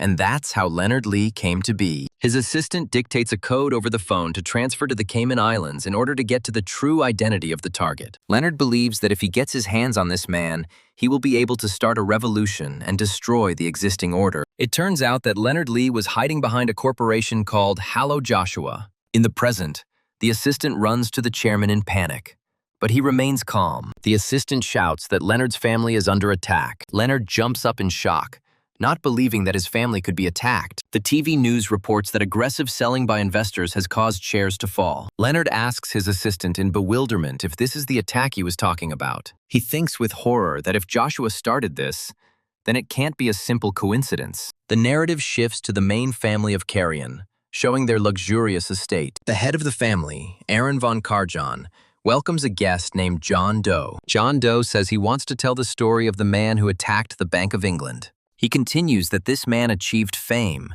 but suffered through trials for 14 years. When asked if he is curious to know the truth, Aaron replies that he has already heard this story. Aaron demands that the attack be stopped, promising to compensate for all losses from his own pocket. John Doe claims there is a misunderstanding, explaining that LTCM is part of the Jonathan Investment Group. He clarifies that all hedge funds in their group make decisions independently. Aaron furiously asks why they came to them, since their funds operate independently. John Doe calmly replies that this is the misunderstanding, because he only came to see a friend. Meanwhile, outside, a young gentleman with white hair is informed that John Doe has claimed to be his friend. The assistant assumes that friendship is just a pretext under which the guest came here. The assistant says that if the attack stops, the Main family will compensate for the losses, which gives them an opportunity. He is amazed that they will compensate for the losses without entering into a fight, because Jonathan has over $1 billion in capital on his side. The assistant is horrified to realize that all of Europe could be plunged into a currency war, and begs that this not be allowed to happen. He offers to lure John Doe to his side, as he is capable of resisting the American Jonathan Group. The assistant reports that the elders are meeting him in London. Opening the door, he asks the young gentleman to convince his friend. John Doe greets the newcomer with a smile, calling him Joshua. Joshua is confused and thinks they just look alike, as Asians are hard to tell apart. He panics and realizes that he has been played from the very beginning, and now understands what he needs to do. In response to the head of the family's question, Joshua nervously confirms that they met last year in Vancouver. John Doe asks with a grin if he can consider this a win on their bet. Joshua warns him that he is making a mistake. He declares that there will be no winner in this war, because they are the Carrion family. John Doe counters that in financial wars, the winner always takes all. The assistant reports that Telestar Investment and others have joined the attack, shocking Joshua by mentioning Jessica Perry. Upon hearing that the Zillion Group will also be joining, Joshua cries out in despair that London has betrayed them. John Doe explains that this is not a betrayal, but only commercial groups, not a blood alliance. His eyes glow red and he asks Joshua if he will give in. Joshua falls to his knees, admitting defeat and begging for this to stop. John Doe asks if he's doing it for his family, but then says the reason doesn't matter. Joshua repeats that he will become one of his people and assures that this is the unchangeable truth. John Doe calls this touching and suggests that the head of the family act according to his plan. Feeling distrustful, he declares that he will now show them everything. Suddenly, the window in the room breaks with a loud crash. Purple lightning starts to strike throughout the room, frightening those present. Joshua screams that he will give his life and begs for mercy for the head of the family. Aaron proudly calls Joshua the wings of their family and commands him to serve valiantly. The head of the family announces that they will remove all obstacles and retreat. The man reports on the phone that the attack is over. The head of the family asks to treat his grandson well, assuring that he will not disappoint. The assistant takes the head of the family away in a wheelchair so that the remaining two can discuss everything in private. Joshua hesitantly asks how he should address the man, Leonard or John Doe. A man with red eyes extends his hand and invites Joshua to join his order. Joshua kneels down, takes his hand and agrees, calling him Odin. Joshua kneels before Odin in a light-filled hall. The scene changes and an unknown person puts a cap on the head of a beaten blonde guy in the rain. A bald man in a bulletproof vest says the situation is out of control. A dark-haired guy suddenly appears and knocks out his bald subordinate with one blow. The dark-haired man puts his hand on the bald man's shoulder and says that they spent a lot of time on him. The inscription says that in the winter of 1998, 3.5 years had passed since the moment when they lost someone. The bald man apologizes, and the dark-haired man notes that the target put up a lot of resistance towards the end. Baldy confirms, but says it didn't help him avoid his fate. The dark-haired man promises to pay the promised billion in any convenient way. The bald man asks fearfully whether his safety will be guaranteed if he accepts the money. The dark-haired man thinks to himself that he will not follow the boss's signal and limit himself to killing Ethan. Someone on the phone says that one of the cat hunting groups is doing well, but you should beware of John Clark. Baldy asks Ethan if he can guarantee his safety. Ethan reassures John that he understands his worries about the covert operation, but it won't be the last one in their careers. John muses that John Clark, by eliminating him and Yun Hee, could take all of their assets. John offers Ethan a cigarette, suggesting that his confidence has increased. John lights a cigarette. Suddenly, a powerful bolt of lightning strikes John. The sniper screams in horror from afar that he knew this would happen and calls Ethan a monster. The sniper panics as he realizes that Ethan is pointing directly at him and looking into his eyes. Ethan puts his finger to his lips, calling for silence. Ethan calmly walks away into the rain, leaving behind the silhouette of the sniper on the container. A bearded man with glasses praises Cheney for his good work in Afghanistan and announces that they are now going to Iraq. He says if Cheney doesn't have to pay for the children's treatment, he has a better offer. Cheney opens the envelope and asks where he is being sent, to which he is told it is a dangerous cargo processing plant. Two men walk down a corridor, and one explains that this is a Cold War-era bomb shelter. The bearded man jokes that this is a cat food warehouse with the code number 005. They enter a huge room with rows of capsules, and the bearded man warns them not to touch anything.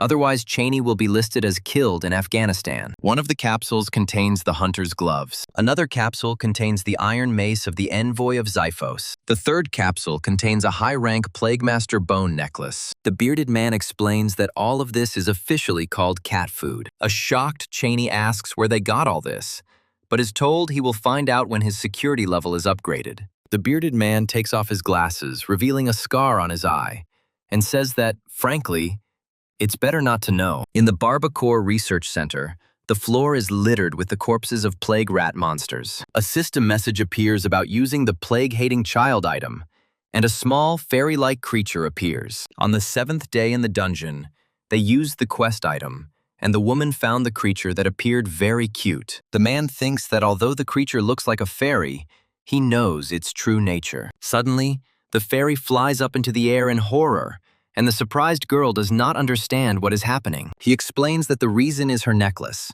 which is made from the bones of the Plague Master. Before she could understand anything, she saw the monster's clawed paw reaching out to her. The man manages to grab the revived rat by the throat, preventing it from attacking. He easily dispatches the monster, irritably noting how fed up he is with these creatures. He looks at the fairy suspiciously, guessing that this creature had just been testing them. He tells the girl to be alert and follow him, and she fearfully agrees. He remembers that it is an S-rank quest related to a certain Doom Enterguasto. His memory takes him back to the day when one of the 7 demon kings, Kasarin, emerged from the gate. The 8 evils and the 8 benefactors joined forces to defeat the great demon with great difficulty. The item found in the dungeon, a book, contained the powers of one of the 7 demon kings. He realizes that Fatal Enterguasto is one of the strongest demon kings, and at that moment, a new quest is created. He recalls another S-rank mission involving Enterguasto, the difficulty of which was absurd. Suddenly, the system announces the summoning of mutated mungi. These were the very same monsters from the research that turned the Earth into a vast cemetery. He pulls his partner away, shouting at her not to lose concentration, because each of these monsters is a bomb. His eye lights up and the gifted skill is activated, increasing one of his stats. He activates all his skills, increasing his intelligence and agility ranks to dodge attacks. The monster's huge foot comes down with force on the spot where he had just been standing. He is amazed by the power of the monsters, which are built better than any dinosaur. He turns around to see his partner Woo Yeon-hee, enveloped in an ominous purple aura. He understands that this creature is no less powerful than a low-ranking dungeon boss. A powerful monster attack destroys the laboratory, which is constantly reported by the system windows. After the destruction, they are given a reward for slowing down the research of the Barba hull. The girl congratulates him, but he cannot believe that they managed to survive at this testing site. As a reward,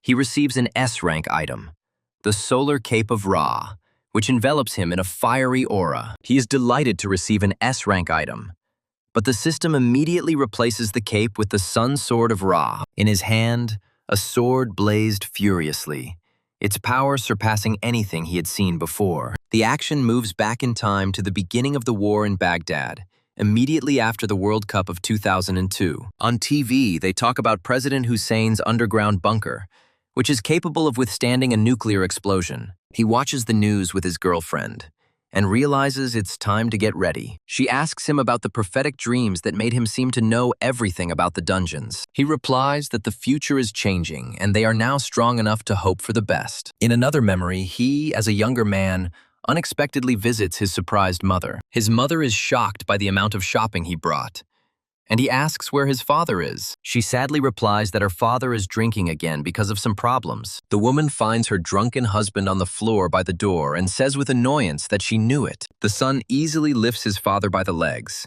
while the surprised mother suggests waiting until he comes to. He carries his father in his arms, and his mother notices that he has gained more than 10 kilos. At dinner, the father, having come to his senses, asks his son what he is talking about. The son reminds his father with a grin that yesterday he mistook him for a friend and said a lot of bad things. The father remembers asking for help, and the son clarifies what he meant. The son suggests solving his father's problem with the help of a familiar company, the owner of which is called Golden Wish. He adds that this man is one of the 5 owners of Jeonil Group, which shocks the parents. The father cannot believe it and doubts that such a person even exists. The son confidently declares that he will solve everything, because the manager of the Gold of Desire is in his debt. He reminds his father with a frightening smile that he is, after all, his son. Later, standing by the ocean with his girlfriend, he recalls that his father's friend's request was related to the Siamangium Reclamation Project. In the past,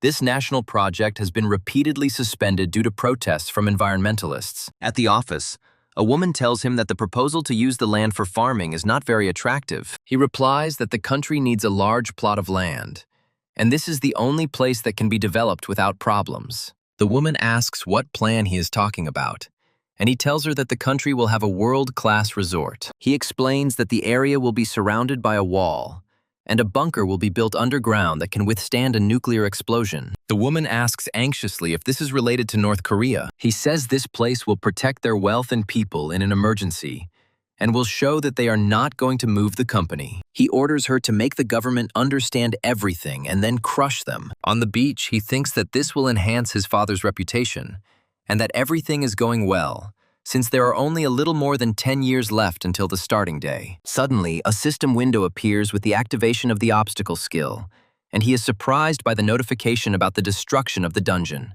He sees a warning about a quest in which 300 awakened will receive a quest to kill him. He calculates that he now has 386 points, and he can prevent this task from being created. He is outraged that he has to spend the points he earned to block a quest that aims to kill him. The girl asks what happened, and he tries to calm down, thinking that even 1,000 awakened ones are not scary to him. A new system window appears with the quest Assassination, which lists his real name, An Sang-hoo, and his location.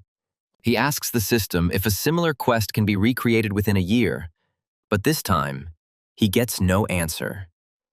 Shrouded in an evil aura, he ponders how many points he will need next time and why his existence is a threat to everyone. The system once again issues a warning that a task has been created for 1,000 awakened ones aimed at killing him. The girl fearfully calls him by his name, San-hoo, and he calmly replies that he knows. He reflects on how the system first gave him the task of preventing a disaster, and then made him everyone's enemy. Previously, he thought that the 8 evils and 8 virtues were hated or revered because of their personal qualities. He now comes to the conclusion that the cause of the prophecy is the system itself, and suggests that there are 2 systems. The girl looks at her system window in tears and asks why she was given the task to kill him. He explains that assassination quests always work both ways, and if someone gets a quest to kill him, they get a counter quest. He notes that out of the 100 she received first place, while second and third went to Michael and Caesar, the 7th benefactor and the 8th evil. He decides that he must keep his family safe, even if it means revealing his identity to Jamie. The action shifts to a meeting of the National Business Alliance, where several influential people are sitting at the table. One of the men suggests that this time the president should also take part in the meeting. The woman asks Director Pak for a minute, and he agrees. Director Pak continues to talk about the Semangium Reclamation Project, which requires the help of many specialists. Other meeting participants discuss how the president of Jeonil Group suddenly left due to a phone call. The woman, Jamie, says on the phone that she can't talk right now because there's a serious problem. Jamie is shocked because this is the first time she has heard her interlocutor call the problem serious while he is giving her instructions. The man on the other end of the line says that her first priority is to ensure the maximum safety of an employee named Ha Jae-nil. He adds that this is an urgent and serious task, and that the guards will need firearms, which horrifies Jamie. The interlocutor orders her to replace Director Pak if he refuses, and reminds her of the special security group created for her. Ethan, sitting in the car with the girl, tells Jamie that she probably already understood why the group is called Jeonil. Jamie, coming to his senses, says that he has no idea what he is talking about, but decides to protect Ha Jae-nil and asks what danger he is in. Ethan replies that there are many dangers, and that is all he can say, after which Jamie confirms that he will protect the couple. He tells her that she will find out everything herself soon and ends the conversation, getting out of the car. Ethan turns to his companion, offering to go, and promises to dig a hole for someone from which they will not be able to get out. At the office, an assistant asks Jamie if it is only the director and his wife who need to be protected, and asks if he has a son. Jamie reads the file and is horrified to learn about a son named Ha Sang-hoo, who works at Jonathan Investment Finance. She panics, thinking that she has found out something she didn't want to know, and her assistant asks if security should be sent to her son as well. Jamie, covering his face with his hand, answers no, and orders them to focus on the spouses. The action moves to Osaka, Japan at night. Ethan and his companions stand at the entrance to an F-rank dungeon, which he claims is the Count's territory. He smiles ominously, saying that most of those who enter here will not get out alive. 2 women approach them, calling them twins with an Osan accent and asking if they were expecting them. The new arrivals turn out to be the 7th benefactor and the 8th evil. A system message appears stating that the sisters have received rewards for capturing the Sankaigumi gang. The first reward is the Anklet of Hermes, which increases the dexterity rank by 1 level. The second reward was the Guan Yin emblem, which increases the rank of healing skills. Ethan wonders if he could handle an A-rank Yakuza assassination mission given his abilities. He sits in front of the portal, surrounded by defeated enemies, thinking about how they look down on the F-rank quest. The injured woman, Sankaigumi chairman Suzuki Ririka, threatens that she will not forgive him if he touches Chiharu. Ethan and his companion drag the bodies of the defeated into the portal. Glory Group chairman Han Chain begs to let him go, promising to pretend nothing happened. Ethan uses some kind of glowing ability against his enemies. A terrified Mokpo citizen asks how people can be killed so easily, claiming he was just curious. Ethan thinks that he has already completed 60 tasks, and that the rest did not come because they were not interested in killing. The defeated find themselves in a dark place, and the system informs that some will be able to get out of there alive, if they are lucky. Ethan tells his companion to remain vigilant and to be decisive. He walks up the stairs, talking on the phone to Jamie, asking how things are going. Jamie reports that she has blocked suspicious people, and the director is working from the room while his wife is getting a massage. She reports that an unexpected problem has just occurred and asks him to watch the news. Ethan sees news on his laptop that the IRS has launched an investigation against Jonil Group and realizes that this is not just an audit. Jamie dejectedly says that this is how it will end because that is what the government wants, but believes that the director's wife is in no danger. Ethan warns over the phone that his enemies now need to be careful. He realizes that his father was attacked to test the system while he was in Japan. The interlocutor reports that out of 9 people with the same name, 5 have disappeared, and 3 are on their side. Realizing that his father is the real target, Ethan decides to fly to Seoul and asks to assemble a team. Jamie is on the phone, excitedly asking if he can come over now. She agrees, saying that this will be a test for their security service. Ethan works feverishly on the computer and asks Mike to confirm the list of 40 people. The action moves to France, to the Trianon Palace Hotel. An elderly man shouts in rage, asking how dare the U.S. ignore the orders of the Bilderberg Club. Another participant in the meeting angrily declares that the United States was attacked and must pay for it. The story goes back a year, to the time of the attack on Mark. Then, when victory was near, they received a strange order to stop the attack and not to use the power of the Carrion family. Immediately after this, he received an invitation to the Bilderberg Club, and even the new head of the Carrion family behaved in a friendly manner. He reflects on the world between worlds and asks his interlocutor if she knew about everything in advance. Cassandra, the head of the Goldstein family, confirms that she knew about the U.S. breaking its promise. The man says that this story happened before he joined the club. Cassandra quips how hard it must have been for him to sell his oil stakes in a rising market. She asks with interest if Jonathan Hunter has been invited again. Cassandra says thoughtfully that it's quite a headache. She reveals that John Doe is Korean, and it is only a matter of time before his real name is revealed. The man is surprised as he thought he was Chinese, and says his identity would have been on the agenda if it weren't for the tension. He asks what is really on the agenda and hopes for her good intentions. The man understands with alarm that this is about an alliance between the Goldstein, Karajan, and Rothschild families. Cassandra confidently states that Asian capital will not last long, and the financial flow will soon return to them. As she leaves, she advises him to be careful, making it clear that he understood everything correctly. Suddenly, she gets a call and she asks irritably what's going on. She is informed that Miss Jamie has stopped their tracking of the Jonil Group's capital, and further actions will cause a diplomatic scandal. She did not expect such an escalation, and wonders whether speculative forces are rocking the developed Asian country. Deciding to take matters more seriously, she uses the location indicator. She sees that her target has traveled to Osaka and returned to Korea, apparently after learning about her father's problems. Realizing that the enemy is cornered, she orders her men to keep an eye on him in Seoul. Her subordinate asks again in horror, because that is exactly where they are now. Cassandra realizes with annoyance that this is a scam, and that her people have been followed this whole time. At this time, Ethan sarcastically suggests to his interlocutor on the phone to be more friendly with her. He calls her by her full name, Melissa White Goldstein, which shocks her.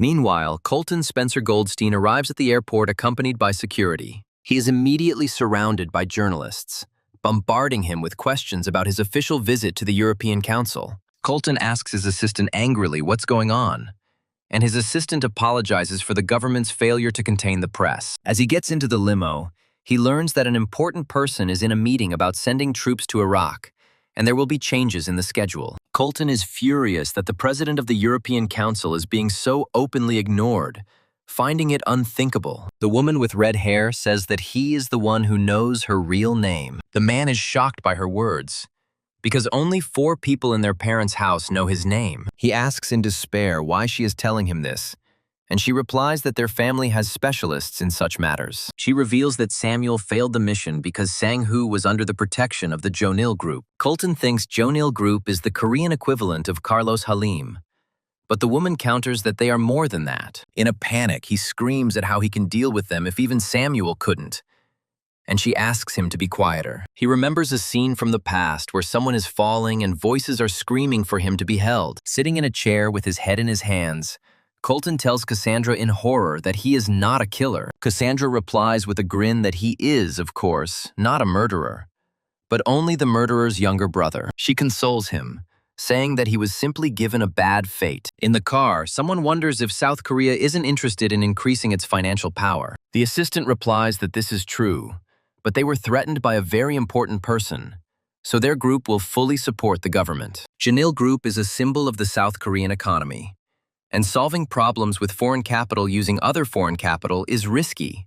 The chairman says that this is good, and they will talk again. He firmly states that the Goldstein family will cooperate fully, and asks if this is clear. The assistant is confused as to why the chairman is going so far and thanks him for his words. The chairman calls Chief Hong, who apologizes, asking to wait a minute. Suddenly, a man wearing dark glasses appears in the car doorway, and the chairman asks who he is. The man says they haven't prepared anything yet, while the beaten chairman holds up a document about the separation of banking and trade affairs. The diagram explains the principle of separation of financial capital from industrial capital, the merger of which gives rise to monopolistic tyranny. Their strategy was to find the illegal origin of Jonil Group's initial capital and destabilize the group.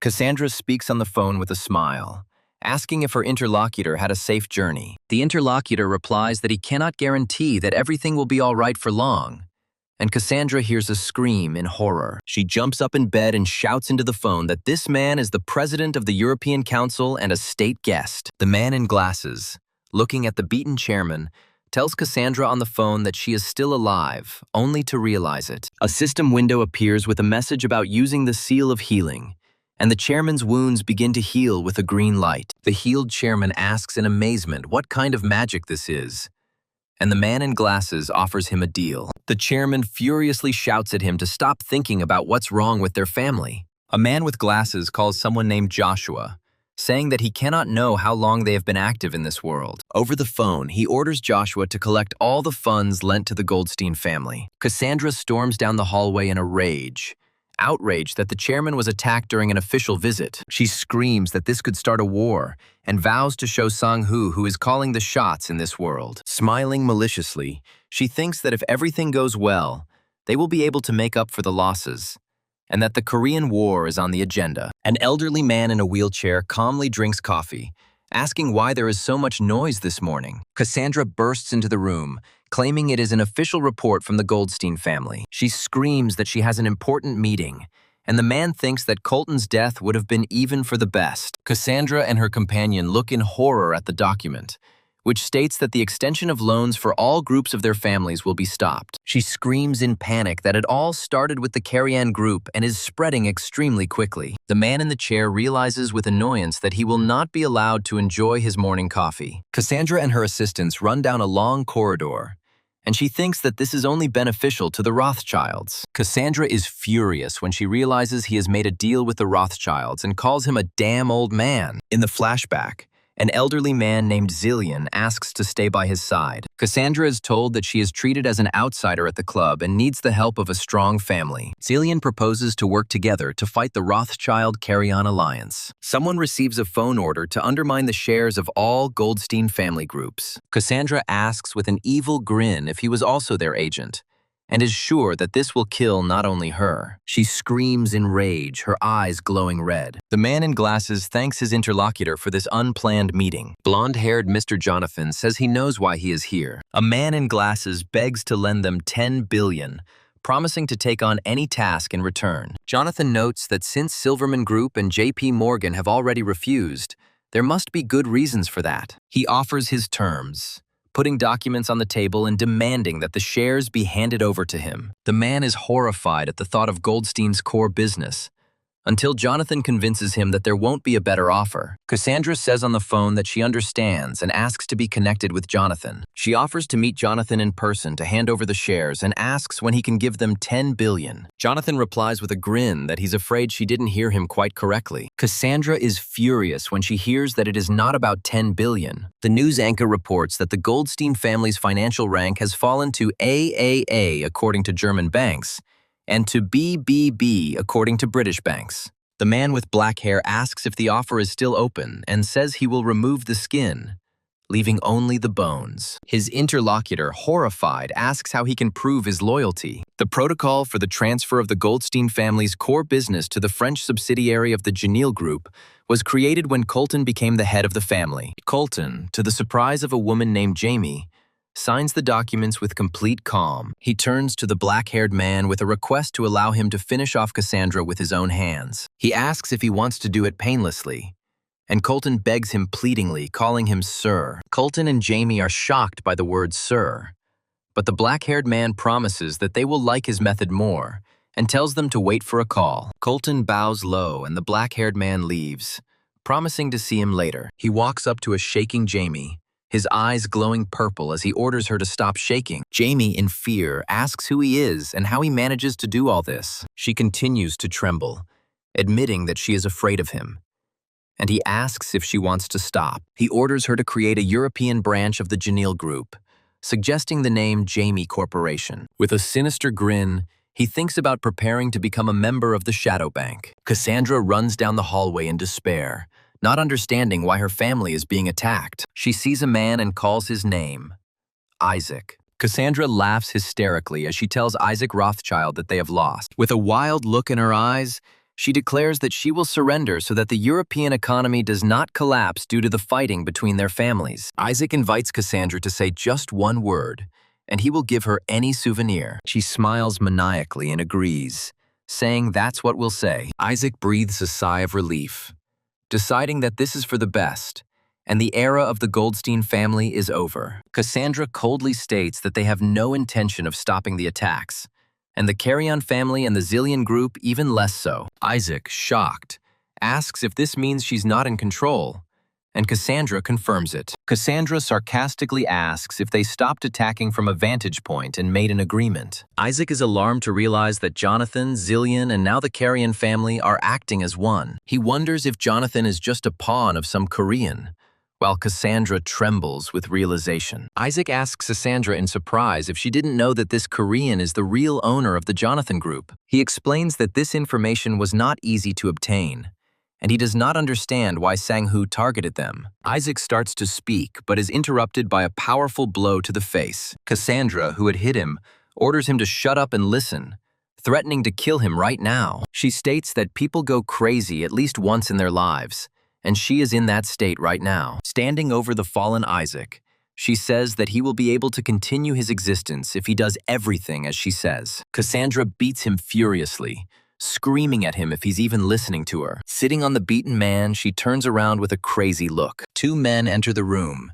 and one of them, Joshua, grimly states that this will remain the worst meeting in history. Cassandra, with a demonic smile and glowing eyes, asks, "So they heard everything?"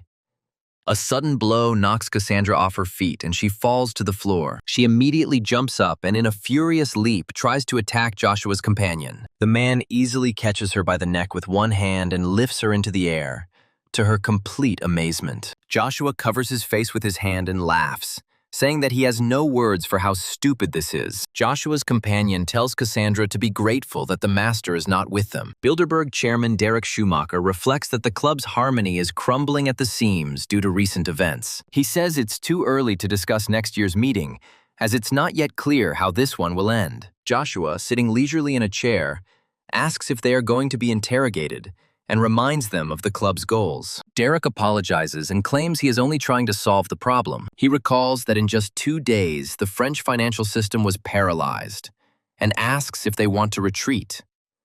The second man says the threat to the European financial system was not part of their calculations, but there is a way to stop it. He demands that the club compensate them for our losses, or rather, pay them their potential profits. Shocking Derek. In his mind, The man notes that they are simply laughing at the club while it tries to resolve a minor conflict. An irritated Derek declares that since they are taking this position, this year's meeting will have to be cancelled. His interlocutor calmly notes that Karyon's attack on Goldstein was a suicidal act. Joshua adds that sometimes it is simply impossible to calculate profit and loss. The second man thinks of an order that must be carried out even at the risk of breaking up the family, and tells Joshua that they are carrying out the same order. He loses his composure and yells at Joshua, demanding to know who is behind all this. The Korean John Doe or someone else? Joshua puts his hand on his shoulder and says that they are in the same boat and he knows no more. He warns that Zillion will soon be given a new order and advises him to accept it without hesitation. Elsewhere, a man in a suit says on the phone that Cassandra is on her way to her residence and he has sent security to her. In France, at the Goldstein estate, security reports over the radio that all is calm. Two guards are talking. One of them mentions that he heard some idiot trying to compete with the Goldsteins. Another guard laughs, dismissing it as the paranoia of rich people who are tired of stress. Suddenly, a man carrying Cassandra on his shoulder appears out of thin air in front of the stunned guards, and the system reports an increase in stealth. Cassandra comes to her senses and screams in horror. She looks at her captor with tears in her eyes and asks him to say something. A man with a huge backpack is breathing heavily, and a woman sitting on the ground tells him to take it. He replies guiltily that this is all he could do for her. The woman finds herself in the center of a glowing blue circle, surrounded by flashes of energy. Two men appear above her, and one of them says that this is a low-ranking dungeon, and he is giving her a chance to save her life. The black-haired man orders her to take the bag. A woman with a backpack flies into the air in a stream of energy, and the men note that her strength is approximately E rank. With a crazy smile, she screams to be waited for, even if this light leads her to hell. A powerful stream of blue energy envelops the men as the woman disappears. His companion anxiously asks if he will stop fighting with Cassandra if she returns alive. The black-haired man replies that of course, but thinks to himself that this will not happen. They walk away from the glowing portal on the ground, and the man thinks that it is actually a D-rank dungeon. He walks along looking at his phone and thinks that more and more gangs are looking for the Suzuki sisters and will soon find out about the dungeon. In a Japanese-style room, one man tells another that the Goldstein family has quickly retaliated. The bespectacled man says with satisfaction that Europe's leading family has found stability and that banking restrictions are being lifted. His interlocutor, the head of the Santaigumi group, Takeuchi Rosei, asks if it is true that the female president has disappeared from home. The man in glasses asks if Takeuchi has thought about their offer, but he replies that he is waiting for Congressman Takeda. His interlocutor angrily states that it is not Takeda's decision to make, since the US government has begun to regulate the capital of criminal groups. Takeuchi is gloomy when he learns that they have already cut off the flow of capital from the Italian and Mexican mafia, and it will soon affect them too. The man in glasses suggests investing in Jonathan Group or Zillion Group, but admits it won't be easy. He announces with a sly smile that an IT company, Google, will soon be created with the participation of Jonathan Hunter, which is of interest to Wall Street and the city. Takeuchi smirks, realizing that they need such elite loopholes to launder money, and orders them to do so. He reflects that these ghosts are merely occupying the presidency, and he is unnerved by how easily the problem is solved. Suddenly, a system window about using the restaurant logo appears in front of him, and Takeuchi freezes in shock. He doesn't understand what's happening when a black-haired man materializes behind him. Takeuchi asks if they've come for the president and says they've come to the wrong house. The black-haired man with glowing eyes replies that he has come for him, Santaigumi's financial manager. He stands over a hologram of Takeuchi and tells him to hand over the organization without worrying about the fate of two people. The man places his hand on the hologram's shoulder and demands that it promise that nothing will change. Takeuchi is horrified to think how many of these monsters there are and agrees to accept the offer. The black-haired man coldly calls him stupid and says it's not an offer. Takeuchi writhes in pain, struck by a blast of blue energy. In the dungeon, two bloody people look at something in horror. Survivors emerge from the portal near the temple, and a voiceover announces that out of 30 people, only 7 have returned. Their leader was a wounded girl named Yuria, who suggested that someone clear the dungeon. The black-haired man tells the two women that he had hoped for a similar personality to be born during this ordeal. One of them, Yuria, thinks with anxiety that this day has begun. The man sits in the living room and, saying that he was prepared for this, invites Yuri to join him. Yuri asks if she has a choice, and he hands her a folder with the conditions. She reads a document that talks about employment with the joint stock company tomorrow. Elsewhere, a man with glasses asks Mr. Novak if he can still see the location of this Sang-Hu. Mr. Novak covers his face with his hand in despair and asks for it to stop. He shouts in rage, asking if this is the only explanation, and shows the blue stone, demanding an explanation for that too. The man in glasses calmly asks him if he has ever heard of dissociative identity disorder. He continues that this disorder is also known as multiple, and the other personality who bought the stone does not allow him to remember it. Novak, horrified, assumes that the blue screen and the black cars chasing him are just hallucinations. In a panic, he clutches his head, begging for help and saying that he is going crazy. The doctor informs him about the existence of government treatment programs and offers to connect him with them. Novak realizes with horror that they simply want to send him to a psychiatric hospital, where he will have to sit under the wheels every day. Meanwhile, a woman in a purple coat and dark glasses is walking down the street. Novak turns to her. She confirms that it is she, and he asks, confused, what happened? The woman introduces herself as Yuri Aoki and hands him the business card of the CEO of Tomorrow Inc. She takes off her glasses and says that she came from Japan to see him. Elsewhere, a message arrives on the phone that the latest location pointer has been received. A fair-haired man is given a skincare routine, with comments being made about how diligent he is, even though he is only in his 30s. A dark-haired man approaches him, and the blonde man, accepting an envelope from his assistant, praises her for her excellent work. The blonde wipes his face, saying that some people age too quickly, and that age doesn't affect his friend at all. He grins and suggests to his friend that they go out at least once, because it's not so easy to do it alone. The dark-haired man is interested in the situation, thinking that last year his friend managed to intercept small banks. Blondin calls it a battlefield and considers the investment in Google a genius move, because no one thought they would become a leading company. His friend admits he was surprised, as companies usually research investors to determine the value of their shares. He explains that Google took a different approach by opening an auction to attract ordinary investors, which is now the subject of much controversy. A blonde man named San says his friend agreed to this himself, and they decided not to increase the commission so as not to provide special privileges to clients. The dark-haired man notes that the Iraq War is coming to an end, and the White House will take on Jonathan Take and the Gionil Group. Soon replies that he has already entered the banking sector, and this can be considered a warning not to touch the traditions of Wall Street. His friend recalls that San had the same look in his eyes when he was a hunter, and this man would have survived even on the testing ground. They bump fists, agreeing that this is precisely why they cannot fail. In the original story, Google's initial public offering failed due to shocking facts, and their stock price fell from $100 to $80. These were the consequences of trying to go against Wall Street traditions. Jonathan used the media during the 10-day auction to make Google appear investment-friendly. Sun even used shell accounts to boost stock prices,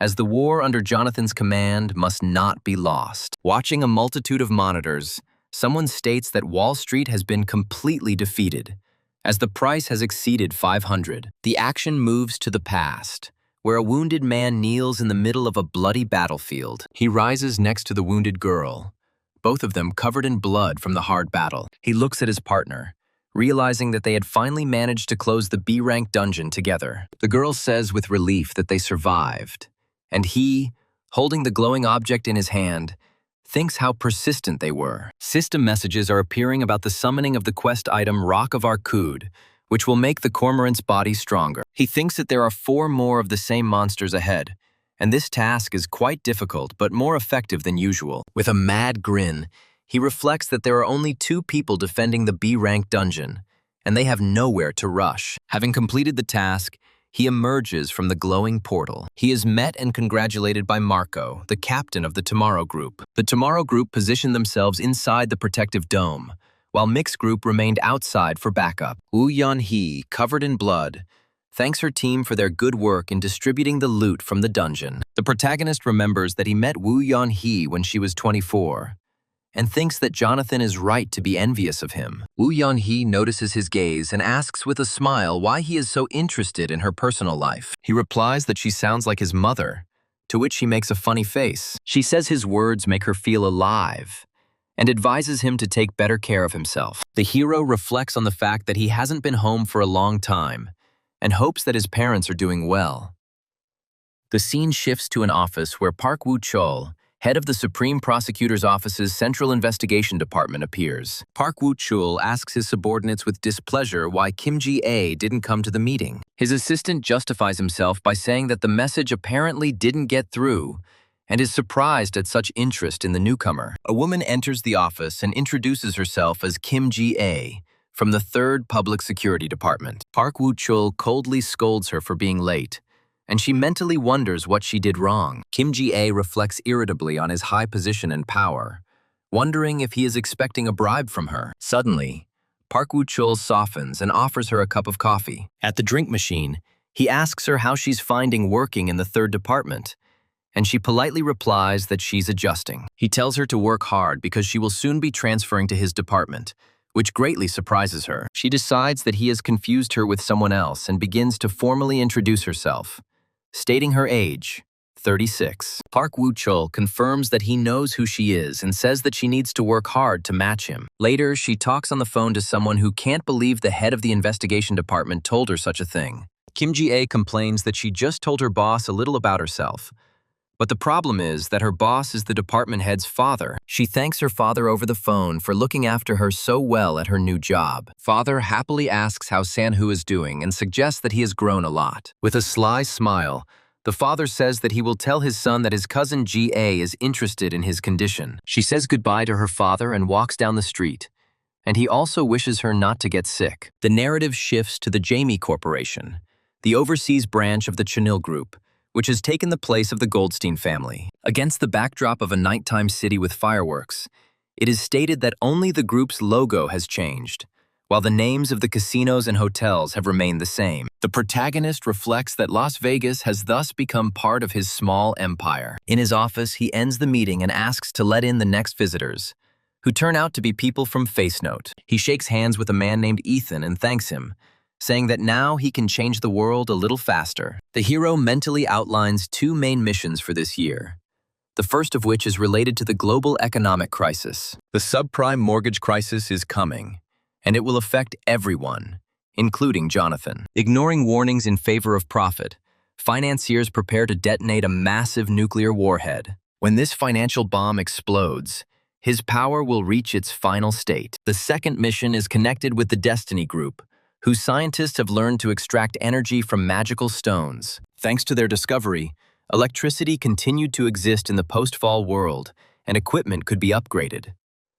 The leader of Destiny's group, Steven, came to the protagonist for help. In the past, the hero told Steven that they needed to operate under aliases, but he exposed them. Steven rudely replied that he had accepted the offer only to express his dissatisfaction. The scientists in Destiny's group were outcasts whose theories were ridiculed, and they had little ambition. But the hero is sure that everything will change if they start working with him, and he has no other way. The elderly scholar says that they know the young man, but he does not know them, noting his wealth and authority. The young man introduces himself as Ethan, and states that he cannot reveal anything yet. A scientist named Steven calls Ethan rude and asks why he called if not to show off. Ethan shows him a glowing crystal, suggesting that it is a new material unknown to science. Intrigued, Steven asks where he found it, and Ethan invites him to touch the artifact. Ethan promises to fund the research if Steven follows their safety protocols. Steven asks with concern what the security protocol involves. Ethan gives him time to think and discuss the proposal with his colleagues. Steven, holding the crystal in his hands,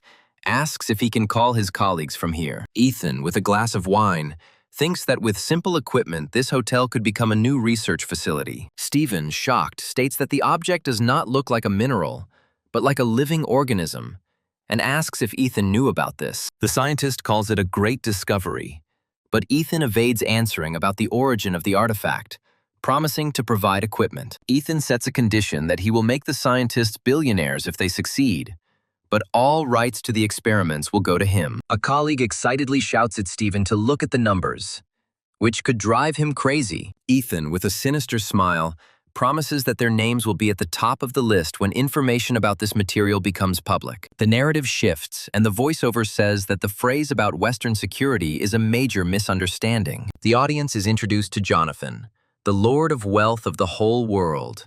Compared to a Korean rich man, Jonathan walks down the red carpet where people bow to him, greeting him like a true king. An elderly man in a suit greets Mr. Hunter and asks about the purpose of his visit. The man is panicking about Jonathan being involved in all this now, and he wonders who he is. Jonathan bursts into the room, shouting that this is an apartment for a very important person, and admires the wealth of a certain San. He asks Ethan if he likes having fun alone, to which he replies that he's not the one having fun here. The newspaper on the table reports the collapse of Prey Alpha and the destruction of Jonathan's financial empire. Jonathan, sitting on the couch, laughs hysterically, saying that even idiots couldn't fail worse. Suddenly becoming serious, he recalls the old days and the billion-dollar bet during the financial war with Russia. Ethan calmly drinks tea and explains that the current situation is just a show to escape from the battlefield, which is getting bigger. The title Prey Incident appears on the screen, and the voiceover says that he created this scene after a lot of work. The chart shows oil prices surpassing their previous high,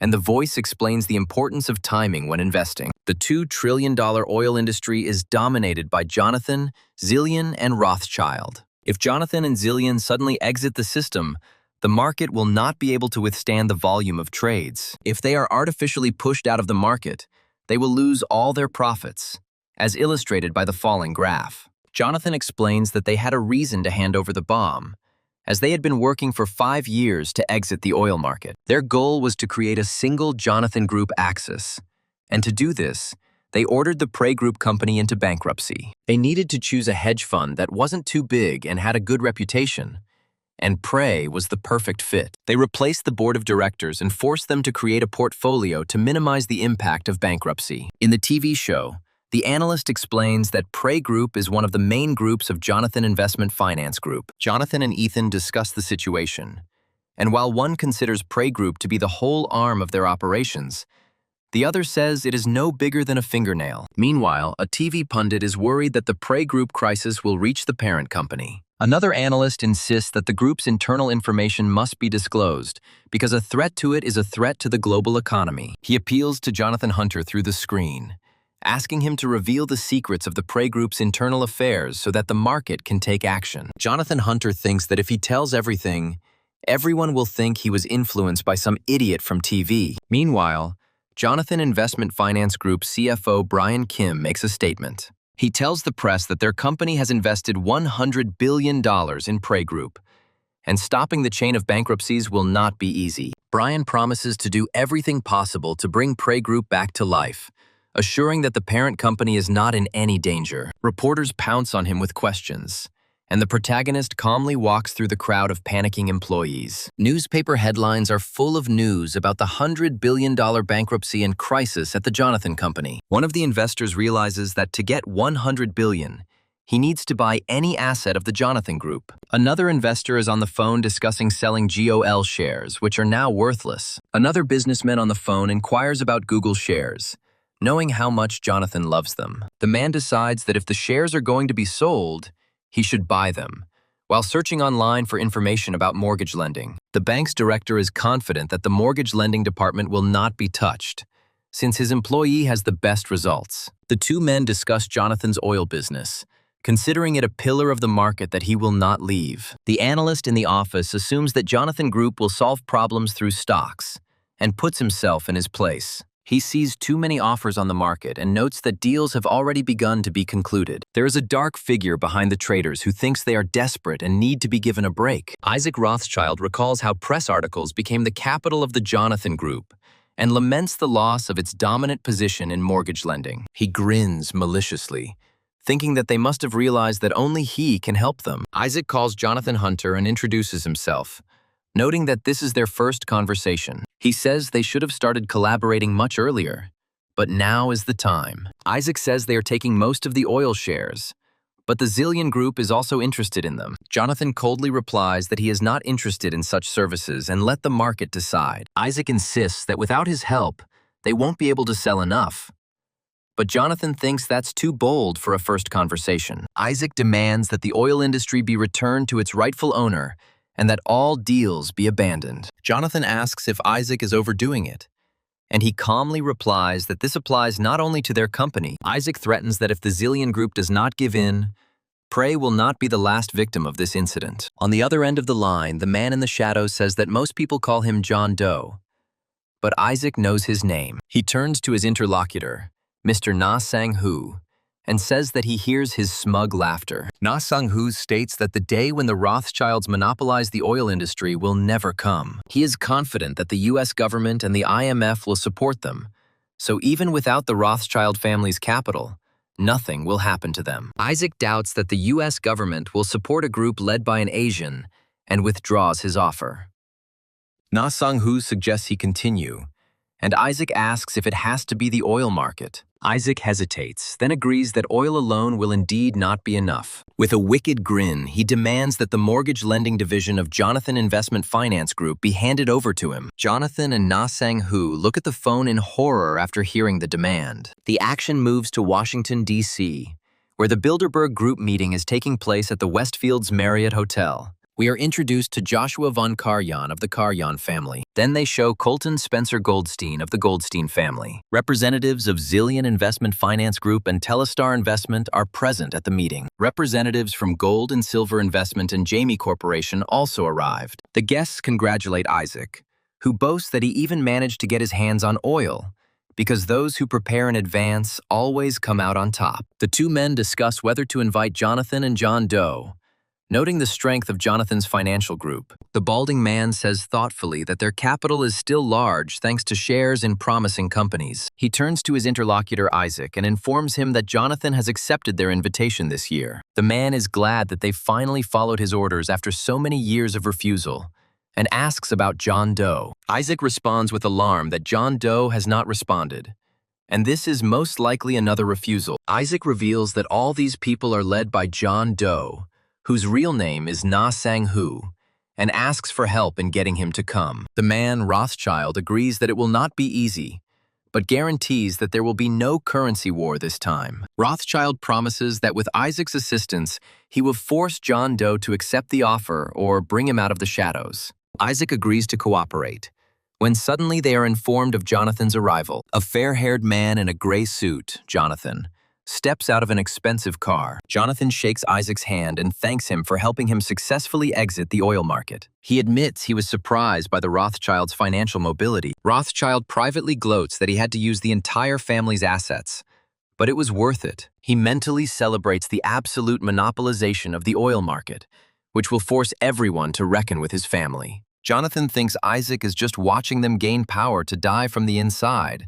and asks sympathetically if everything is okay. Isaac struggles to contain his laughter, insisting that everything is fine and mentally telling himself to stop. Jonathan recalls with horror son's words that oil prices would begin to fall after reaching their peak. The narrative moves on to explain the 3 tiers of consumer credit in North America. The subprime rating came from the mortgage crisis that caused the global depression. As the economy worsened after a series of crises, the U.S. government continued to cut interest rates. Mortgages seemed like an easy way out, so people borrowed more and more money from banks to buy houses. Property prices continued to rise, and people used the homes they bought as collateral for new loans. After approving too many loans, banks began to run out of money. So banks started selling houses used as collateral to investors. Having received the money, they issued even more loans, which was the second stage. Blinded by the real estate bubble, people found themselves in a paradise created by banks to earn interest. The first 2 stages repeated themselves,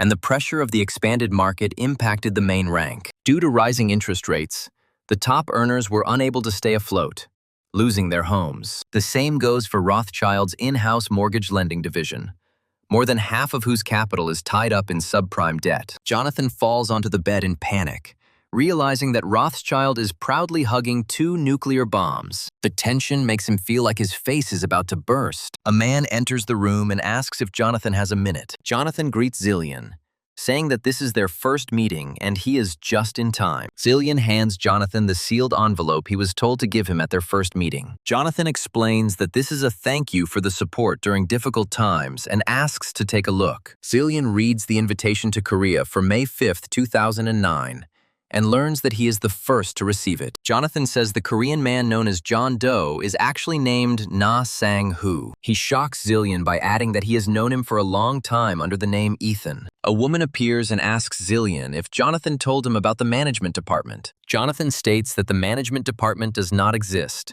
and that all its activities were carried out by just one person, Na Sang-hoo. The blonde man covers his face with his hand, overcome with emotion and wondering what such a genius could feel for an ordinary person. A woman standing nearby, looking tired, says that he is at it again, and it is starting to get annoying. The man apologizes with a smile and suggests talking later. The woman takes him by the arm, saying that since he apologized, he needs to make sure that something like this doesn't happen again, which surprises him. She directly proposes marriage and promises to accept all his worries and complaints in bed. As she leaves, she asks if he really doesn't want to.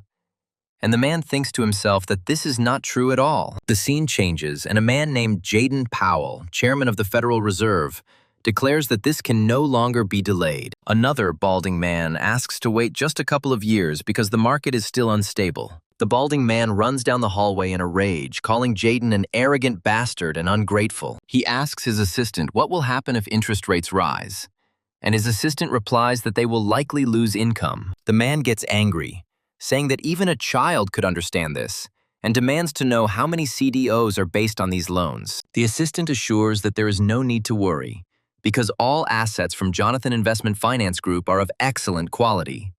AAA rank. The balding man reflects to himself that this problem has been considered more than once, and in the worst case, income would not change too much. He smirks maliciously, thinking that Jonathan was silent like an idiot and was angry about the loss of assets, which makes him feel better. He recalls with annoyance that he never managed to talk about Na Sang-hoo and considers the meeting absolutely useless. Another character thinks the Rothschilds have finally conquered the dollar and oil, and writes a message asking the North American members to gather. The balding man's assistant asks if he intends to continue this way until the very end. Someone warns a man to open his eyes wider and look at what is about to happen. More people burst into the room and yell at the balding man, identified as Isaac, asking what he is doing. They continue to be outraged at how anyone could do something like that, while the assistant stares at his phone in horror. The phone screen shows the news that Bear Stearns has filed for bankruptcy protection. Isaac is shocked because this is one of the 3 most powerful firms in the securities market, and he does not understand why this happened. His assistant calls to tell him that the subprime mortgage bubble has burst. Isaac, perplexed, asks how and why now, and the assistant adds that this is precisely why Bear Stearns started to sink. Isaac calls them idiots, suggesting they were blinded by quick profits and held low-grade assets. He asks his assistant in horror not to say this, pleading and not believing what is happening. The assistant falls to his knees and screams that it all came from AAA-ranked assets like the ones they acquired from Jonathan Investment Finance Group. Isaac's world is turned upside down, and in a panic, he orders the mortgage lending department to sell everything immediately. The action moves to the street, where protesters with placards demand the dissolution of the Bilderberg Club. The crowd surrounds the green car and chants that they are not slaves. A man in a car looks at the protest and quietly asks what was going on at the entrance to the club. Enter Dresner Rothschild, deputy head of the Rothschild family. He is introduced to Jonathan Hunter, who smiles back. Dresner gets straight to the point, claiming that the assets they were sold were riddled with problems. He angrily tells Jonathan not to pretend he didn't know, and accuses him of deliberately selling out. Jonathan calmly asks how Isaac is doing and adds that he heard about his paralysis. He recalls that the head of the Rothschild family himself wanted to buy these assets so badly because he liked to see Jonathan's group in danger. Dresner suggests trying to reach a compromise and says that he is giving them this opportunity. Jonathan, surprised, asks again what opportunity he is talking about, and states that his family never remains in debt. Dresner, surrounded by a dark aura, says that they are based on the principles of trust, and warns that they should not be offended. The blonde man says with a grin that his interlocutor seems unaware of the chaos his boss has caused. He says he had a falling out with the North American members and calls it a real show. Seeing the lack of understanding, he asks if he still doesn't understand and states that he no longer has any connections. His interlocutor, defeated, takes out a cigar and asks what opportunity he is being given. The blonde man, lighting his cigar, offers to take back the mortgage lending department for $1 billion. The second man snorts contemptuously, calls the proposal rubbish, and asks if they really think he is that stupid. The blonde throws up his hands in despair, saying that they won't reach a compromise this way, and everyone will have to sacrifice something. He offers to provide financial assistance to the Rothschild family in exchange for something of value. His red eye flashing, he announces his price, the Federal Reserve rate, with a devilish smile. 3 months passed, and the situation for Dresner, walking in the rain, was worse than it had been in 2003. A man calls on the phone and asks the person he is talking to come to the Bailey house right now. He explains that the Rothschild business accounts for over 80% of the subprime market, and they cannot afford to fall apart. At the meeting, he proposes to provide the Rothschilds with $200 billion in emergency aid. The people present at the meeting were shocked by this proposal. The man sweats nervously and says that this is still help, and asks if the Rothschilds can't handle it themselves. Dresner, who is present at the meeting, calmly replies that they cannot. Otherwise, they would have already done everything. He grins and says that most of their family's assets are mortgaged and they need more than $3 trillion. The official exclaims in horror how this is possible. After all, they are Rothschilds. Another meeting participant angrily addresses Dresner, asking what kind of attitude this is. Dresner leans back in his chair, holding up the ringing phone. The official looks at him in horror, realizing what he just did. Dresner announces with a satisfied smile that they have just filed for bankruptcy protection. He starts clapping, saying that the land is worth $3 trillion and he would be grateful if it was accepted. The scene suddenly changes to show a huge monster with an axe attacking a man. A system window appears stating that the Diva sword has been used. A man with a flaming sword leaps into the air to strike a bull-headed monster. He brings his fiery blade down on the monster's neck, causing a powerful explosion. The man falls, shot in the chest, and the system windows report that Yeon-hee used body healing. He stands up to the monster again, using Odin's wrath and aiming the sun sword. The hero directs a powerful bolt of lightning from his sword straight into the chest of a huge monster. The girl, covered in blood, screams out Sang-hwee's name in horror. Sang-hwee falls down, thinking to himself about the rest. A month later, he wakes up in a hospital bed next to that girl. While they were sleeping in a hotel in Las Vegas, the news reported on the bankruptcy of the Rothschild family. A girl at dinner asks if these are the Rothschilds whose assets are estimated at $5 trillion. Sang-hwee, drinking wine, replies that this meaning is exaggerated, and they are alive only thanks to their family name. She notices his frown and asks if something is bothering him. He thinks that this is to be expected from an empath, and the system congratulates him on increasing his power to S rank. The system windows are reporting an increase in the development limit, and he wonders if something like this has existed all this time. He stands surrounded by an aura and decides that although the privilege may be given to the first 10, only he will use it. The character thinks that if he were alone, he would probably have given up already.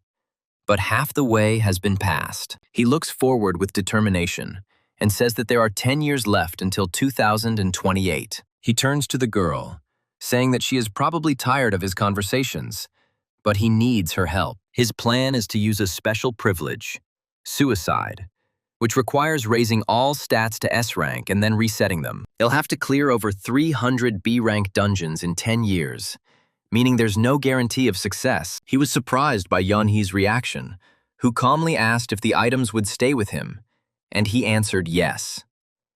She says, well, assuming that he has already made his decision. The girl decides with a smile to leave the medical corporation to the younger generation, since they will be busy with dungeons for the next 10 years. He suggests taking a short break every time an indicator rank increases. She happily agrees, raising her glass of wine and offering to drink to it. They clink glasses, and she promises to help him recover once all his stats are reset. In another scene, A man in a suit reports the administration's decision. A fair-haired man named Jonathan says tiredly that it's the same thing every time and asks to continue. The visitor reminds that the mortgage crisis was created by the Rothschilds with the participation of Jonathan's group, and warns of the consequences. Jonathan chuckles, asking if he seriously thinks they created the crisis, calling it stupid. The man in the suit starts to sweat when Jonathan says that there is already a foundation created for the same purpose as his. They show the International Wildlife Fund, which is confronting the Environmental Protection Fund created by the Rothschilds. The Environmental Defense Fund was supposedly created to help developing countries,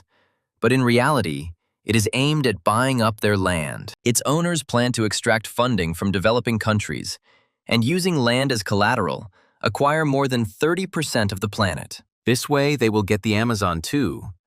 But Jonathan thinks there is no need for that. He states that both foundations will soon belong to them and asks for cooperation in order to gain access to previously inaccessible dungeons. The visitor babbles in fear, and Jonathan threatens. Jonathan, his eyes flashing red, finishes his thought that the president has nothing to do in the next elections. The man gives in, says there is no need to complicate things, and asks to be connected with the president. Later, Jonathan calls someone and asks if the Rothschilds called him, to which he receives an affirmative answer. The visitor, talking on the phone, fearfully agrees, and Jonathan watches him. The man promises over the phone that the administration will be present at the opening of the new fund, to which Jonathan responds perfectly, and asks that this be conveyed to the president. Jonathan suggests recommending a man as the new Fed chairman. A shocked visitor asks Jonathan about his stake in the Federal Reserve Bank. Jonathan says the word dollar with a grin and asks what price he is looking for. The next day, Jonathan decided to send out invitations to former Bilderberg members. All the guests were incredibly angry with him. One of the club members reports that they have supported the World Wildlife Fund and donated all assets to the Federal Reserve Bank. A man with an eye patch praises another man, calling him Dresner, and says he did a good job. Dresner looks at the paper in his hand in bewilderment and asks what it is. The man with the blindfold explains that it is an invitation that he trampled in front of Jonathan, then picked up and straightened. Dresner, horrified, asks if he wants to make a clown out of him. A man with an eye patch brutally beats Dresner. He leans over him and whispers that he will not let his family fall. With a wicked grin, he asks Dresner to play the role of a worthy leader until the very end for the sake of future generations. The elderly man clutches his neck in despair, muttering that all this is for the future. Sitting in a wheelchair in a dark room, he decides that the most important thing now is to simply try to survive. The action moves to a modern building of the Siamanjam Resort in the city of Gunsan. A resort employee politely informs visitors that all rooms are booked and they will have to return. A man in a leopard print shirt is indignant in a car that in such a developed country he is not allowed into a hotel. Getting out of the car, he arrogantly asks the employee if he knows who he is talking to. His companion in the car,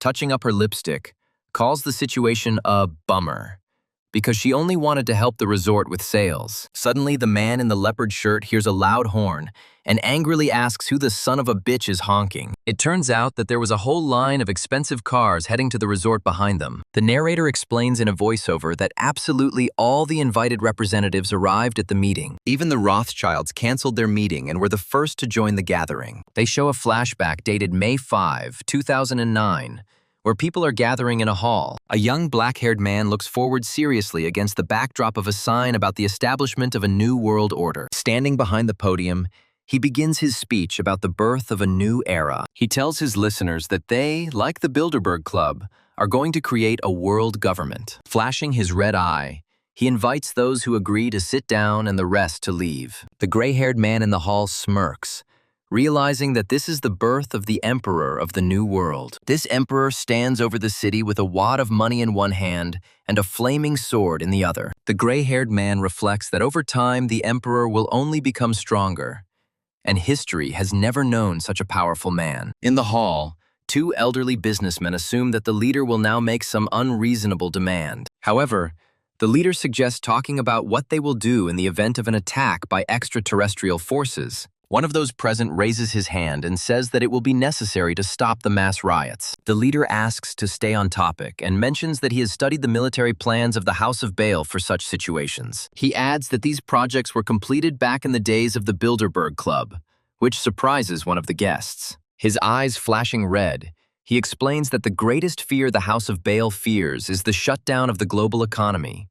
For example, due to nuclear weapons, he states that he cannot allow chaos within their group and wants to clear everything up right away. If that day comes, economic systems such as brokerage and financial services cannot be closed. He asks them to remember that the invasion is just an example, and he will not silently watch the destruction of the order they created. He vows to personally go to the front lines with all his wealth and calls for the economy not to be allowed to stall. Those present are amazed by his pressure and determination to fight for his order, even against aliens. The young blonde man screams in horror, not believing that the leader is proposing to liquidate all capital. In a different setting, sitting in armchairs, the leader reassures the blonde man, saying that it will not start right now. He grins and clarifies that they will start slowly from 2016 to avoid a crisis. The blonde, in desperation, asks why this is necessary and how much cash they are going to save. The leader recalls his speech at the first meeting of the club,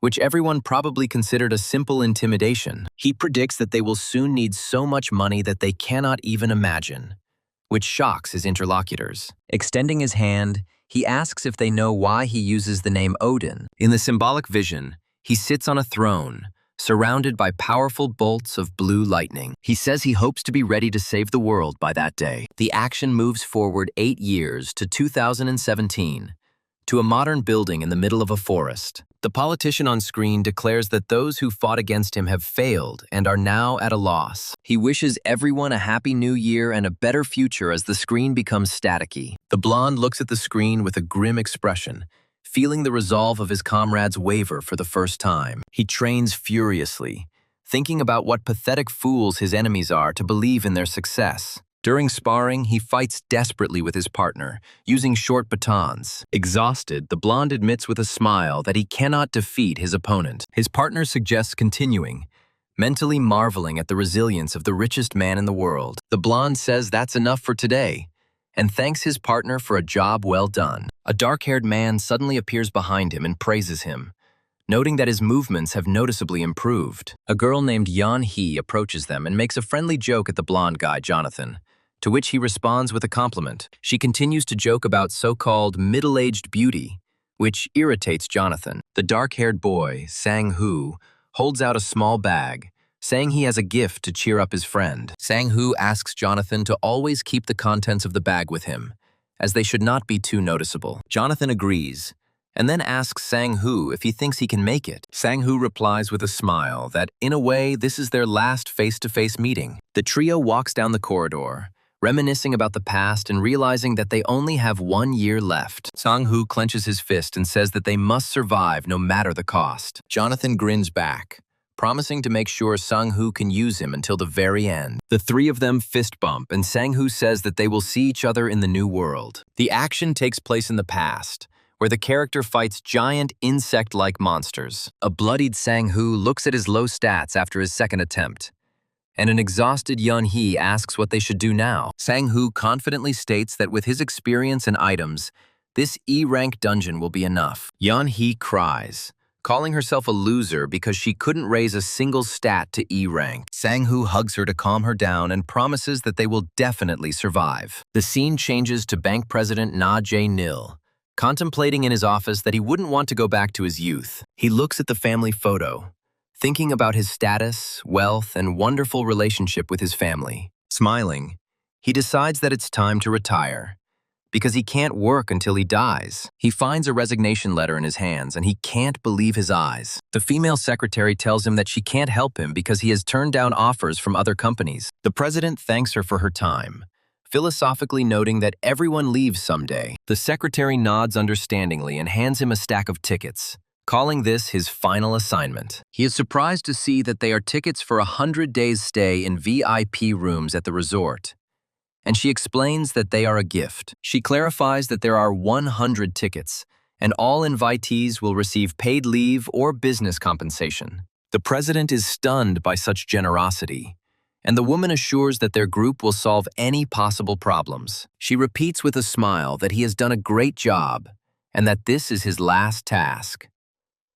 Later, at home, He looks out at the city at night and wonders if this is normal for the company, or if it's because it's foreign. He tells his wife that he is very grateful, but he cannot refuse, as the resort is already booked. His wife happily suggests inviting San-hoo along with them. Their son screams with joy as he jumps into the resort's pool. Among the vacationers are the awakened ones from the Revolution and Tomorrow groups, who look anxious as they await the day of the beginning. News reports indicate that important members of the Ho Destiny group and their families were able to enjoy a surprise vacation. The mother thanks San-hoo for taking care of her family as they stroll by the pool in the evening. Sang-hoo replies that it's nothing and apologizes for putting such a heavy burden on her. The efforts of the Chanil Temple Club prevented the use of nuclear weapons, but the current president is completely unpredictable. Sang-hoo thinks they will meet at the testing ground, which will become the last bastion of humanity. Woo Yeon-hee asks from the car with tears in her eyes if they will see each other again. They press their palms to the glass,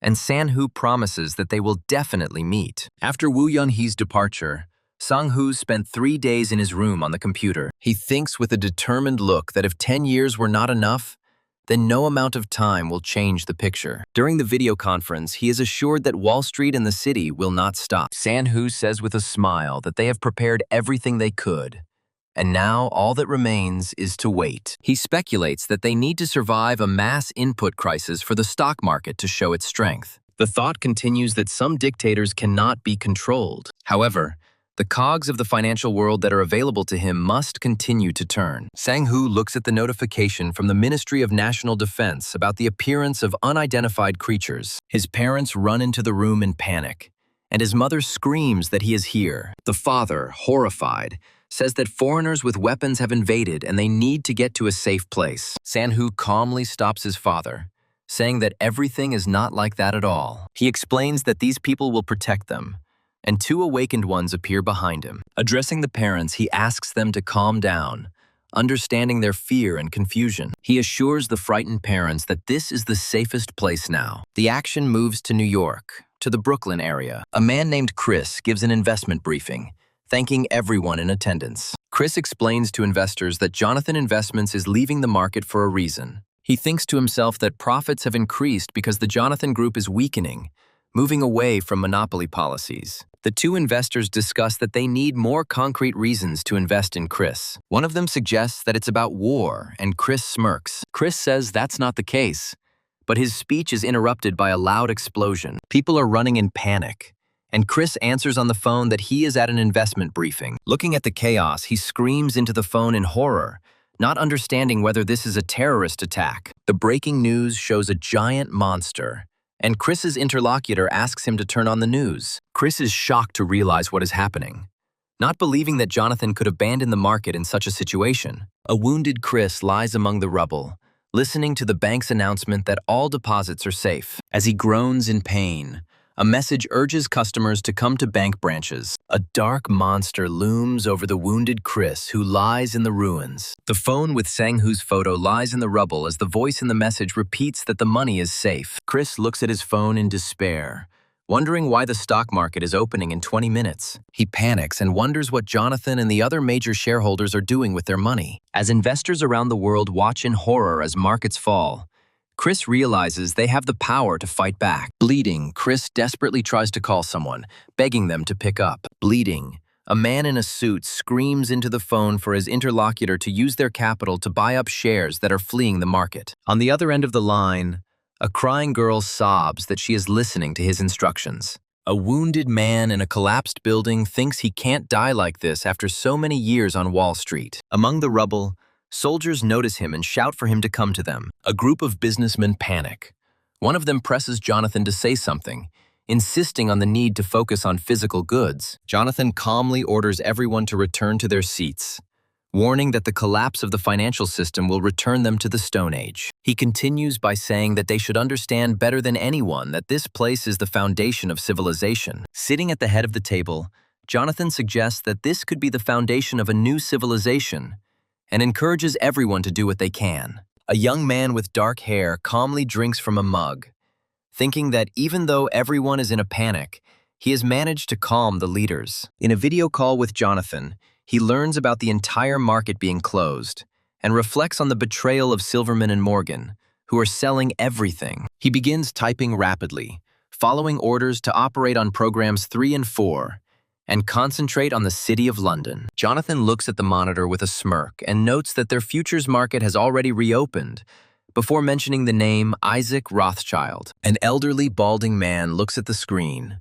comparing himself to the king of the gods, Odin, who prevents the destruction of the entire world. He speaks via video link to a man he calls Odin and asks him if he thinks he will let this world die. In a memory or vision, an ominous figure with red eyes appears, ordering you to make the right choice and not forget who gave you this chance. An elderly man recalls how Odin warned him not to do anything stupid. His dark-haired interlocutor asks him what he answered to this. The elderly man says that it is not for him to answer Odin, and asks his interlocutor to tell him what decision he has made. The dark-haired man grimly replies that although the monsters are ferocious and cruel, news is spreading throughout the world that they can be dealt with. The older man smiles and says that this office is now his, and 10 years have passed since then. His interlocutor, standing in the office, says that he now understands why he made such a decision during a substandard incident. A muscular guy works at a computer while a text explains that the Rothschilds have switched to buying. Jonathan panics and shouts that the bank might take their bonds because without them,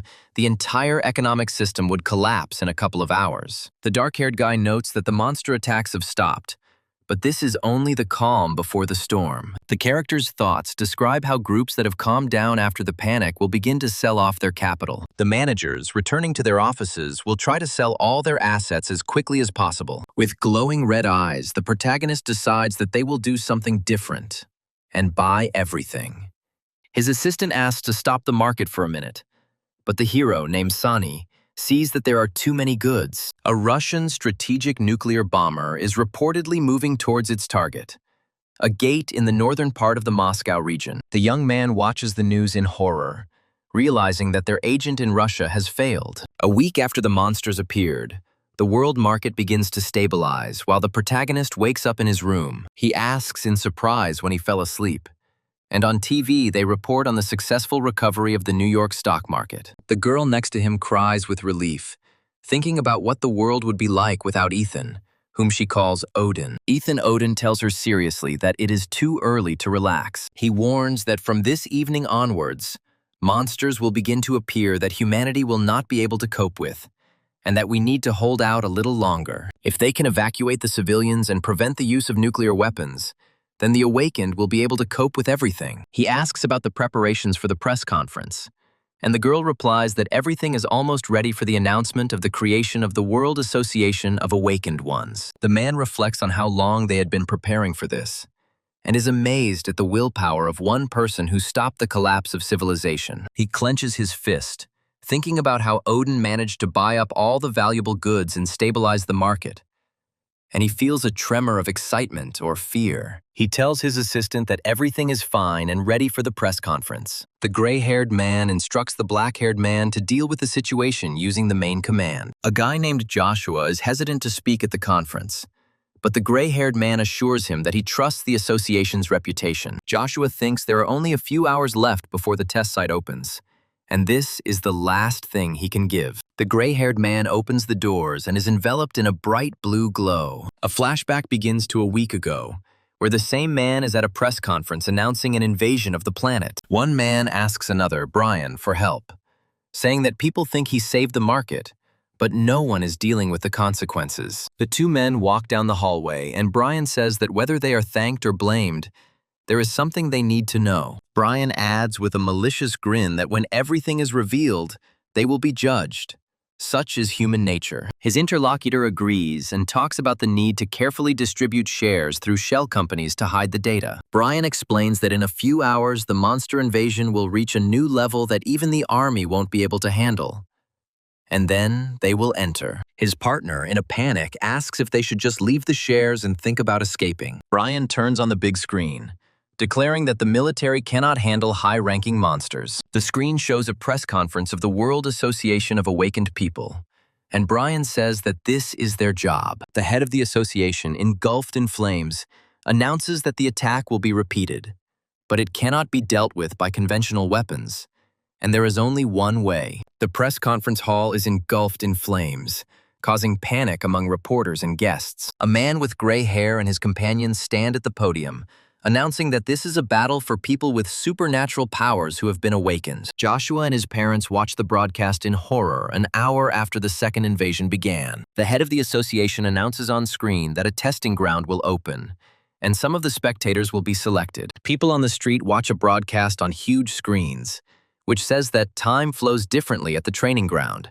stopping in the real world. The announcer explains that to everyone else, it will look as if the chosen ones appeared at that very moment and dealt with the monsters. The head of the association, with a determined look, asks everyone to wait for their return. Father Joshua assumes that the speaker is from the Carry-On family, which means he has no reason to lie. The father, with alarm on his face, realizes that this testing ground may be real. Huge, high-ranking monsters, similar to minotaurs, begin to pass through the gates. Joshua remembers that in his past life, at this time, the United States announced the use of nuclear weapons while the news was still broadcasting the monster attack. Joshua clenches his fist, his eyes glowing purple as he triumphantly thinks he's done it. He, with a backpack on his back, surrounded by radiance, smiles at his father and promises to return soon. The father looks at his son in horror and shouts at him to stop. The father tries to grab Joshua, who stands in the doorway, enveloped in blue light. Joshua disappears in a stream of light before his parents' eyes,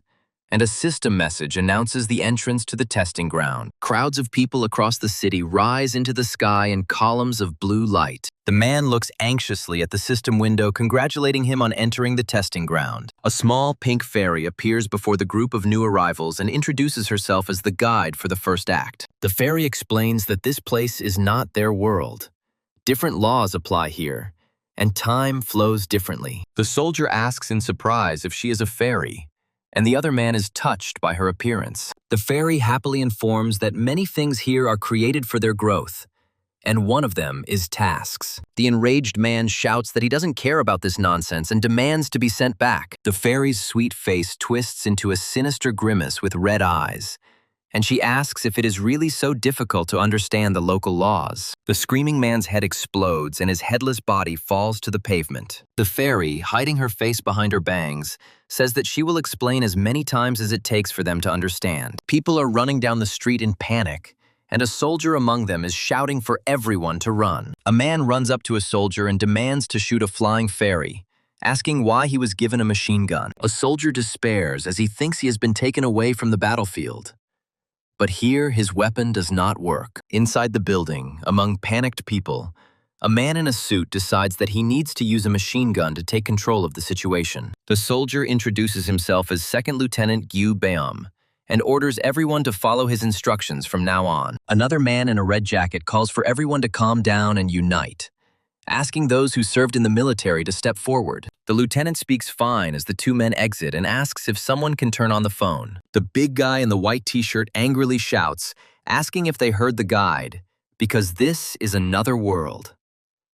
The lieutenant calmly asks the man to first identify himself and then speak. The man introduces himself as Kwon Sung-il and explains that in order to lead people, one must be thoroughly familiar with the situation. Kwon Sung-il points to the lieutenant and asks him to repeat the words status window after him. The lieutenant angrily asks everyone to remain silent and not cause any unnecessary misunderstandings. Kwon Sung-il insists that he just try it, showing the dagger that has appeared in his hand. The lieutenant raises his machine gun, shouting for everyone to stay put and warning them. Kwon Sung-il calmly says that there is no need to be so angry, and asks him to just try saying the status window at least once. When another man tries, a glowing cube appears in front of him, and everyone realizes that everyone is receiving a reward for awakening. The lieutenant, seeing the general commotion, shouts loudly for everyone to calm down and be quiet. Kwon Sung-il is disappointed to think that this is not the answer, and that perhaps following the child would be the right choice. He runs out into the street and shouts for the hooded man to wait. Kwon Sung-il catches up with the stranger,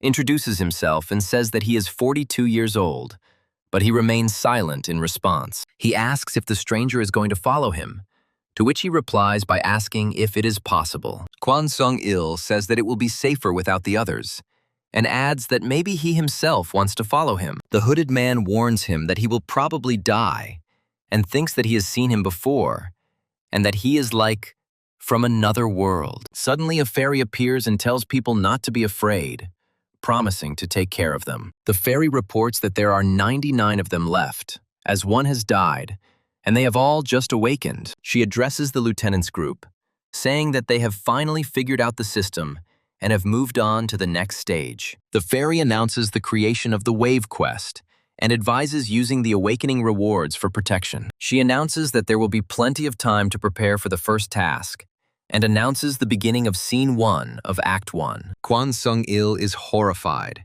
and says that he won't be able to follow the hooded man to where he is going. Meanwhile, in another group, someone asks if a person has gone there and offers to bring him back. The lieutenant notices that all the paths are blocked, but there is a dark passage that is too dangerous to go into. He asks Kwon Sung-il if he knows the man who left, and he replies that he doesn't, but he feels that they need him. The lieutenant cuts off that it is up to him to decide and orders him to join the others. He commands to collect all the items in one place and distribute them fairly, and the fairy praises his active position. The people in the group are unhappy, doubting that this will give them control, and think that the lieutenant is getting carried away. Suddenly, a system window appears in front of Kwon Sung-il, informing him that the Wave Quest has been completed. He doesn't understand what's going on until they show a hooded man standing among mountains of monster corpses with the Silver Queen Award. In the lieutenant's group, people are happy with the attack and healing skills they have received, and the fairy looks at them with puzzlement. The surprised fairy, with a creepy grin, states that the task seems to have already been completed, and they managed to surprise her. The lieutenant approaches the guide and asks if they can change skills, and asks to change his own skill. The fairy guide asks if the lieutenant wants to change the system, but immediately replies that she does not have such power. The lieutenant tensely inquires who has such authority, and the system window replies that the tester does. The system informs that he himself can become a tester by fulfilling all the conditions, but it is not easy. The fairy explains that he will have to figure out the conditions himself, and this information is a reward for quickly completing the task. The lieutenant thanks the fairy, and she announces the transition to the second scene of the first act. Suddenly, the fairy's eyes glow red, and she angrily says that the preparations are not finished yet, suggesting that everyone take a rest. Seeing the lieutenant's bewilderment, the fairy decides to give them a new task. Blue system windows appear in front of the lieutenant and the other survivors, including the guy in the hood. The system announces the creation of an untitled task in which you need to choose an outcast from among the survivors. Two men with guns in their hands order the guy in the hood to stay put until they report everything to the lieutenant. The lieutenant approaches the hooded guy and asks if he completed the mission and what happened. The guy in the hood calmly replies that he dealt with it himself, and that's all. The agitated lieutenant says that it was too fast and that it created a problem in the form of a new quest. The guy in the hood explains that this will happen every time the guide wants it to, and you'll have to get used to it. The lieutenant asks if the guy is a member of the World Association of Awakened People, and he asks permission to call him lieutenant. The hooded guy advises the lieutenant not to interfere with him and to keep his head down if he wants to help. While the lieutenant is trying to figure out what happened, an enraged, muscular man runs up to them. The man shouts that the hooded guy told him about the rewards for waking up, and they should be grateful. The guy in the hood grins ominously, saying that the lieutenant wanted to pin the responsibility on him, not realizing that he survived only thanks to him. The lieutenant tries to calm the man down, saying that everything is not like that at all, and suggests waiting until everything calms down. The man becomes even more irritated, shouting after those leaving that the guide is obviously trying to confuse them. A muscular man asks a guy who takes off his jacket why he doesn't go with the others. He replies that people are more terrible than monsters, and his interlocutor agrees that they only care about their own skins. The muscular man warns him that he too should be prepared for trouble, because if the lieutenant is dissatisfied, he will be in danger. The dark-haired guy calmly asks him if he doesn't know that when you work with a man with a machine gun, you yourself end up in the crosshairs. The muscular man laughs and says that his girlfriend left for the same reason. But you need to continue living and say what's on your mind. The dark-haired guy asks what skill his interlocutor received, and he replies that he received an item and an emblem, but the soldiers took them away. The man flexes his muscles, boasting that he seems to have the highest strength of all the awakened. He excitedly asks if the boy will finally tell him his name, exclaiming how much it cost him. The dark-haired guy replies that it is much more expensive than he thinks, and asks again if he is ready to go with him. The man decisively replies that he is ready, since he trusts him much more than those guys. The dark-haired guy puts his jacket back on, saying that he will now allow himself to be introduced. He smiles and says that this may sound too grandiose and introduces himself as Odin. A system window appears with a message about the mission being completed while the lieutenant and his men leave. The lieutenant, amazed that Odin personally chose and killed the victim, asks him for cooperation. The lieutenant and his men ask that the next wave be left to them, as they need combat experience. One repeats that they will not interfere with each other. As he leaves, he tells them not to worry, because there are definitely enough monsters for everyone. The joyful fairy appears again and announces that there will be less time for preparation this time. The system creates the second wave quest and announces that monsters will attack in 2 directions, starting a countdown. The soldier tells the 2 survivors that the south is now their concern and advises them to try to survive. The soldier gives orders to erect a barricade and strengthen the defense from the north. The city is in chaos. People are fighting small monsters and screaming for help for the wounded. One of the survivors looks with sorrow at his fallen comrade and sympathizes with his family. The system announces the creation of the third wave quest, with almost 20 hours left until its start. The narrator explains that while the others were restoring order, he and Song-il were dealing with the fourth wave. His life was threatened more than once, but the amazing rewards were worth it. A fairy appears and, admiring the hero's speed, announces that he has the highest rank among all the test subjects. The fairy says that he was underestimated, to which the hero promises to work harder, and the fairy allows them to rest for now. Song-il says with relief that he was afraid of the new hellish task, and his companion notes that this system does whatever it wants. The protagonist advises Song-il to stay with the next wave in the main group to get used to the increased stats. Song-il asks in surprise if they are asking him to protect those who just recently wanted to kill them. The hero replies that he can do whatever he wants, but he shouldn't help them for free. Song-il approaches the group's new leader, Yu Chol-han, and wonders how such a young guy could become the leader. Yu Chol-han introduces himself as a doctor, and Song-il asks if he has the skill to heal. The doctor replies that everything is not so, and people believed in him when he provided first aid. Song-il says that the doctor must have already figured out who is keeping them all alive. The man replies that there was one person in the group from the World Association of Awakened People who warned that there is no such thing as a free lunch. The doctor promises to pack his things and give them to him as a thank you when they get out.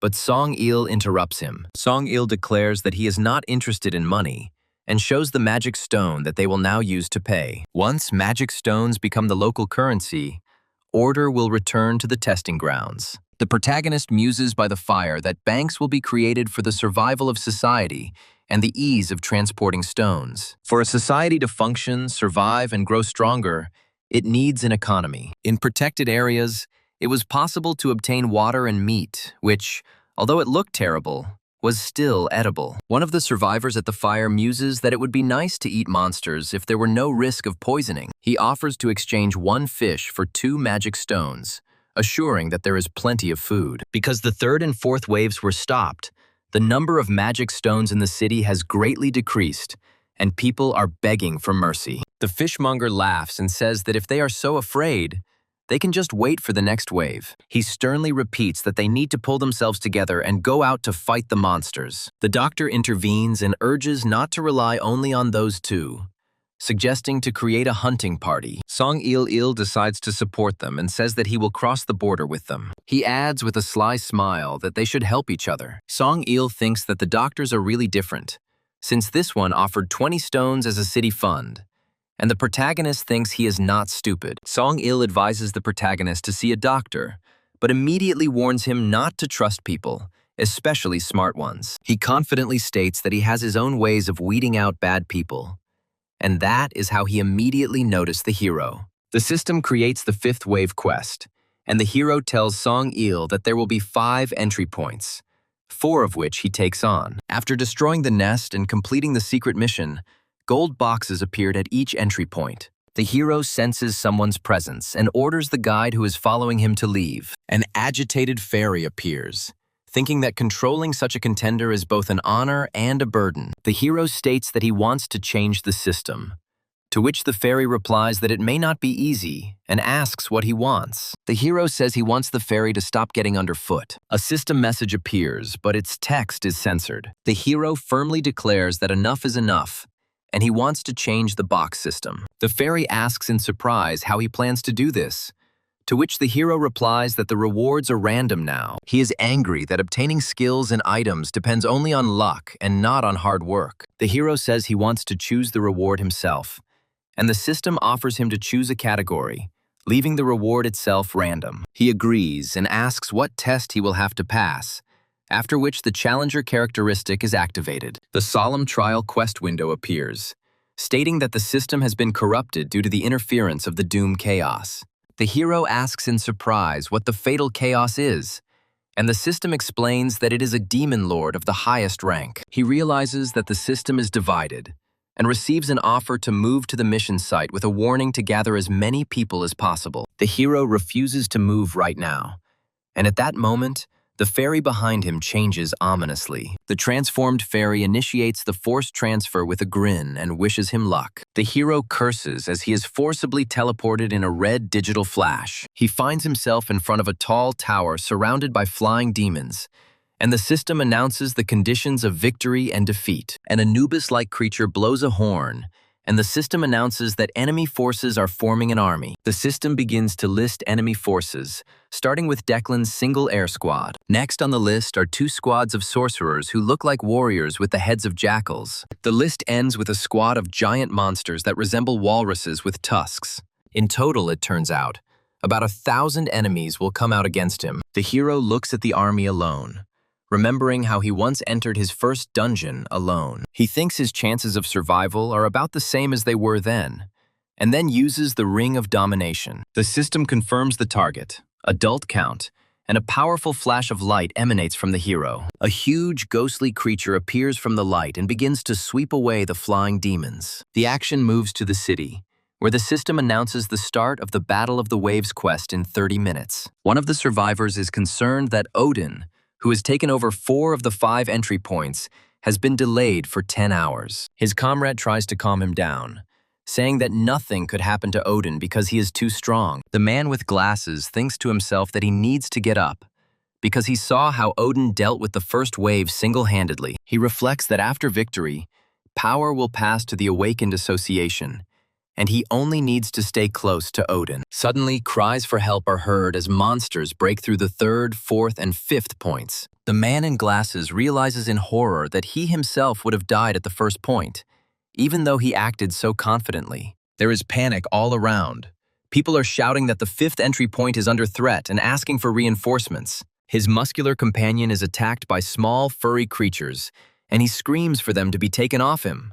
The man in glasses, in despair, decides that they are doomed and he needs to save himself. He abandons his comrade to his fate and runs to the first entry point, hoping it is safe there. Along the way, he doubts his decision, but then convinces himself that his partner Kwon Sung-il is already dead. A flash of blue light illuminates Kwon Sung-il's face as the monsters attack. The man returns to the crowd of survivors, who greet him joyfully as system windows about the box system change appear in the background. He mentally orders himself to keep a straight face and pretend that he is grateful to Odin and worried about him. He sees the wounded Odin, leaning on the much overweight Kwon Sung-il, walking through the crowd, and decides that this time there is no room for error. One asks Kwon Sung-il to protect him until he wakes up, and he agrees without hesitation. Choi Do-shik, horrified, begs brother Sung-il to listen to him. Kwon Sung-il reflects on the 5 silver boxes and how he almost died because he was too slow. He decides that this needs to be addressed immediately and chooses the dexterity upgrade box. The system windows show how his dexterity increases many times over and reaches 92. The elderly man was shocked by such luck,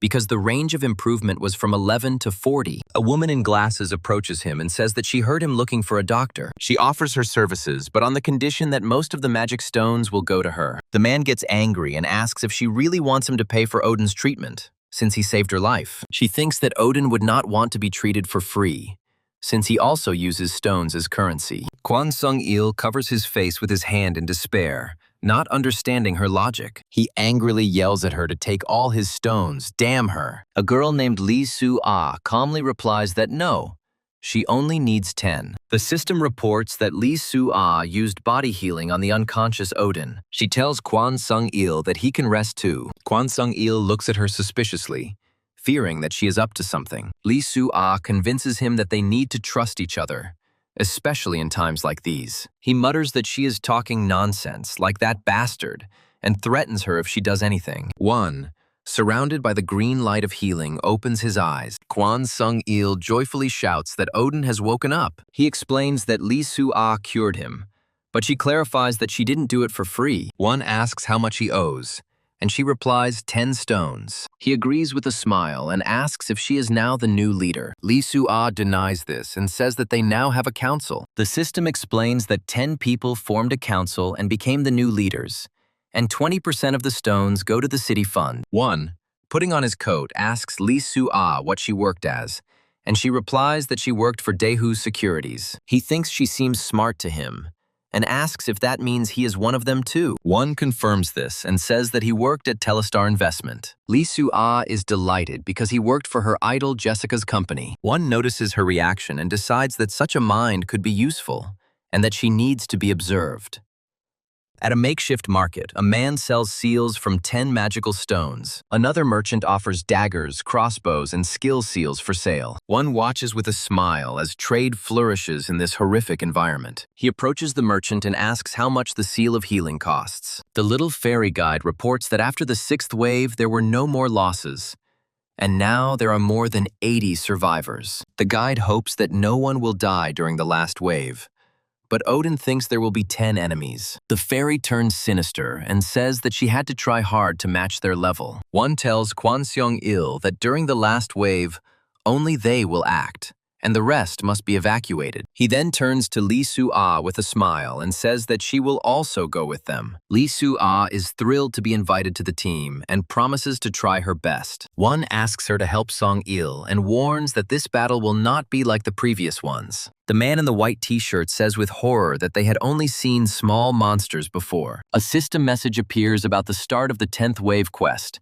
and a huge monster appears behind the building. Odin explains that after receiving the Sun Cape of Ra, he increased his fire skills, transforming it into the Sun Sword of Ra. He uses the skill Path of the Fire Demon King, causing everything around him to burst into flames. His teammates panic and scream as if he's going to burn them all, but the system tells them they won't be harmed. The man in the t-shirt admits that Odin has always admired him, but now he doubts whether he is human at all. The Dweller, Gifted, and Sensitivity attributes are activated while Odin hovers in the air. One with a flaming sword in his hand rushes at the monster. Suddenly, the man in the t-shirt is attacked by small monsters, and he screams in pain. He decides not to stand aside and use the fire mace that Odin gave him to destroy his enemies. The man shouts at his partner not to worry about him and to take care of Odin, but she replies that she cannot. He notices with bewilderment that his skill is not working, and the girl says that Odin has not yet received damage. The girl in glasses shouts at him to be careful and fights off the attack of the flying creatures. She is glad that she has increased her agility and can now be useful in battle. A voiceover tells her that she is not Yeon-hee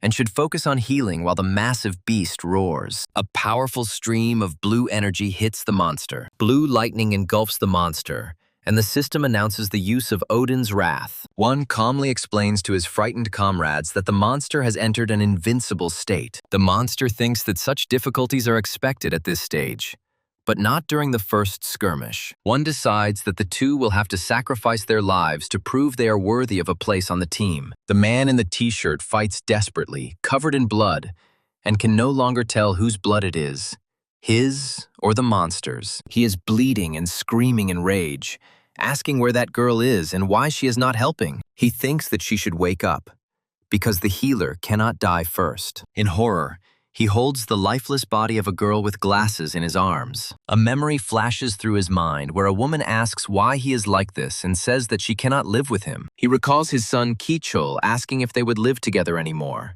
and his wife angrily taking the child away. The bloodied man breathes heavily and realizes that his life has flashed before his eyes. He falls to the ground, regretting that even before death he hears her scream, and will die without saying goodbye to his son. As he dies, He thinks that Odin will somehow save the world and whispers that his time has come. Suddenly, a boy runs up to him and shouts that he will help, and the man's body is enveloped in a green glow. The system reports the use of body healing, and the man sees a man leaning over him, who says that he was telling the truth. Healed, he rises to his feet, shouts that he can finally move, and orders the boy to wait here. He promises that he will finish this and return, after which he rushes into the attack. He knows he may be doing a futile task, but he needs to distract this monster, even if just for a moment. He accepts his role and rushes to meet the blow. He screams hysterically as the monster tears him apart. A system window appears before his eyes, informing him that the 10th wave task has been completed. He stands among his fallen enemies and is relieved to realize that this is the end. Wounded and exhausted, he falls to his knees. One looks at him and thinks that this man saw the gates of hell but still came back, calling him a madman. One thinks with a slight grin that whoever that fighter was, it wasn't bad. A man lying on the floor is told that everyone wants Odin to distribute the magic stones, but he replies that he does not intend to do this. One suggests entrusting the creation of the bank to Song-il, since robberies have begun due to the value of the magic stones. Song-il, lying on the floor, confirms that this is his specialty, but immediately groans in pain. He sits up abruptly, coming to his senses, and the woman next to him asks worriedly if he is okay. She apologizes and says that she lost sight of him during the fight. Song-il panics and points at Odin, shouting that he saw everything. In his vision, he holds the headless body of that same woman and screams that she is dead. One calmly suggests that it was a hallucination and asks how much he drank. Song-il angrily clarifies that he is talking about the monster blood that he accidentally swallowed. One warns him to be careful, as monster blood can cause strong hallucinations. In Sung-il's flashback, he sees the monster's blood getting into his mouth, and he wonders in horror if it was all an illusion. In reality, he sits on the floor with 4 arms, confused, while Odin and Lee Su-ah silently watch him. One explains that only Lee Su-ah's corpse was an illusion, and everything else is true. And Song-il shouts that he remembers the child too. One confirms that the boy saved him, and says that he has already separated his share, so he can sleep peacefully. As he says goodbye, Odin advises Song-il to rest. Otherwise, he won't last long. He then turns to a boy named Kang Ja-sung and sternly asks him why he came out of hiding. The boy replies that even if they had lost, the enemies would have reached the shelter anyway. One thinks that this is not an ordinary child, and if he chooses the wrong path, he will become like the 6th benefactor. He hands the boy a rank A Wind Warrior's protection ring with powerful stats. Kang Ja-sung takes the ring in shock, and Odin asks not to tell anyone about this and promises to help in the future. The boy happily asks again, and Odin gives him a note telling him to buy good equipment and eat more. This is a bank check for 100 magic stones, which needs to be taken to Lee Su-ah. Elsewhere, a man signs a contract and prepares to leave his handprint. Lee Su-ah explains with a smile that this contract will be their bank book. The older man worries about what will happen if the contract is stolen, but she assures him that no one will be able to use their money. She still advises keeping an eye on the contract, because the situation may change when there are more of them. The man asks again with concern, as there are already several groups similar to theirs. Meanwhile, the leader of the other group, Han Guang-ho, tells his assistant that he was right about the existence of other survivors. Han Guang-ho looks disdainfully towards Odin's camp and wonders if they have come for a picnic. He is a brutal gangster with tattoos all over his back who made his fortune through crime. His right-hand man, accountant Min Seok-ju, reports that they have 34 people, while the enemy has at least 50. Han Guang-ho smirked, noting that their leader's skills were not bad, and this was even better. He is confident that if he defeats the leader, everyone else will immediately switch to his side. Looking at his men, he thinks that his 34 fighters will easily defeat these idiots. In Odin's camp, 2 women are happy that they can now sleep peacefully with the bank. Suddenly, one of them starts crying,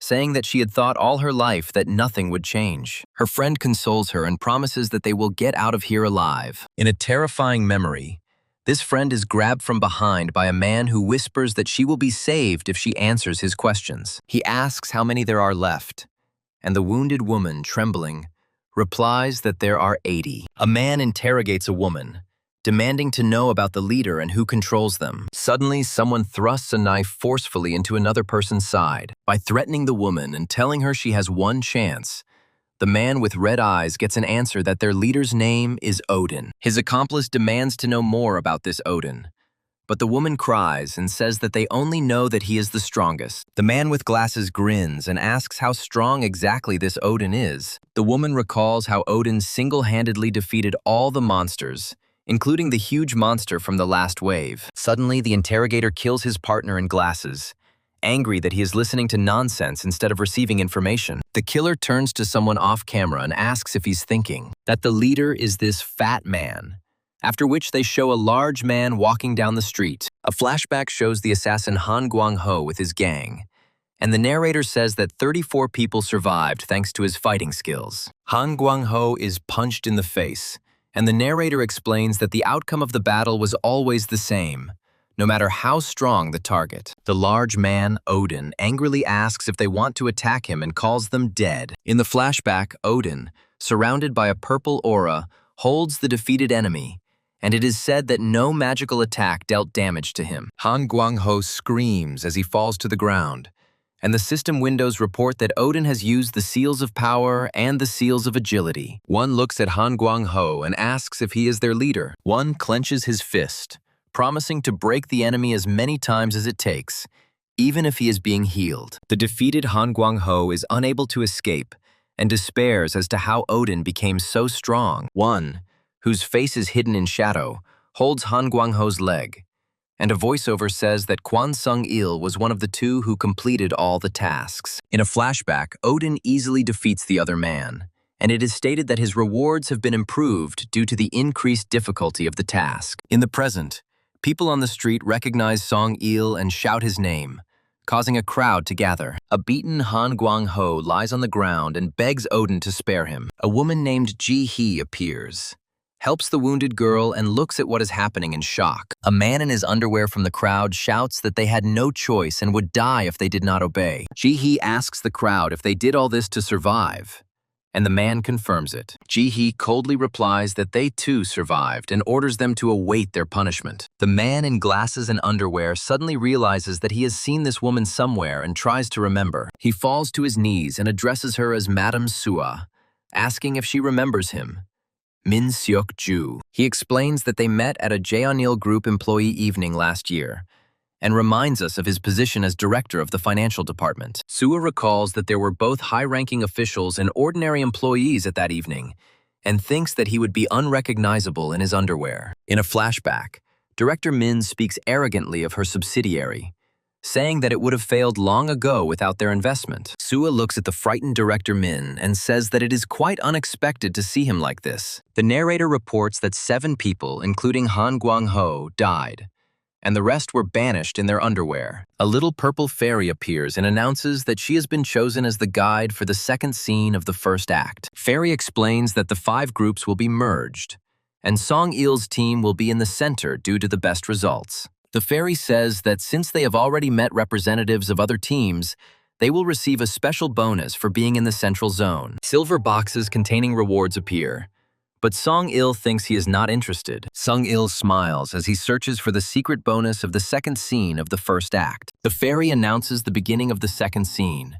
and a huge tower of flesh rises from the ground. The group looks up in horror at the 7-story spire covered in tentacles. Sung-il tells his companion to look for Mar if he doesn't return, and the voiceover explains the nature of the test with the doors on each floor. The narrator explains that there were 8 evils and 8 goodies, each with its own special characteristic. The first evil is the characteristic of a man who overcomes difficulties. The second evil is the skill Aegis's gaze. The third evil is the dragon skeleton item, which is worshipped even by immortals. The fourth evil is the item Zeus's thunder spear. The fifth evil is the Jin form skill. The sixth evil is the skill Death Wave of Light. The seventh evil is the item Sword of Shiva. The eighth evil is a characteristic of the Queen Mother of the Western Millennium Spiders. The first benefactor is the Devi Sword skill. The second benefactor is the Osiris Territory skill. The third benefactor is the Clown Dagger item. The fourth benefactor is the skill Hera's Madness. The fifth fifth benefactor is the accuser characteristic. The sixth benefactor is the skill Odin's Wrath. The seventh benefactor is the item Lakshmi's Lucky Dagger. The eighth benefactor is the Buddha Palm skill. It turns out that the testing ground only had one special ability, a dragon skeleton. Song-il flies towards the Tower of Flesh, wondering if it is the most powerful item. He understands that the system wants to act in order and decides to play along with it. The observers are shocked. They think that he, like Odin, plans to go straight to the top. The man recalls how Song-il asked him to look for Mar if he did not return. Song-il runs up to the entrance of the tower, which looks like a huge mouth with tentacles. He tells the fairy that this is his approach and asks her not to waste time and open the door. The fairy wishes him luck with a sinister smile, and Song-il activates his power, surrounded by a golden glow. A powerful blast of energy hits the top of the tower. The observer realizes that instead of Odin, they saw a monster, and understands why Song-il risked his life. A huge winged dragon skeleton appears above the tower, shrouded in purple flame. The man looks at the dragon in horror, admitting that it is nothing compared to what he has seen before. He prepares for battle, deciding that even if he dies, he will be able to deal a good blow to the enemy. In the flashback, the long-haired man finds himself in the mouth of a dragon skeleton. He screams in pain as a blinding light pierces his body. The defeated man lying on the ground is recognized and asked if he is Odin. In another memory, a group of people challenge the leader of the region to a fight for the right to command. A system window appears with a description of the S-rank item, Dragon Skeleton, that summons this creature. The long-haired man holds the crystal and guesses that at least 3 years have passed, judging by the length of his hair. He remembers the followers of the fatal Enterguasto, who were liches and undead. Originally, there was a temple of the dead at the top of the spire, but it was sent to the lands of the dead. He had to fight the followers of the fatal Enterguasto in the endless hell. Since that mission, hundreds of awakened have tried to kill him, and the system has used every opportunity to eliminate him. The long-haired guy thinks about the difficulties he will have to face to change the system. He is awakened by an acquaintance named Odin, who says that he woke up earlier than he expected. The one who woke up asks what is happening because it is very noisy outside the window. One explains that the boys from the east and west are making a fuss and demanding a fight, wanting to become leaders. The long-haired guy calmly says that this is just the beginning,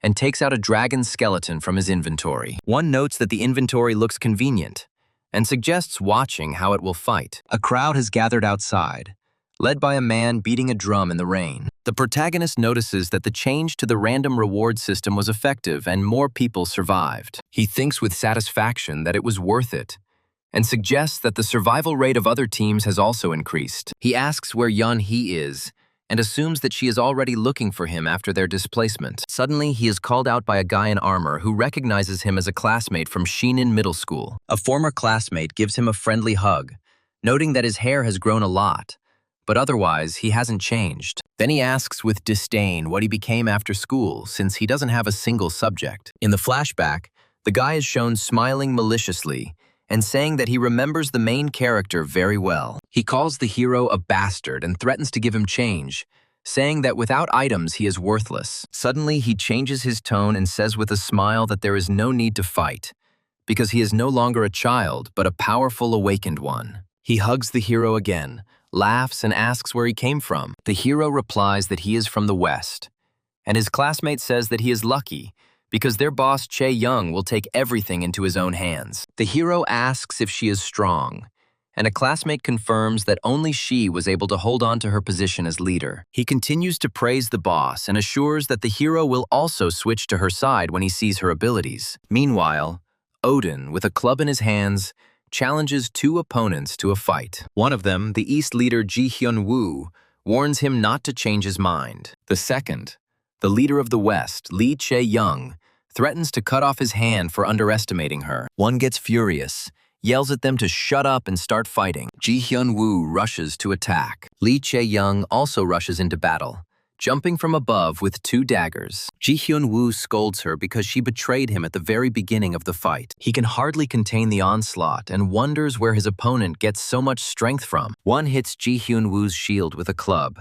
knowing it would take hours to break through such a defense. He continues to attack, shouting that he will see how long they last. Suddenly, he gets hit from the side and freezes in surprise. Lee Chae-young takes the opportunity to strike and says he's too open. Ji Hyun-woo smiles maliciously and suggests that they deal with the fat man first. He jumps on the wounded Odin, calling on him to surrender if he does not want to die. The two leaders attack Odin together, and the hero's former classmate wonders why he doesn't give up. The hero calmly notes that the woman's movements are quite good, while his companion panics that Odin will die. An inner voice says that the woman is not at the level to resist Song-il. Song-ilu, also known as Odin, catches Lee Chae-young's leg, preventing her from striking. He grins evilly and says that she has finally let her guard down. Lee Chae-young is horrified to realize that this was all planned. Sung-il swings his sword at Lee Chae-young with rage, ready to deliver a crushing blow. Suddenly,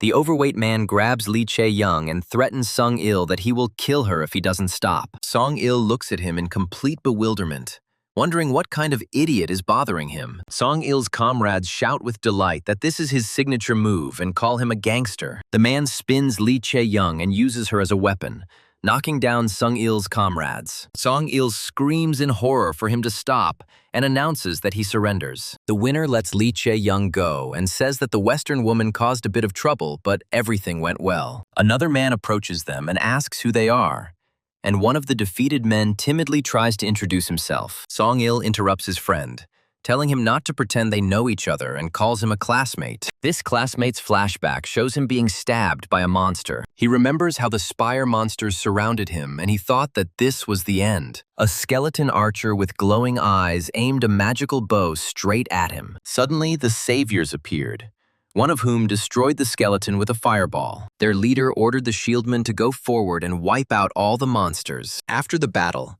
a man named Kang Ja-seung used body healing on the wounded man. Kang Ja-seung asked the rescued man where he was from, and he replied that he was from the 58th territory. Song-il, who was in the same group, noted that it was far away, and the rescued one assumed that they were from the 12th. Song-il corrected him, saying that they were the Heavenly Sky Guild, and the rescued man realized that the rumors were not lying. The narrator explains that many areas were unable to pass the second scene of the first act, as the spire monsters broke out. The Heavenly Sky Guild, established in the 12th territory, became a beacon of hope for the survivors. The rescued man begged to be accepted into their ranks, promising to do anything. He said that he came specifically to look for them, and although he looks pathetic, he is strong in his own way. Song-il replied with a grin that since he had survived and come all this way, he was not so simple, and suggested conducting a test. Song-il told him to follow him, and the new recruit gratefully ran after him. In the present, this person thinks that their guild was able to clear the spire, and that Song-il's group was the strongest. He can't believe that only one person defeated them, and asks them not to shed any more blood. The winner requires only one answer from him: the name of his leader. The memory of this man fighting off skeletons with his shield flashes again. He remembers collecting magic stones because he was told to, even though he didn't understand what they were for. Squad leader Kang Ja-seung congratulated him, declaring him an official member of the attack force. Kang Ja-seung carved a sign on his wooden shield, saying that he was now one of them. He explained that the square on the shield was the sign of the shield bearers, and the lightning bolt was the sign of the Heavenly Heaven Guild. The leader said that now he would have no problems going into the city, but he needed to remember one rule. The recruit asked if their leader was in charge of the city, but Kang Ja-seung replied that he wasn't even in the city, and he had never seen him. He warned the newcomer that the guild leader had told him to do so, and he asked who she was. In his mind, he recalled the image of Lee Su-ah, the guild master and leader of the New Dawn squad, who was best not to anger. Song-il, overhearing them, chuckled and said that his first reaction was the same, and the newcomer would find out everything in the city himself. In the present tense, the winner again demands to know the leader's name, asking whether it is Mar or not. Comrade Song-il is shocked and asks how he knows their leader, since that's what she calls herself. The man joyfully shouts that they found her, but the protagonist thinks to himself that he is lying. The young man nervously offers to walk them home, saying that she will be back in a few hours. As they walk, one of the men explains that they all came here from the 100th territory for the same reason. The protagonist's thoughts turn to a woman named Yeon Hee, who is rumored to have united the 10 territories. He reflects that Mars' description was strange and fears that they have wasted their time again. Suddenly, the man cries out in surprise because he hasn't eaten ramen for so long. He thanks Odin and his woman with tears in his eyes for the delicious food, and the protagonist advises him to enjoy the moment. The hero then asks the young man to bring them soju, confidently stating that he knows about its availability. The older man is surprised that he figured it out, and the young man remains silent in panic. The man lies unconscious on the floor, and the woman who appears says that she put a sleeping pill in his drink. The woman angrily realizes that these people have come for them and orders them to be tied up tightly. Suddenly, a system window about using Odin's wrath appears, and the woman freezes in shock. She and her 2 comrades are struck by a powerful bolt of lightning, and they scream in pain. She is having a hard time coming to her senses and can't believe that only one of them fell for the food trick. The hero replies that he ate too, but used the seal because he couldn't miss the ramen. He notes her strength and caution, suggesting that she has already encountered representatives of the hostile association. The woman asks with a smirk if he is interested in the fate of his allies. He asks point blank if they are dead, and she screams furiously that she could not leave such a person alive. She begins a story about the past, saying that their former leader may not have always been like this. He used to have a sense of justice, but killing for the greater good kept him awake at night. However, at some point he changed and turned into a real devil. He began to kill for the slightest mistakes, hiding behind his duty as a leader. On the day of his death, the cries of joy were louder than when they cleared the spire. However, his last words alarmed them, because he identified himself as a member of the Tomorrow organization. He warned that after the unification of the territories, they would meet his allies and advised them to behave well. Returning to the present, the woman decides to act on the principle of kill or be killed and uses her skill. The protagonist muses that this side seems to be connected to the Temple of the Dead, the final boss's area. He activates his own skill, Hanuman's tail, realizing that these guys are no match for him. His fire attack destroys the stone statues as he wonders if the man is waiting for a chance to get revenge. He realizes that the woman has indeed united the 10 territories and asks why she killed her leader. In response, he states that he does not accept just anyone into his team, which leaves her puzzled. She screams that he was the devil to them and asks if they really wanted death and cruelty at the testing ground. The hero regrets what happened, but the woman accuses him of pretending, because the bonds of their organization must be strong. Suddenly it dawns on her, and she suspiciously asks if he is a member of Tomorrow. He calmly explains that there is one task for which you don't get a box, but you get a lot of points. It gives at least 500,000 points, which is enough to open the Lord's box. Surrounded by flames, he tells her that she might enjoy power and strength,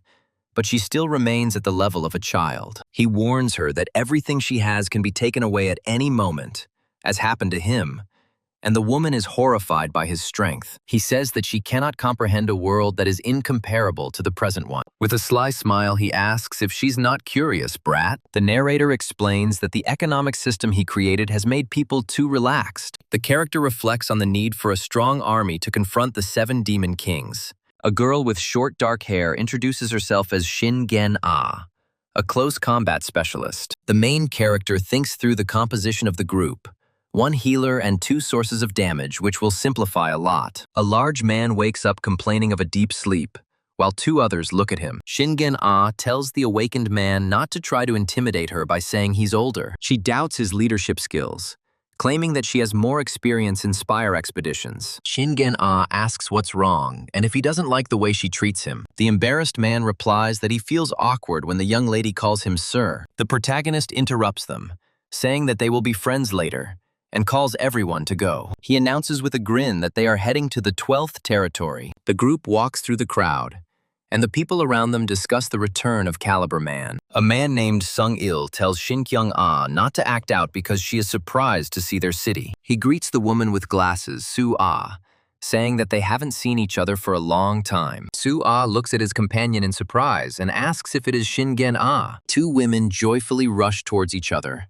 not believing their eyes. The narrator explains that Shingen-ah was Lee Su-ah's friend and followed her into the world of finance. Su-ah says that Odin seems to have worked at Telestar Investment before, and reminds her how much she adores Jessica. She dreamily imagines that this is her chance to see him, and the mere thought of it makes her heart beat faster. Shingen-ah sternly cuts her off, saying that it's not that important now, and starts talking about the Awakened Association. She explains that the association is divided into two organizations, Tomorrow and Revolution, and Odin is a member of the latter. She adds that Sue may be well acquainted with their leader, Joshua von Karkian. The protagonist, Odin, is resting on a cloud, thinking that after many bad decisions, he has finally struck it lucky. A guy rudely asks another guy if he needs eyes to be beautiful. He says that there is a bank in this world, but there is still no court. The guy looks pleased and thinks that it was cool and his new skills will definitely help him in life. An older man wearing glasses salutes,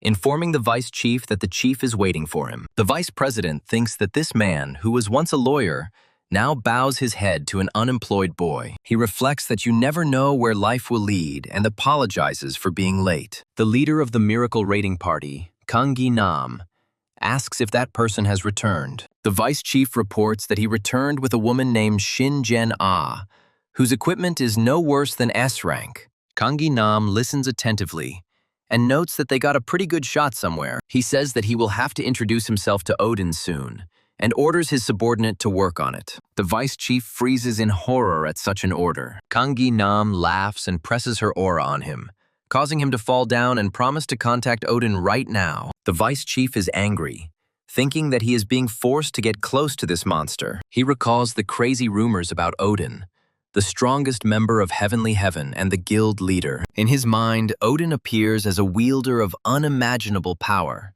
who hunts bosses alone and is cold to those he doesn't like. He remembers Odin telling him not to pretend they knew each other and decides to just kill some time. He approaches a group of newcomers and introduces himself as their guide. He thinks to himself that this is a good excuse not to cross paths with Odin. The small winged creature thanks everyone who has made it to the final scene of the first act and announces its beginning. The fairy explains that this is the end of the first act and asks her not to interrupt until one of the listeners dies. She tells the people that they have prepared well for the first two scenes, but they have only ever been involved in small fights before. This time the enemies will be much more aggressive and stronger because they have formed an entire army. In the final scene, players will have to face this army, so those who succeed need to unite. This scene will be similar to the previous waves, but the enemy will be much stronger. The mission is to fight Commander Kshipo and his army, who are so terrifying that it's hard to imagine. However,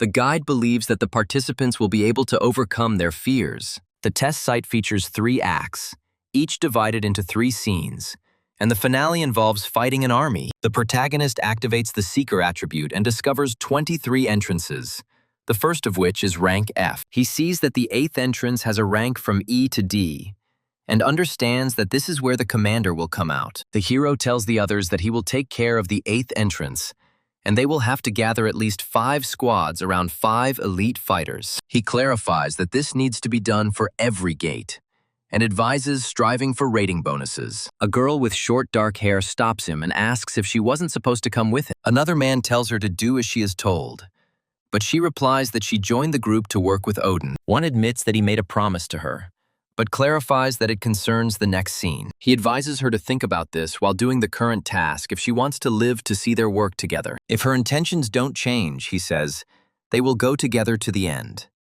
Elsewhere, there is a battle going on, and one of the fighters shouts that it is a great shot, ordering them to be killed. The small, toothy monster bursts into flames upon impact. People scream in panic, not understanding what kind of monsters these are, and call for help.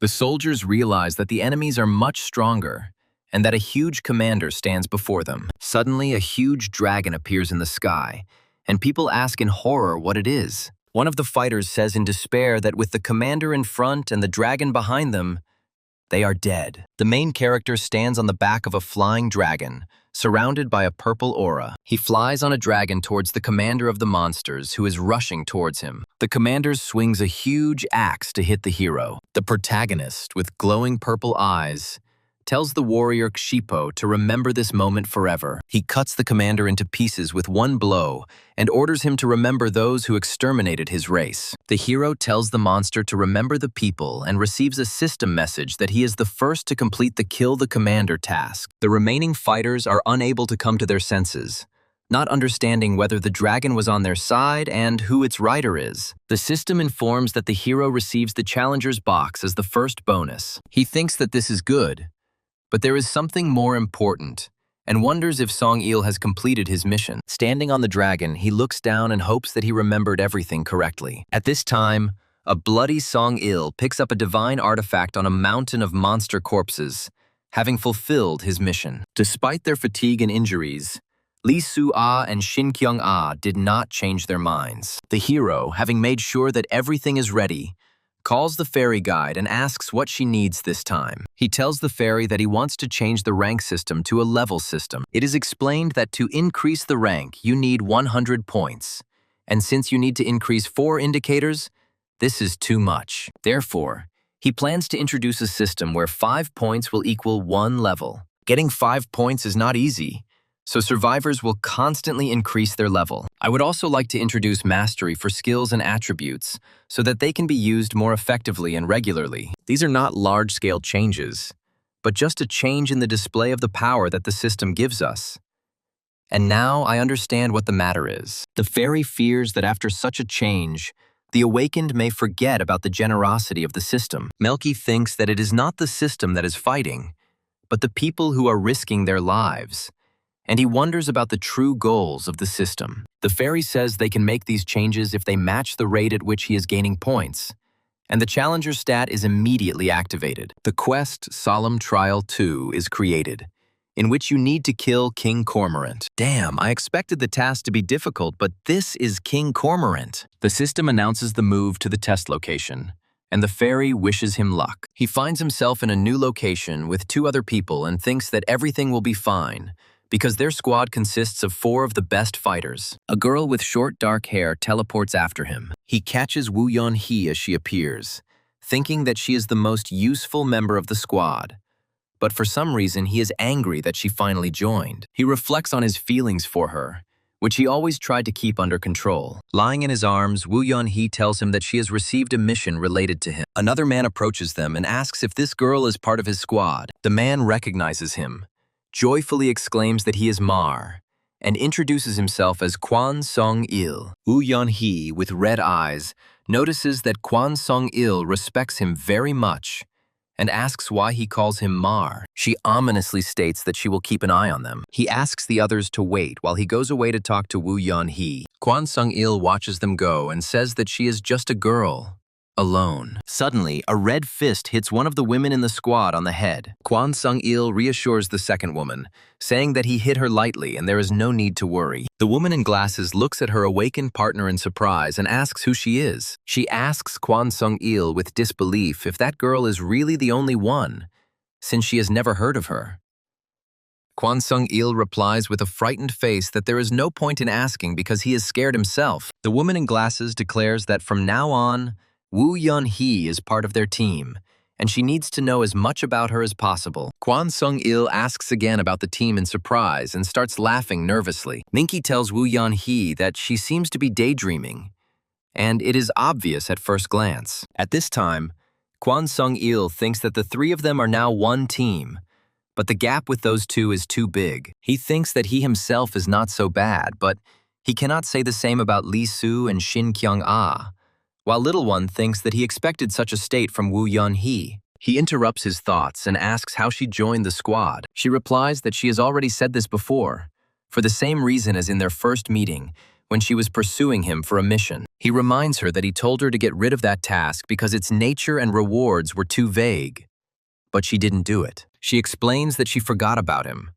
but later a chain of quests appeared leading to him, and suggests that something is wrong with the system. He says the system is changing, and then corrects himself by saying that he is the one changing it, and this task is part of the process. Woo Yeon-hee smiles knowingly, and notes that after the innovations, many more awakened ones survived than she expected. He wonders if it is a good thing that the awakened become stronger and more resilient. Woo Yun-hee grimly replies that people change when they gain too much power and become completely different. Hearing this, he remembers the traitors and his face darkens with anger.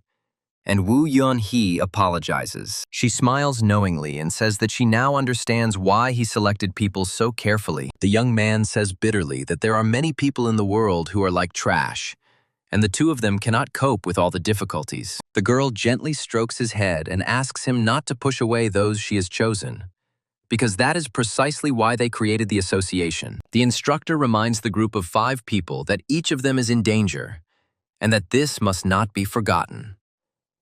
The narrator explains that there are many races, each of which lives in its own dimension. Their religion is different from others because their gods are supreme beings who directly influence civilizations. Followers of the demonic deity Cormorant worship the doom Arcuda. High-ranking commanders receive orders directly from their deity, so fighting them on their territory is suicide. The young man comes to the conclusion that the only way to kill the king is to lure him into a duel. He addresses his group, urging Shin Kyung-ah and the others to focus. He then materializes the equipment and tells Kwon Sung-il, Lee Soo-ah, and Shin Kyung-ah to come to him in that order.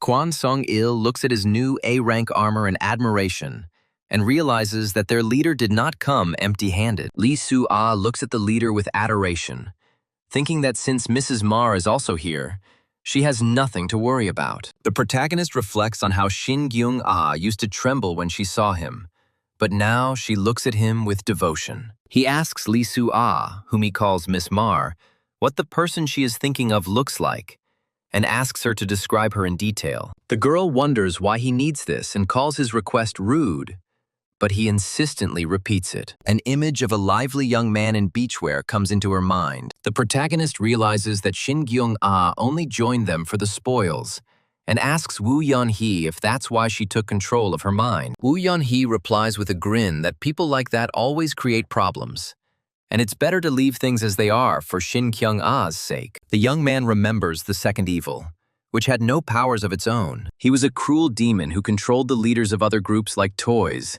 and committed mass murder to gain power. Although the man's identity was a mystery, he was able to discover his gender, which had brought him within a hair's breadth of death on several occasions. He despairs and thinks that Woo Yun-hee cannot be the second evil, since he himself has the skills of the first and fourth benefactors. However, he is plagued by doubts that if Woo Yun-hee becomes the second evil in the future. 10 days later, Kwon Sung-il, separated from the group, breathes heavily in a deserted canyon. Suddenly, a huge minotaur monster attacks him from behind a rock. Kwon Sung-il furiously shouts at the bastard cow faces that they are not the only ones with power. He successfully blocks the minotaur's powerful blow by crossing his arms. After kicking the monster away, he desperately calls for Soo-ah's help. Turning around, he yells at Shin Kyung-ah, asking why she doesn't stay close to him. At that moment, another minotaur strikes and blood spurts. 2 female assassins with twin blades fly rapidly down the cliff. One of them lands next to Kwon Sung-il,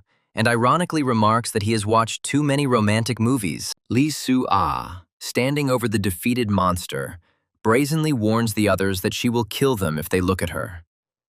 Soo-ah. Kwon Sung-il clicks his tongue in disappointment, and Shin Kyung-ah thinks that her stupid head knows no fear. Sung-il reflects that Shin Kyung-ah has looked depressed since that woman joined them, but he has already gotten used to her tricks. He tells Shin Kyung-ah that his shield is gone, and therefore her role in the group has become much more valuable. His eyes wide with horror, he asks if she didn't see the woman reattach the severed limbs. Shin Kyung-ah adjusts her glasses in fear and whispers that it is impossible. At this time, a powerful warrior soars in the sky, striking crowds of monsters with lightning, which are scattered into pieces by red flashes. Kwon Sung-il smirks smugly, saying that they weren't bait for nothing, and for Odin's girl, killing monsters is like going on a date. Kwon Sung-il roughly grabs Lee Soo-ah's face, ordering her to not get in over her head and look only at him. He smugly tells her not to be embarrassed, but to just do her best to stay close to him. Suddenly,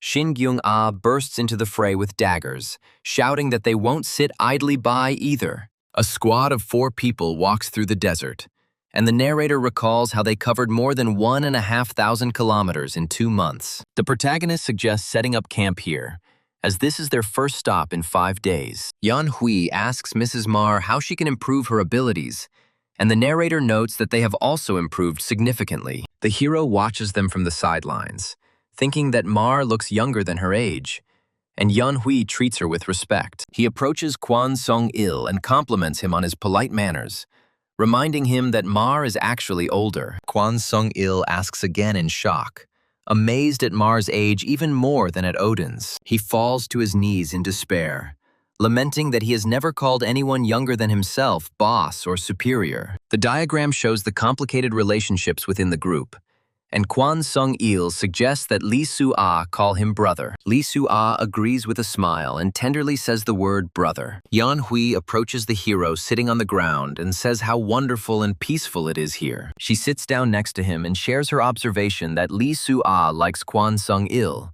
and that he is also not indifferent to her. The girl asks the surprised hero if he really didn't know, since they have had feelings for each other for a long time. Young Hui asks with a smile if romantic relationships are still unacceptable within the team, and the hero senses danger. He gets up and leaves, thinking that he should keep his distance from Yan Hui, as personal emotions are dangerous during a fight. The hero makes a firm decision that they cannot become lovers. Suddenly, the scene switches to two minotaur-like monsters fighting each other. The team watches the fight from the top of the cliff in amazement, not understanding what kind of madness is happening below. The protagonist explains that the king of the cormorants must be in the center of the capital, and they need to get him out of there. Yan Hui suggests entering the city herself, but he replies that this is a last resort. He instructs the others to distract the monsters without going inside and trying not to get surrounded. An image of a city from 1997 comes to mind, with mention of the panic on the stock exchange. The explosion raises the thought that something frightening, born on the outskirts, will lure the King of Cormorants out. The hero reasons that the King of Cormorants is the greatest warrior and may not fall for the trick. Kwon Sung-il looks at something in the sky in horror, asking what kind of eye it is. The protagonist also looks up and recognizes the gaze of the Doom Arkud. The entire team falls to their knees from unbearable headaches under the influence of a mysterious force. The hero sees a system message about the hidden quest, Worship of the Doomed Arkud. The rest of the squad members are controlled, their eyes glowing red. The zombified comrades slowly walk towards the source of the purple glow, obeying the order. The hero resists with all his might, trying to mentally save Kwon Sung-il. A close-up is shown of Kwon Sung-il's face with empty red eyes. Suddenly, Kwon Sung-il comes to his senses and shouts in rage that he is going to gouge out that eye. A system window appears, congratulating you on completing the quest and rewarding you with resistance to authority. Kwon Sung-il is perplexed when he sees aggressively minded girls with weapons in their hands in front of him. Mar throws a dagger surrounded by a purple aura at him. It turns out that it was the main character who used his magic to bring his comrade back to his senses. The hero, staggering from fatigue, tells the stunned Kwon Sung-il that he came to his senses thanks to Mar. Lee Soo-ah comes to, groaning softly, and slowly opens her eyes. She thinks that the 7 demon kings are very strong because one of them defeated them with just a glance. The group's leader says that if the eye had appeared because of them, they would already be dead. Kwon Sung-il anxiously asks the leader if there is a chance to save those two. The leader replies that it is too late because their minds have been captured. Mar, covering her face with her hand, admits that she somehow got away with it herself. The hero reflects that one of the 7 demon kings only needed one look to take over the minds of 2 team members. He decides not to despair, because Shin Young-ah has incredible strength. He tells Kwon Sung-il that their comrades will return as part of the Cormorant Legion, and there is no time to waste. Kwon Sung-il agrees, and the hero, with shining eyes, orders him to follow Mar's orders. The narrative states that the 5th benefactor and his team were a unique group that hunted down insidious enemies. These people were obsessed with killing. And one day, the 5th benefactor awakened the level of the 8 evils and 8 benefactors. The hero completes a hidden quest and receives the passionate trait, realizing that the 5th benefactor has gained power in the land of the dead. This is why the 5th benefactor showed amazing power in large-scale battles where he was constantly in combat. His power will become a real nightmare for the Legion of Cormorants. The hero, surrounded by a purple aura, declares that they are moving towards the dragon's skeleton. In the past, Kwon Seong-il asked Mar to use him as a combat slave without hesitation. He said he knew she didn't like it, but he asked her to at least present him in a good light today. The man begged to be granted mercy so that hope would be kindled in his heart. Mar thought what an amazing man he was, who was not afraid of death at all. She realized that his heart was filled not with fear, but with the desire to win so that everyone could survive. Mar felt the thirst for the monster's blood. But this time, she connected with her comrade's determination. She turns to a nervous Kwon Seong-il and asks if he is ready. The two of them run towards the enemy base with the thought that they will either survive or die together. A powerful dark sword, shrouded in purple flames, materializes in the air. The hero is enveloped by a powerful stream of energy emanating from his back. A system window appears describing the dragon skeleton, which is worshipped even by immortals. The hero sees before him a huge army of cormorants, including elite troops and squads of shamans. He realizes that this dungeon can now be elevated to S rank, and it is no match for Declan's army. The beast-headed shaman roars, raising his glowing staff. The hero's characteristics are activated, increasing his regeneration and perception rank to SS. He notes that it's a little different from when his agility went up to SS. A horde of shamans releases bolts of yellow lightning into the sky. The hero uses the Sword of Zui skill by extending his hand forward. He then activates the skill Strin Sword, and his body is enveloped in blue electricity. He announces that he will fight alone against a legion of S-rank cormorants without items or special characteristics. The bull-headed monster looks at what is happening in amazement. One of the bull monsters furiously attacks another. Fierce monsters with horse heads and glowing eyes enter the battle. The girl switches between targets, controlling several enemies at the same time using her perception. The man is horrified and thinks that Ms. Mar's skills are truly terrifying. A woman in a revealing outfit appears in front of him in the haze, holding a knife in her hand. He nervously notes that she looks attractive, but her appearance is too much. The woman jumps and attacks him with a knife, and he swings a huge hammer at her. The man screams in pain as he is hit by her blows, doubting that they really need to fight. He throws her back with a powerful blow from his weapon. His hammer hits the ground with force, raising dust. He pins the woman to the ground with his weapon, and she says that they will survive together. The man angrily adds that they will die together, because that is what it means to be a team. He shouts at her to come to her senses and asks if she has really decided to kill him. The man looks forward angrily, his face flashing red from the blows. A woman with glowing red eyes raises a gun over his head and says it's the end. She brings her blade down on him in a swift attack. Another girl with short hair thinks that if she could be saved, she would have done it already. She comes to the conclusion that there is no other way out as long as the possessed woman stands in the dark aura. Meanwhile, the young man stands on a mountain of minotaur corpses, and the system warns of a weakening effect. Covered in blood, he continues to fight, and the system window informs him that the gifted effect has been removed. The system activates the passionate characteristic, significantly increasing his physical and magical resistance. The young man curses, realizing that there are still plenty of wyverns ahead. A huge monster grabs him, and at that moment, the monstrous strength characteristic is activated. As he struggles in the beast's jaws,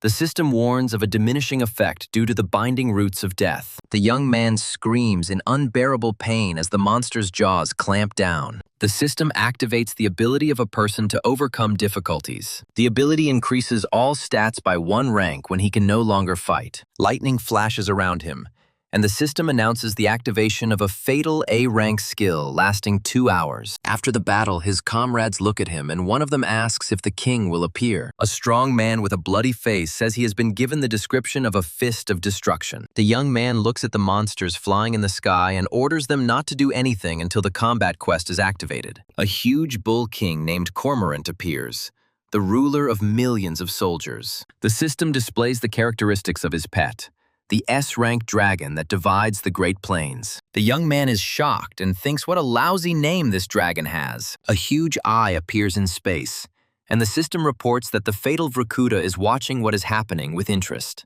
King Cormorant delivers a crushing blow with his fist, surrounded by purple energy. The young man tries to block the blow, and his arm is shattered into pieces. His hand instantly regenerates, enveloped in a green glow. Now King Cormorant's hand is shattered, and the young man rushes into the attack. He swings a flaming fist at the king. Another character examines the system interface, where new elements have been removed and added. He speculates that all skills are initially rank F and need to be upgraded first. He says the system should have looked like this from the start. And it's not just the display that has changed. The man says that even without using stats and ranks, it is now called mastery. His comrade notes with concern that the competition will only get tougher, and they cannot afford to lose. Meanwhile, another man in armor and with a mace orders everything to be put in order and to prepare for battle. He smiles smugly, thinking that he has good results, and few can boast of such. A system window appears, informing you that the secret mission proof has been completed, and displays Na Song-hoo's character stats. Na Song-hoo wakes up with the thought that he will return and receives a new chain quest, Birth of a Fatal Man.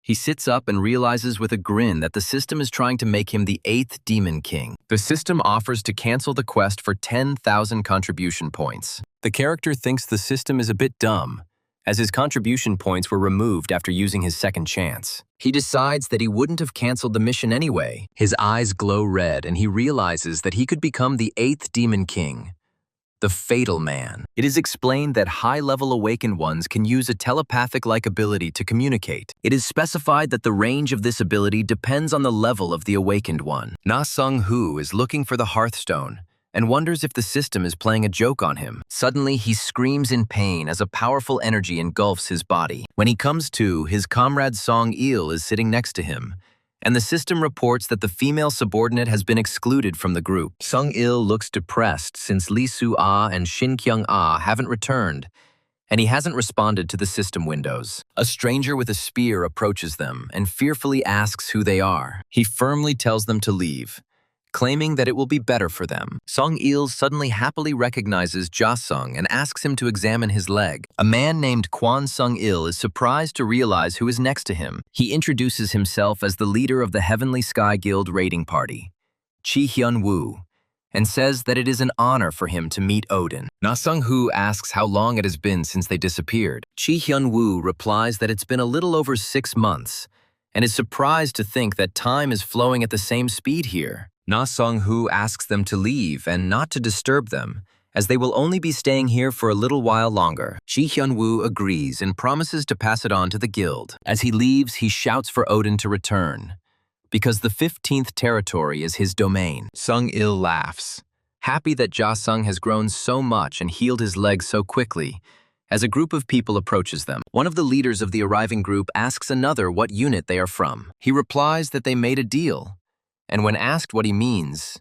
he begins to explain. He says that of the 25 participants, 20 were clients who simply wanted to obtain magical stones. The leader in the leopard jacket orders them all to be arrested, despite their pleas for mercy. He sits down and says that he has always insisted on the need to prohibit the troops from using hunting grounds without permission. At this time, at a meeting of the heads of the 10 squads of the Heavenly Heaven Guild, a woman in Egyptian attire lies relaxed to the side. The leader in the leopard jacket asks what they are going to do, and the other one replies that these people are blinded by leveling up. The woman offers to take control of the land and raise the fee for the operation 20-fold, assuring that everything will be fine. Another squad leader objects, reminding them that these people are still members of the guild. The woman asks Mr. Lee to show respect as they are in a meeting. Mr. Lee argues that if things remain as they are, the efforts of his subordinates will go to waste, and they need stability.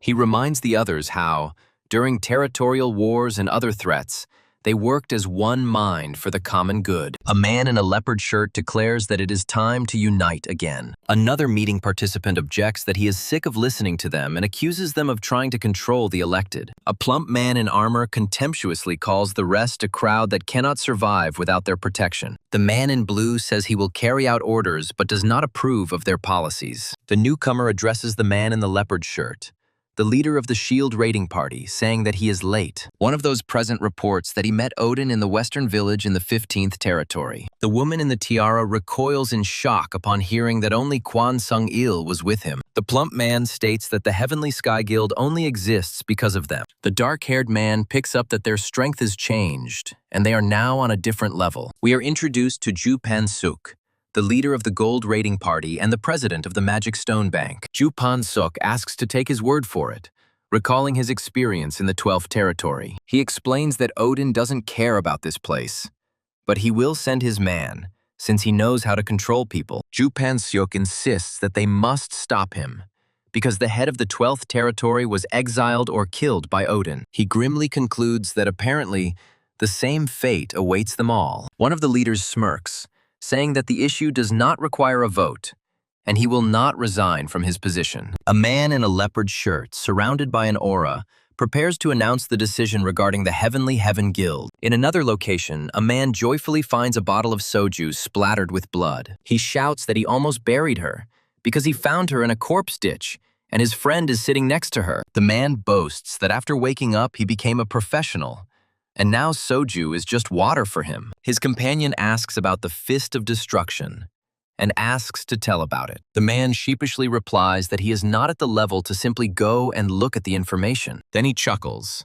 calls it something new, and suggests we take a look. A system window appears with the characteristics of Kwon Sung-il, who has the enlightenment skill. The companion explains that this characteristic will allow fighting with bare hands as a high-ranking weapon. Kwon Sung-il is worried about his boss and asks how long they will have to wait, to which he answers, until tomorrow.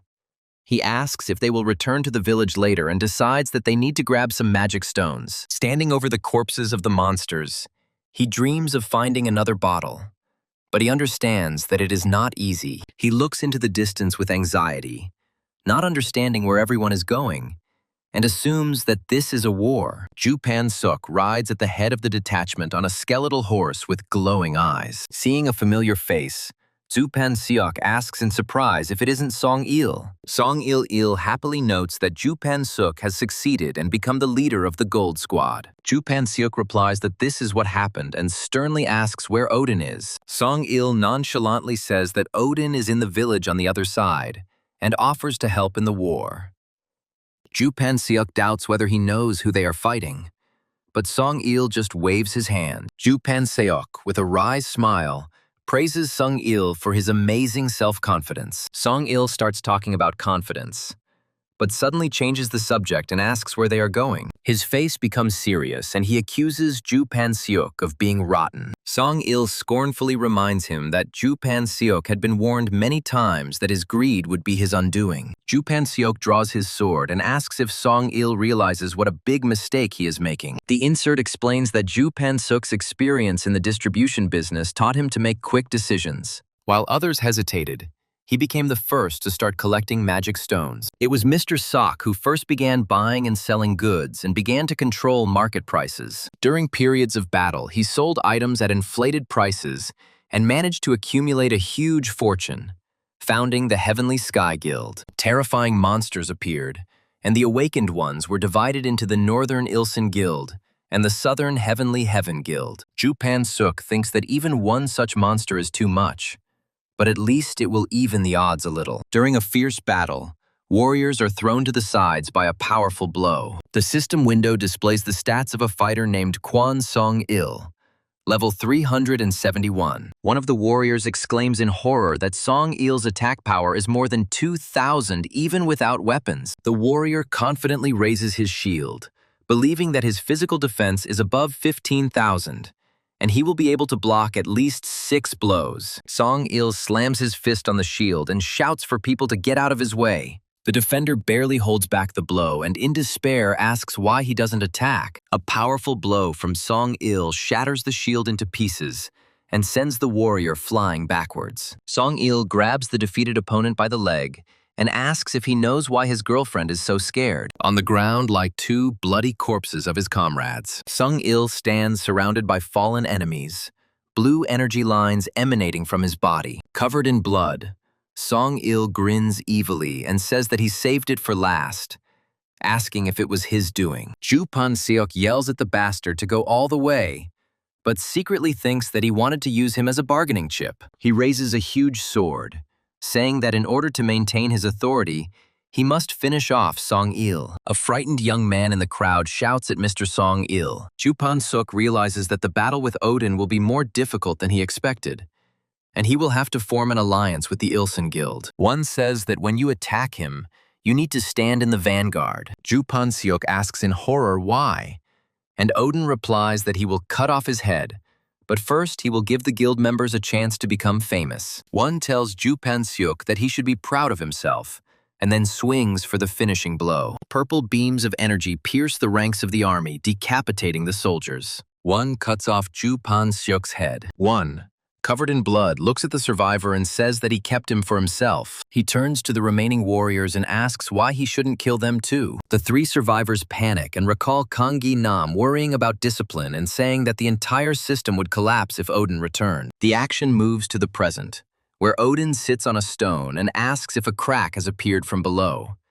And he is informed about a meeting of the Paradise Sky Guild. The meeting discussed control over hunting grounds and raising registration fees, which makes Odin glare. He wonders if these guys know that his group has entered the territory of the Balkan Legion. Surrounded by lightning, Odin laments the system that cost him Lee Su-ah and Shin Kyung-ah. With glowing red eyes, he declares that blindly following orders is not enough reason for him to spare them. The frightened woman says that she knows about the internal affairs of the Heavenly Guild, because she used to oversee the management department. She adds that she led the communications group of the Gold Raid Squad. The man says that thanks to trade with the northern region, he knows many people from the Ilson Guild. Another survivor offers his help if you need to talk to the King of Severn. One decides that these are most likely Shinjen A's troops, and orders them to be told that he wants to talk. The three messengers ride away on skeletal horses. The messenger arrives at the figure on the throne and reports that this is all he was asked to convey. The messenger reports that Odin's intentions are unknown and asks for understanding.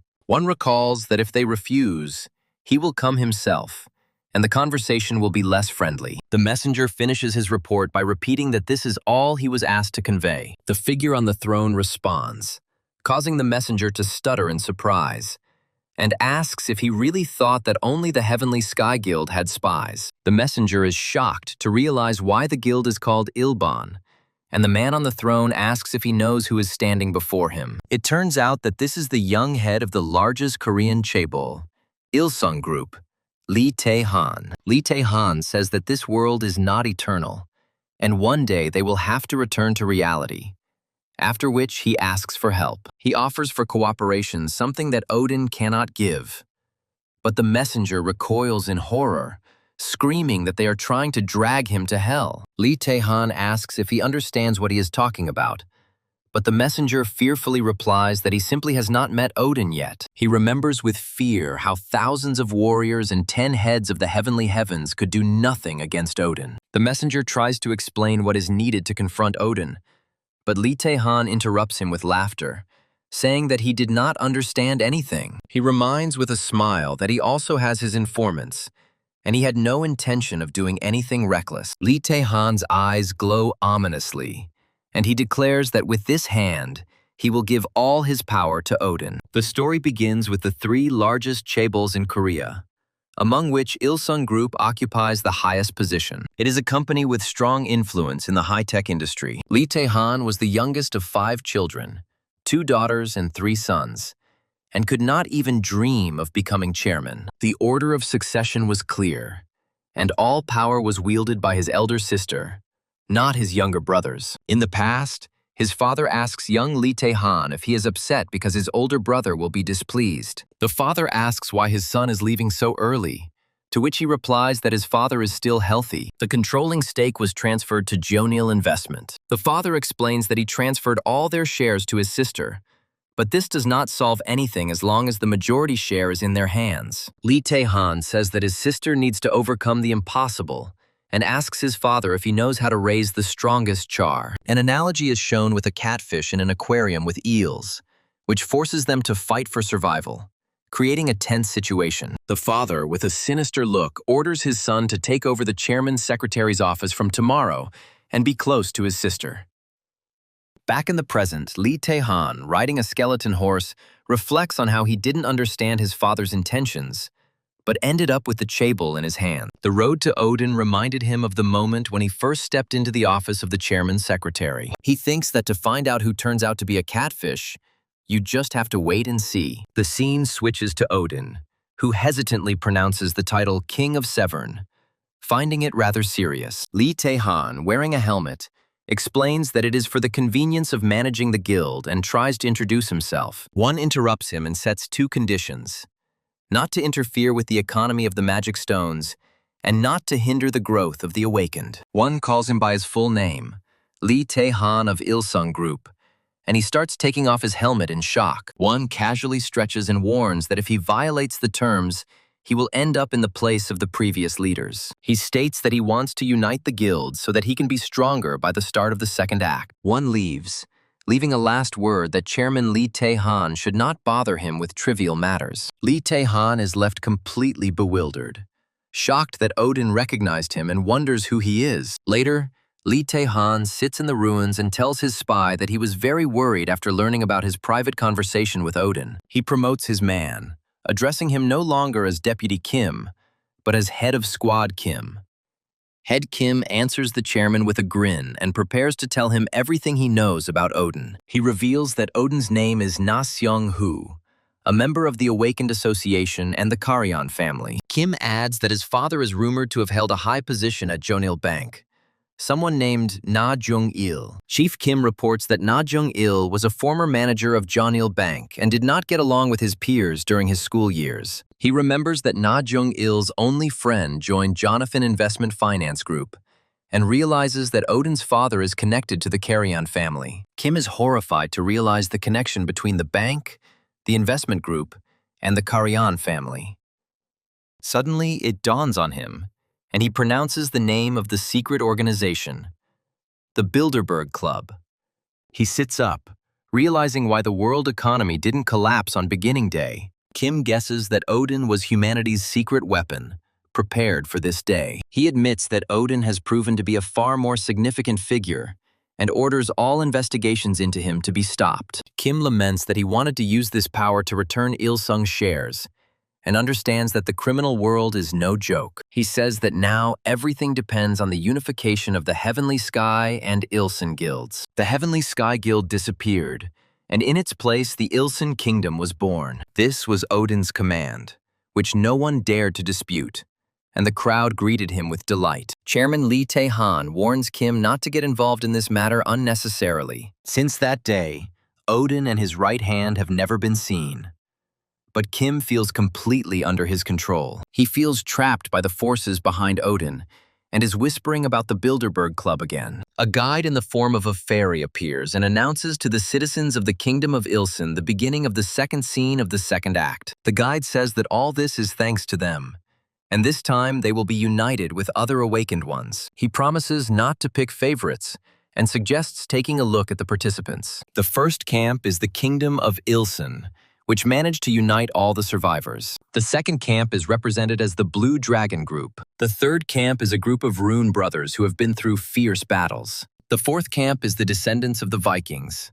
And the fifth is the Revolution Group. A guide congratulates two survivors from another group who are walking through a deserted area. The protagonist notes that Revolution is a good name, but since they haven't united, they're probably low-level members. The guide explains that Kashilo's army from the first act was quite weak. This time, the participants will face a much stronger army of Cormorant. The protagonist's companion smirks and calls the new enemies cow faces. Suddenly, a sinister guide appears and announces a special task for the most shy, creating the quest Potential Danger. Quest conditions appear, where rewards depend on the number of people killed, from 1 to 20. Rewards get better for killing between 21 and 500 people. The most valuable challenger's box can be obtained by killing more than 10,000 people. The system announces that the task can be repeated as long as the training ground exists, which shocks the protagonist. He is horrified to realize that they want to kill as many awakened as they saved, since the last time the quest only appeared in the third act. The hero understands that this is a trap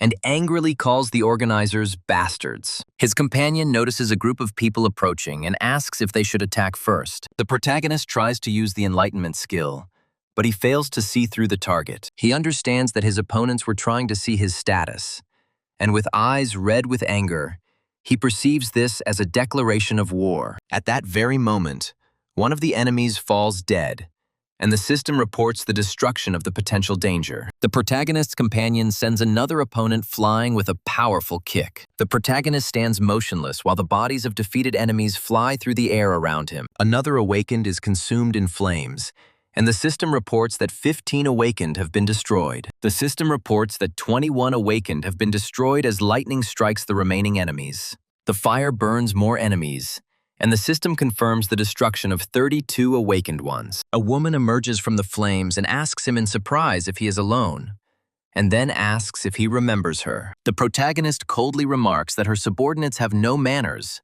and calls her by her first name, Angela. Angela points anxiously at two men fighting, exchanging furious blows. One of the fighters delivers a crushing punch straight into the face of his opponent. Angela explains that her people are new and don't know all the intricacies, and the hero's companion apologizes for what happened. The hero's companion whispers that their opponent, Diamond, is level 330. An enraged Diamond demands that Angela translate what his opponent said. Angela regretfully translates that he wants to finish off the person he just fought. The protagonist asks with a grin if he wants to do it right in front of him, and receives an affirmative answer. Suddenly, Diamond finds himself under a hail of lightning strikes that shake his body.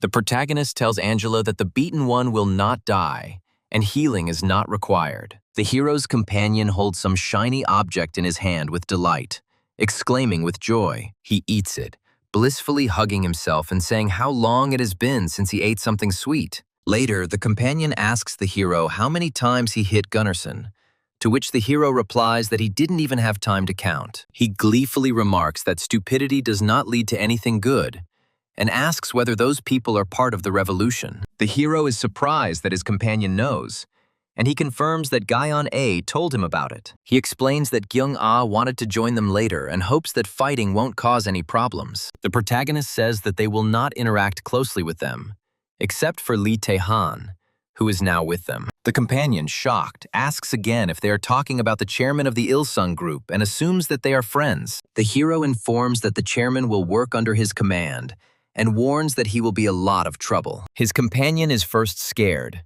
but then happy that he no longer has to worry about a new mobile phone. While his comrade dreams of revenge on his ex-wife, the protagonist grimly reminds him that they could lose. Angela enters the room, and when asked if she is up to something, she replies that she is. Angela, with a tear in her eye, reports that Gunnarsson has calmed down and that something like this will not happen again. The protagonist wonders why they couldn't unite even though they had two previously awakened ones. Angela replies that there were originally 3 of them, but problems began with the appearance of a quest related to Odin. The hero clarifies whether she is talking about the assassination quest, and recalls how the 3 awakened united against the Legion. She continues, explaining that the assassination mission split their team into 2 factions. Angela angrily calls out Lindegard's name, accusing him of betrayal and chaos in their territories. The protagonist declares that he will personally find Lee Tae-han from the Il-sung kingdom, and he asks that the other guy, Lindegard, be left for him. Elsewhere,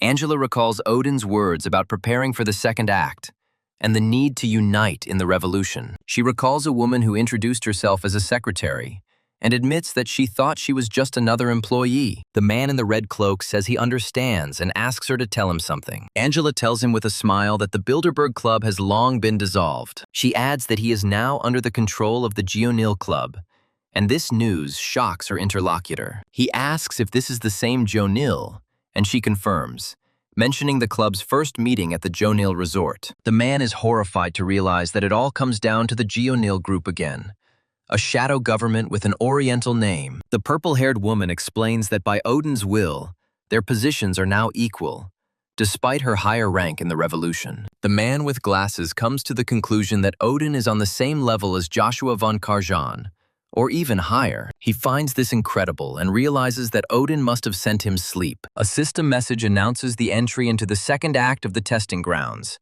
and the beginning of the scene reconstruction. A new notification appears stating that a pillar of light has been created. The system displays information about the Revolution Guild, its master Lee Tae-han, and its membership, which exceeds 72,000. The young man notes that almost everyone has united, and the system has activated the legions and created the Throne of Power quest. The large man comments that their guildmaster quickly appointed Angela and Gunnarsson as his assistants. The little fairy praises the revolution for always being one step ahead and hopes they continue to do so.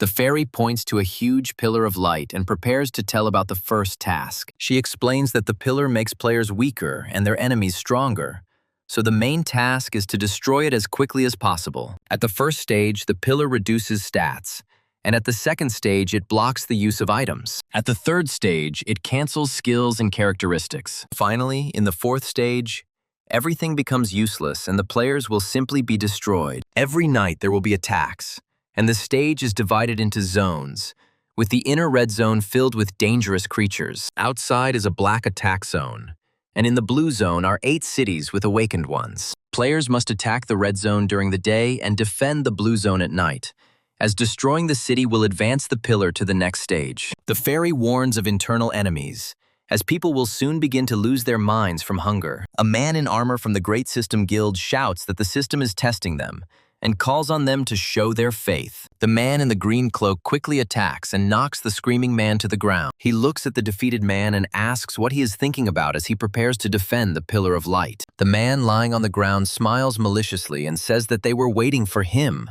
Odin. One asks whether the traitors of the revolution really think that an organization created by people will surpass the system. The vanquished one recalls the old words about a creature that poses a threat to everyone and grows exponentially. He says they are being punished for not stopping the revolution, the birth of which was a mistake. He grins evilly and reports that the assassination task was recreated for 3 people, which proves the system's denial of the revolution. He shouts that Angela and Gunnarsson are idiots and continue to deny it.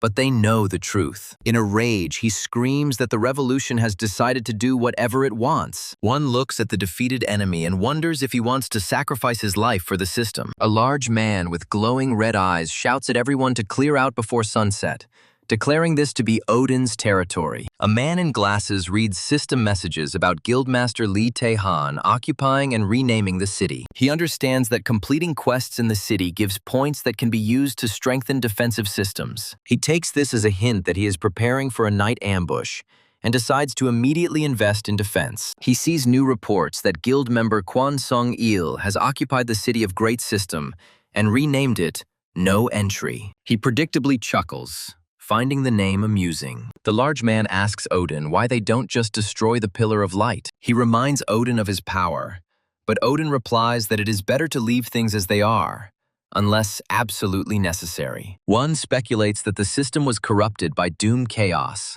allowing him to make changes to it. He comes to the conclusion that the main goal of the system is not the cultivation of the awakened, but the distribution of limited resources among the worthy. He understands that the system introduced mastery and levels because it was worried that awakened ones would gain power through their own abilities. The purple fairy explains with a smirk that the skill growth rate has been adjusted to match the rate at which points are earned. One says that it will be difficult for a person who is forced into war to accept it, and suggests taking it slow. He announces that their group will be disbanded, as the training is over, and further growth depends only on his partner. Song-il smiles confidently and promises not to be a burden to him anymore. He adds sheepishly that he will spend his whole life repaying the debt, and that this is not just gratitude.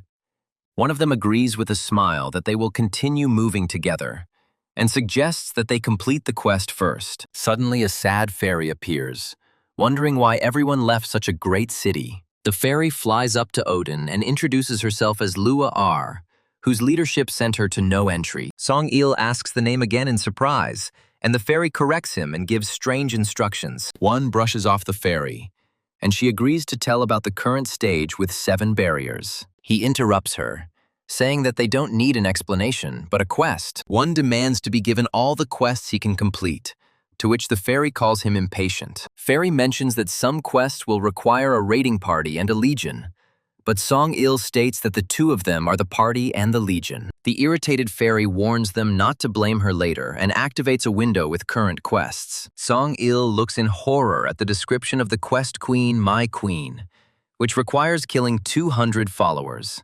Elsewhere, a man with glasses sees a notification that the guild without affiliation is passing the barrier, and realizes that they have already started. His assistant reports that it is physically impossible to go beyond the barrier. The man with glasses notes that this is different from the first stage, looking at the message about the point earned from another guild. He furiously shouts that it takes 100 points to build the outer wall, and orders all cities to focus on hunting quests. Messages are appearing about different strike teams completing missions and earning 1 point each. Another squad earns a point, bringing the total to 100. The system announces the construction of an outer wall, and digital blocks begin to appear around the city. The outer wall surrounding the city has been created, and its defense level is now set to 1. The master says that they decided to send troops to build the wall, leaving them without defense. The master is shocked to read the notice that the guild without affiliation, consisting of only 2 people, has destroyed the barrier. The camera shows the city no entry, where the streets are littered with the corpses of monsters. Odin and Sung-il stand in the middle of the carnage, and the system reports the completion of the quest, the increase in level, and the progress in the birth of the fatal man. One reflects that he has received 1,000,000 experience, while Song-il only has 30,000, and that is quite a lot. He runs his hand through his hair, thinking that completing the quest is only a matter of time, but making a decision is another matter. One hooded man walks down a busy street in another city, above which hangs a system window with information. He notes that there are magic stones lying around everywhere, but there are no defense systems. People around say that instead of walls, this city is surrounded by mountains of monster corpses. One approaches the merchant and asks if the magic stones that only drop from Legion commanders are defective. He replies that he is not from around here and came because he heard about the grain whiskey that is made here. One of them asks with a grin what difference does it make where he is from,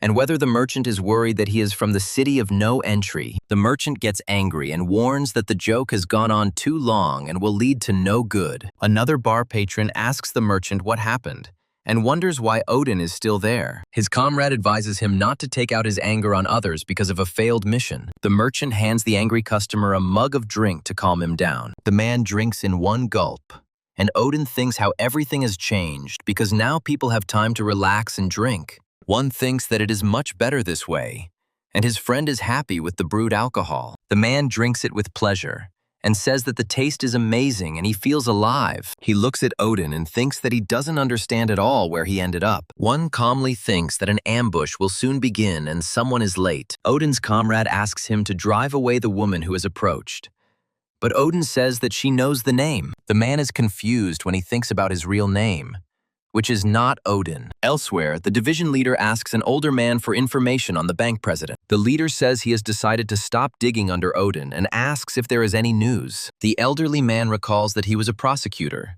and at that time there was a strange rumor circulating. The unit's leader realizes that if the rumor is true, he will be able to establish a strong connection with Odin. The woman in the cloak stands before Odin and says that it really was him. She introduces herself as G.A. with tears in her eyes and says she is glad to meet her. J.E. thanks Odin, saying that she has come this far thanks to the ring of Hermes that he gave her. One responds that their meeting is enough for him and asks permission to look at her status window. She explains that the ring helped her until the second scene of the first act, and then she had to hide. Ga reveals that the guild that controlled the north was connected to the Ilsung group, with whom she had problems. The 2 snakes symbolize the close connection and mutual restraint between the chaebols and the authorities. The main task of the branch where J.E. worked was the so-called taming of chaebols. One realizes that Ga was a thorn in the side of Ilsung group, and admits that he didn't think that far ahead. He promises to look into it and asks how she found him, and Ga replies that guild leader Ilsung told her. One asks if she knows Kim Ji-hoon, and she replies that he introduced himself as his classmate. Kim Ji-hoon stands amidst the ruins and bodies, begging for things to work out. He is worried that he has drawn his cousin into a dangerous business and hopes to hit the jackpot. Kim Ji-hoon kneels in the rain and begs Mr. Odin for mercy. One says he will spare him, but asks him to tell him something. He asks a stunned Kim Ji-hoon what he hopes for. Kim Ji-hoon panics and shouts that he didn't think anything of the sort and was only doing what he had to do. One grins and calls it an excellent choice and promises to save his skin at least once. Kim Ji-hoon thanks him, thinking that his intuition was right. One invites Ga to the group and asks her to stick around. A notification appears about the creation of the night ambush quest, and Odin's comrade calms down G.E. J.E. is fighting monsters, and there are constant messages about leveling up. She is surprised that her level has risen by 20 in just 2 hours. Covered in blood, Odin's comrade asks J.E. if she is hurt. He brushes off his wounds, and Odin thinks that this man is very brave. The illustration shows a strong leader commanding a squad and taking all the rewards. Odin's friend asks J.E. if she didn't come out on top today thanks to Odin. J.E. thinks this feeling is too much for her, comparing it to being transferred to the Supreme Prosecutor's office. She recalls how confidently she handled her work in the department. Now she understands that she can only blindly follow San-Hu while he treats her companion. The black-haired guy thinks that if it weren't for his companion, he would have dealt with the enemies in no time. The girl with brown hair thinks what is happening is wrong and calls herself too useless. The guy tells her that it was enough for him to just see her, but he can't let her go like that, knowing how much her father cares about her. The girl replies with a smile that she is no longer a child and cannot be his parasite forever. He asks her to stay here until she gets to the diamond, promising not to hold her back by force after that. She remembers how the monsters constantly attacked her, knowing that she was the weak link. Even though San-Hu dealt with the monsters, she was only one mistake away from death. She confidently states that she must take her place and that she has nothing to worry about, because one of them is her little brother. The guy agrees and asks her to find him if she gets involved in anything. He watches her go, thinking that he had no choice but to tell Lee Tae-han about her and send her back. His companion embraces him in a friendly manner, saying that it is the first time he has heard such pleasantries from him, and that a strong man should always be kind to his family. The man enthusiastically pats the boy on the back, calling him a man among men. He says with emotion that when he gets out of here, he will be the same with his family. A system window appears warning about a dangerous signal from the Pillar of Light and the task of destroying one floor of the barrier. The day before the pillar entered its first danger stage, the guild's troops gathered at the last barrier on the first floor. The third floor of the barrier was broken.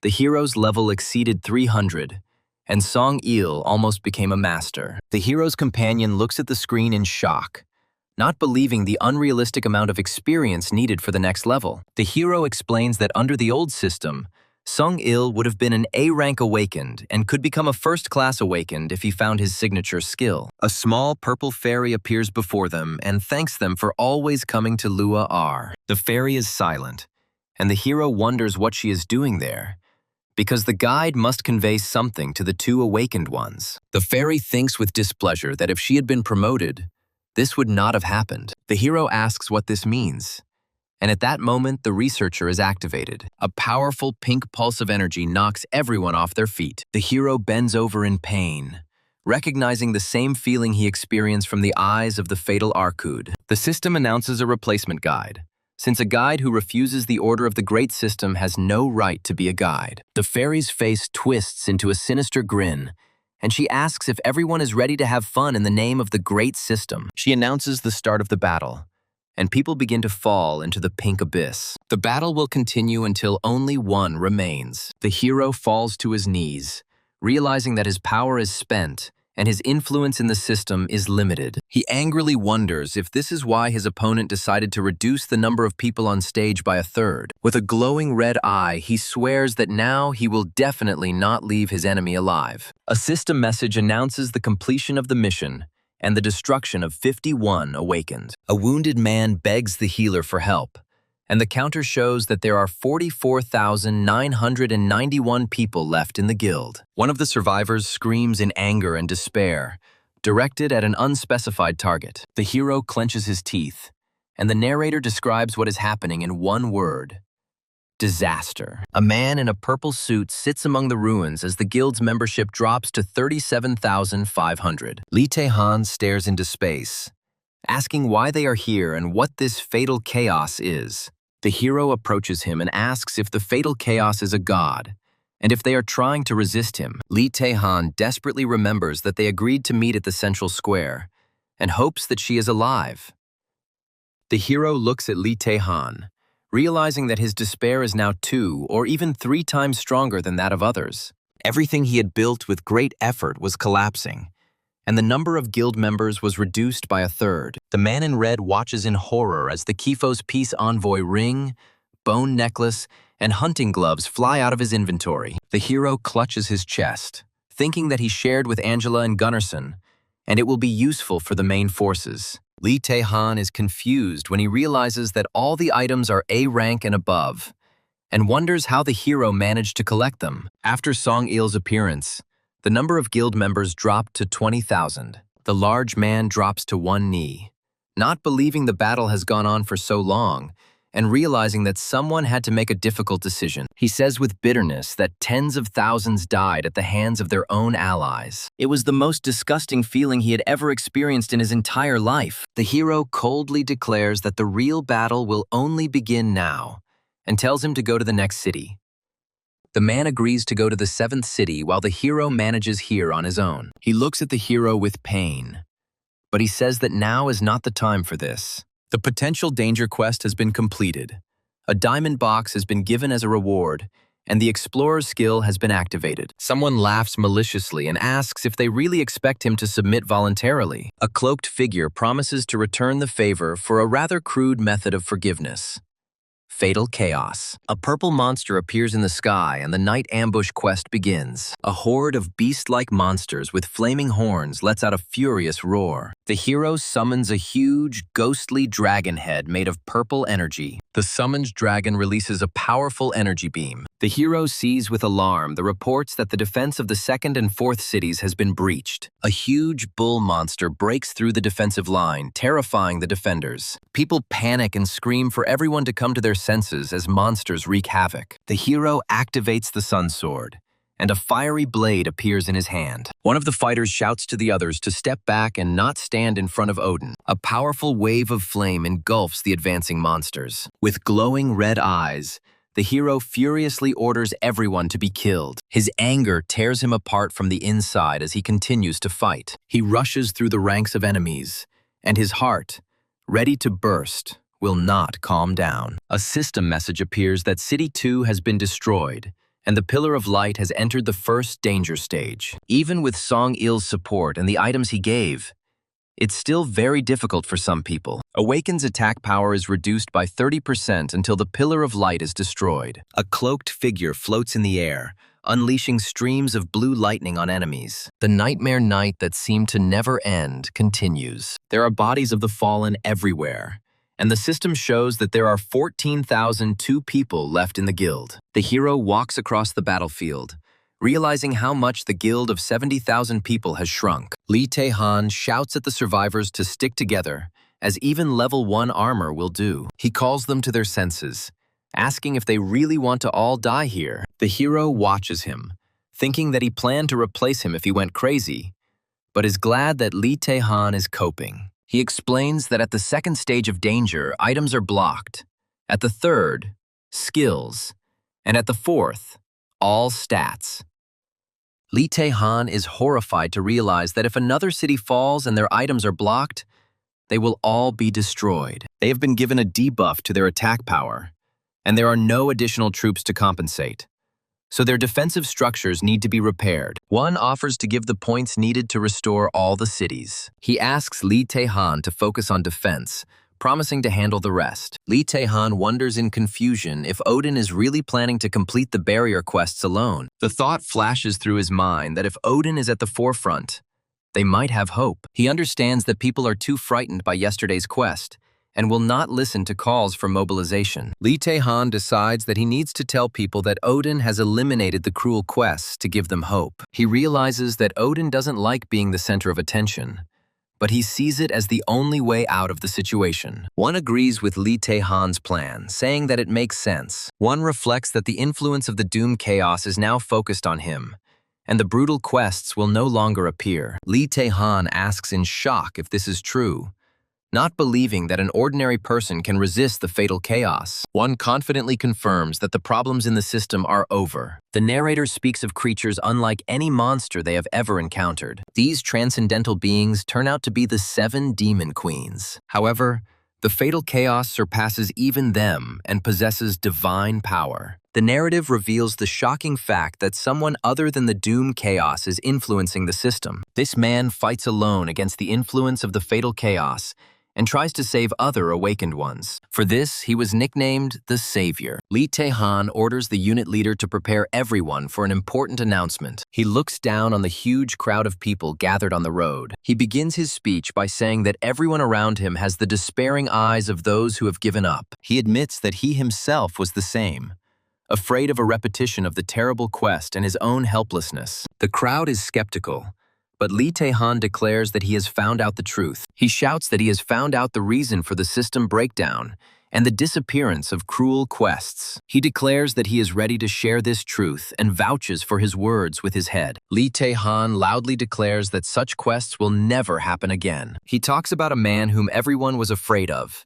and did not even dare to look him in the eyes. This man put an end to the cruelty of the system and now takes on all the influence of the fatal chaos. He asks a rhetorical question whether a person is capable of such a thing, and he himself answers that this is the power of the gods. He calls on people to stop being afraid because they are already under divine protection. Lee Tae-han announces that they only need to save a few cities and renames the temporary headquarters to Savior City. He proclaims that they are God's children on the Savior's earth. The inspired crowd begins to chant Odin's name. One notes that as Lee Tae-han's speech spread, his personality cult only gained momentum. He understands that this was inevitable in order to create a cohesive organization, and it is better than worshipping the system. Reflecting on his development, Odin decides that he needs endurance, as he already has enough firepower. Despite reaching the limit of his vitality, the problem of lack of sleep remained open for him. After a month, he realizes that to maintain the 7th stage of passion,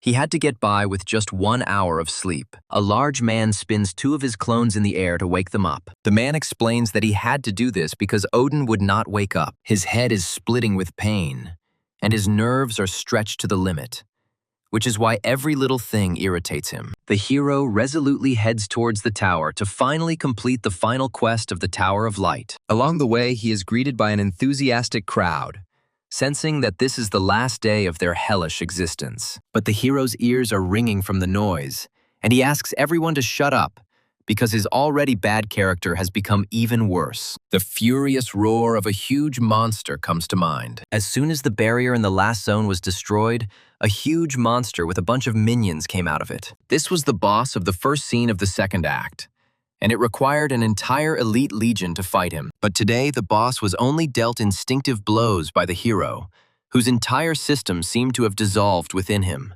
Extreme situations force him to soar to unexpected heights. With one blow, he decapitates the monster, completing the Guardian of the Tower of Light's quest and receiving the reward for the first completion. The exhausted hero falls to the ground, while the system windows report an increase in level to 534. Meanwhile, elsewhere, people are discussing how the 5th camp, with 9,500 people, passed the first stage. In their camp, everyone raises their mugs and shouts joyfully, praising the great Indra. The festival is in full swing, and shouts of praise to Indra are heard from all sides. Indra notes that the taste of grain whiskey is getting better every day, and his interlocutor thanks him for the flattering words. Suddenly, a small purple fairy appears in front of Indra. The fairy, introducing herself as Lusar, announces that she has been promoted to guide for the 2nd scene of the 2nd act thanks to the Frank Guild. Lusar explains that this stage will be expanded like the previous one,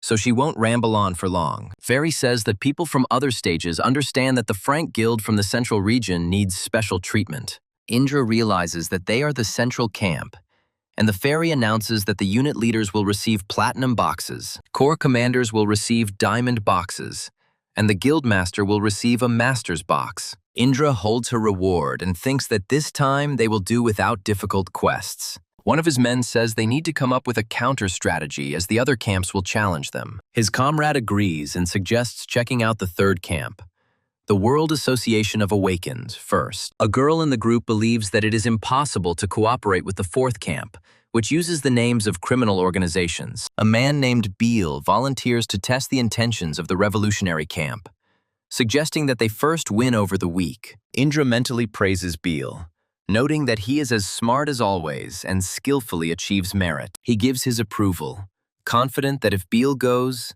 no problems will arise. A group of warriors enters the ruined territory of the revolution. Bailey orders his men not to show hostility without his orders. He looks at the system window, surprised that the city with the protection level of 1 has only 1 resident. Bailey does not understand how such a city has not been destroyed yet. Suddenly, a powerful blow throws his squad back. A large, muscular man lands in front of them, splitting the ground. The man looks at them angrily and asks if they don't understand what no entry means. Bale is shocked to realize that this was Asian territory. He introduces himself and says that they came from the center stage to meet the leader of their guild. The stranger doesn't understand him and irritably demands that he speak Korean. Beale thinks that although he doesn't understand the words, the man is clearly not happy with them, and he would have killed him if it weren't for the recruitment. He remembers that he hasn't seen such a stupid look for a long time. Feeling himself being looked down upon, Bale holds back his anger and says that they are not here to fight. The man with long hair suggests finishing,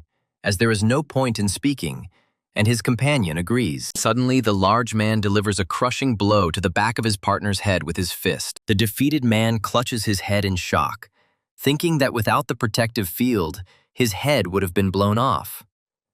A large man stands over him with a clenched fist and says that these guys are quite funny. His eyes glow red with rage, and he asks if they think they are allowed to run this place. A black-haired guy appears in the frame, and the caption clarifies that this happens after meeting Lee Tae-han. The guy asks who these guys are, and his companion replies that they came themselves and started doing whatever they wanted. Lying on the ground, the beaten man asks for forgiveness from a certain Indra, and begs for salvation. The large man reports that the defeated man was muttering something about Indra, and the boy is trying to understand what he was talking about. The guy jokes that their lives will be saved if they apologize to Indra, and asks why the enemy remained alive. His companion explains that he was waiting for a decision, as this was the first time they had encountered other forces. The guy tells them not to wait next time because they invaded his territory without permission and uses the Zvi sword. He says that they should have read the name of the city and suggests that his companion get ready for a walk. The partner asks if they'll leave the place empty,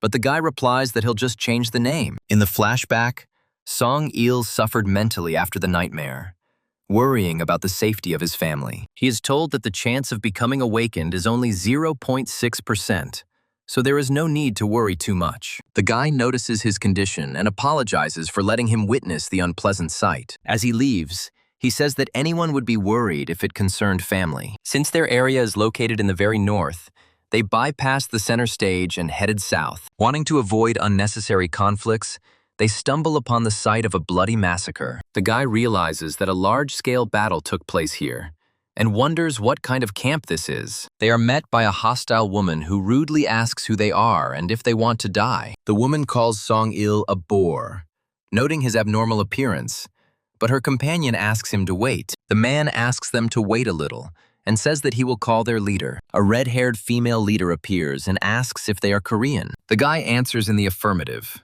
says that they are from the revolution, and in turn asks who they are. He realizes that this faction has some connection to his vault, and states that he wants to meet their guildmaster. The woman asks him about his position in the revolution, and he replies that he is the mayor. She says okay and invites them to go with them. Suddenly, a huge centipede-like monster appears. Song-il asks in horror what kind of vile creatures these are, and the guy calmly explains that it is the Count clan. Song-il can't believe it, but monsters are already attacking the city, as reported by the system window. The man in armor, Mayor Mason Brown, asks if they beat up the insolent Franks. The red-haired woman confirms this, and adds that they received a bonus by bringing the mayor of the revolution camp. She clarifies that they encountered them after the battle, and Mason asks again with surprise about the revolution. Mason says it's very timely, as he was wondering who would use such a nice name, and praises Dorothy. Dorothy thanks him and adds that these guys seem to be Korean. Hearing this, Mason is furious and shouts what she said and demands to know where they are now. It tells the story of Mason Brown,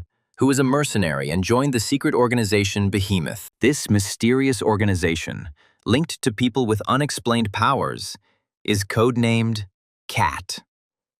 The items that only cats could use were called cat food, and were stored in a bunker that could withstand a nuclear blast. Mason remembers that he will never forget the day he first saw the cat enter the gate. This cat was Ethan, who promised to return in a week, no matter what. They kept coming back with cat food, and from their bloody appearance, one could only guess how desperately they had fought. Looking back, Mason realizes with horror that many of the items that filled the bunker were A-rank items from the master's boxes. He realizes that these two have been risking their lives for a long time in preparation for the testing ground. Therefore, Mason decided to avoid conflicts with the Korean troops, since the two had reached an extreme level. Seeing Ethan in front of him, Mason screams a curse word in shock. He excitedly asks if Ethan remembers him, and Ethan calmly replies that he does. Mason can't believe his eyes and says he's glad to see him again. Ethan asks them not to strain themselves, speaking in Korean, and asks who their guildmaster is. They tell him that the guildmaster is Edema,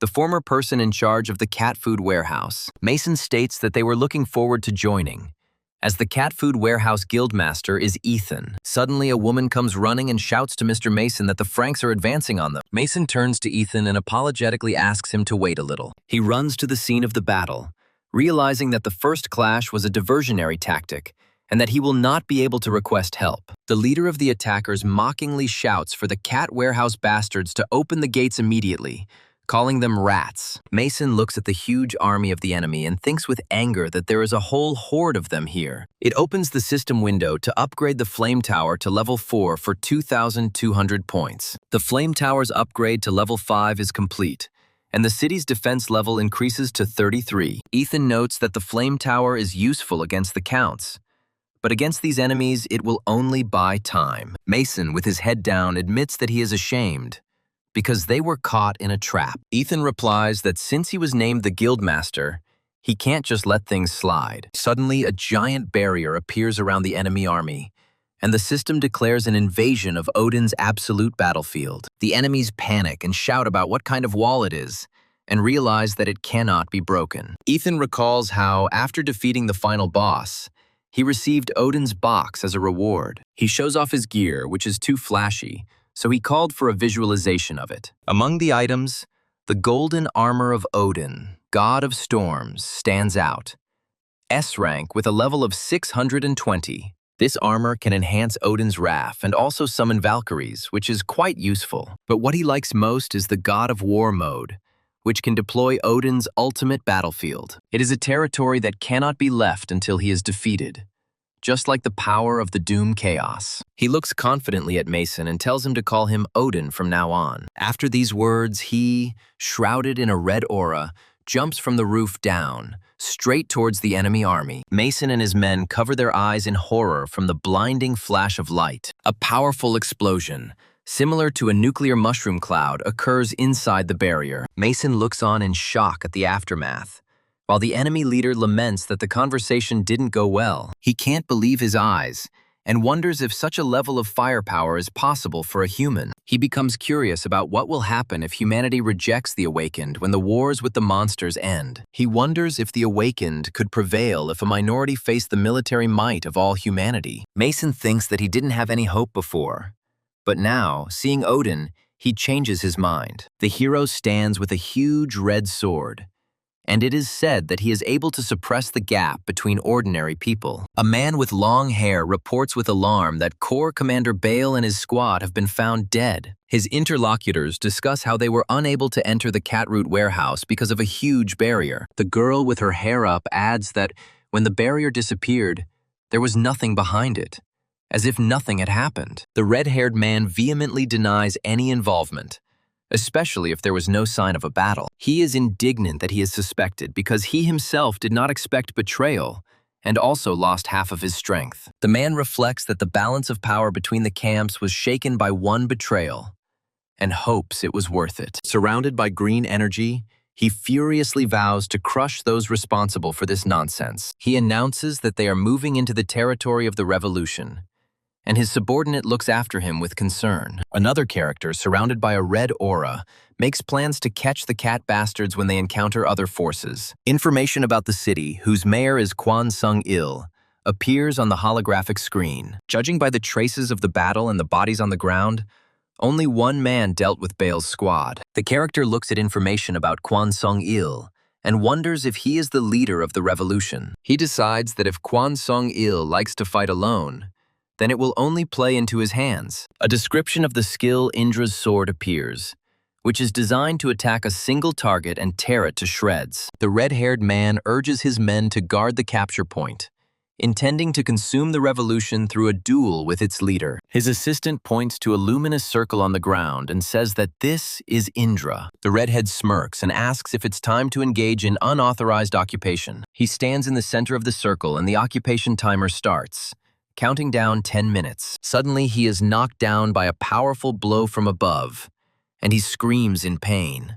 A man in a cloak appears at the site of the attack, and the defeated enemy asks in surprise if he has left the central district. The newcomer with black hair says that his opponent has achieved good results, but now he should be more careful. He tries to use the enlightenment skill, but the system reports failure, unable to see through the target. The redhead panics, but then the skill works and a window appears with his data.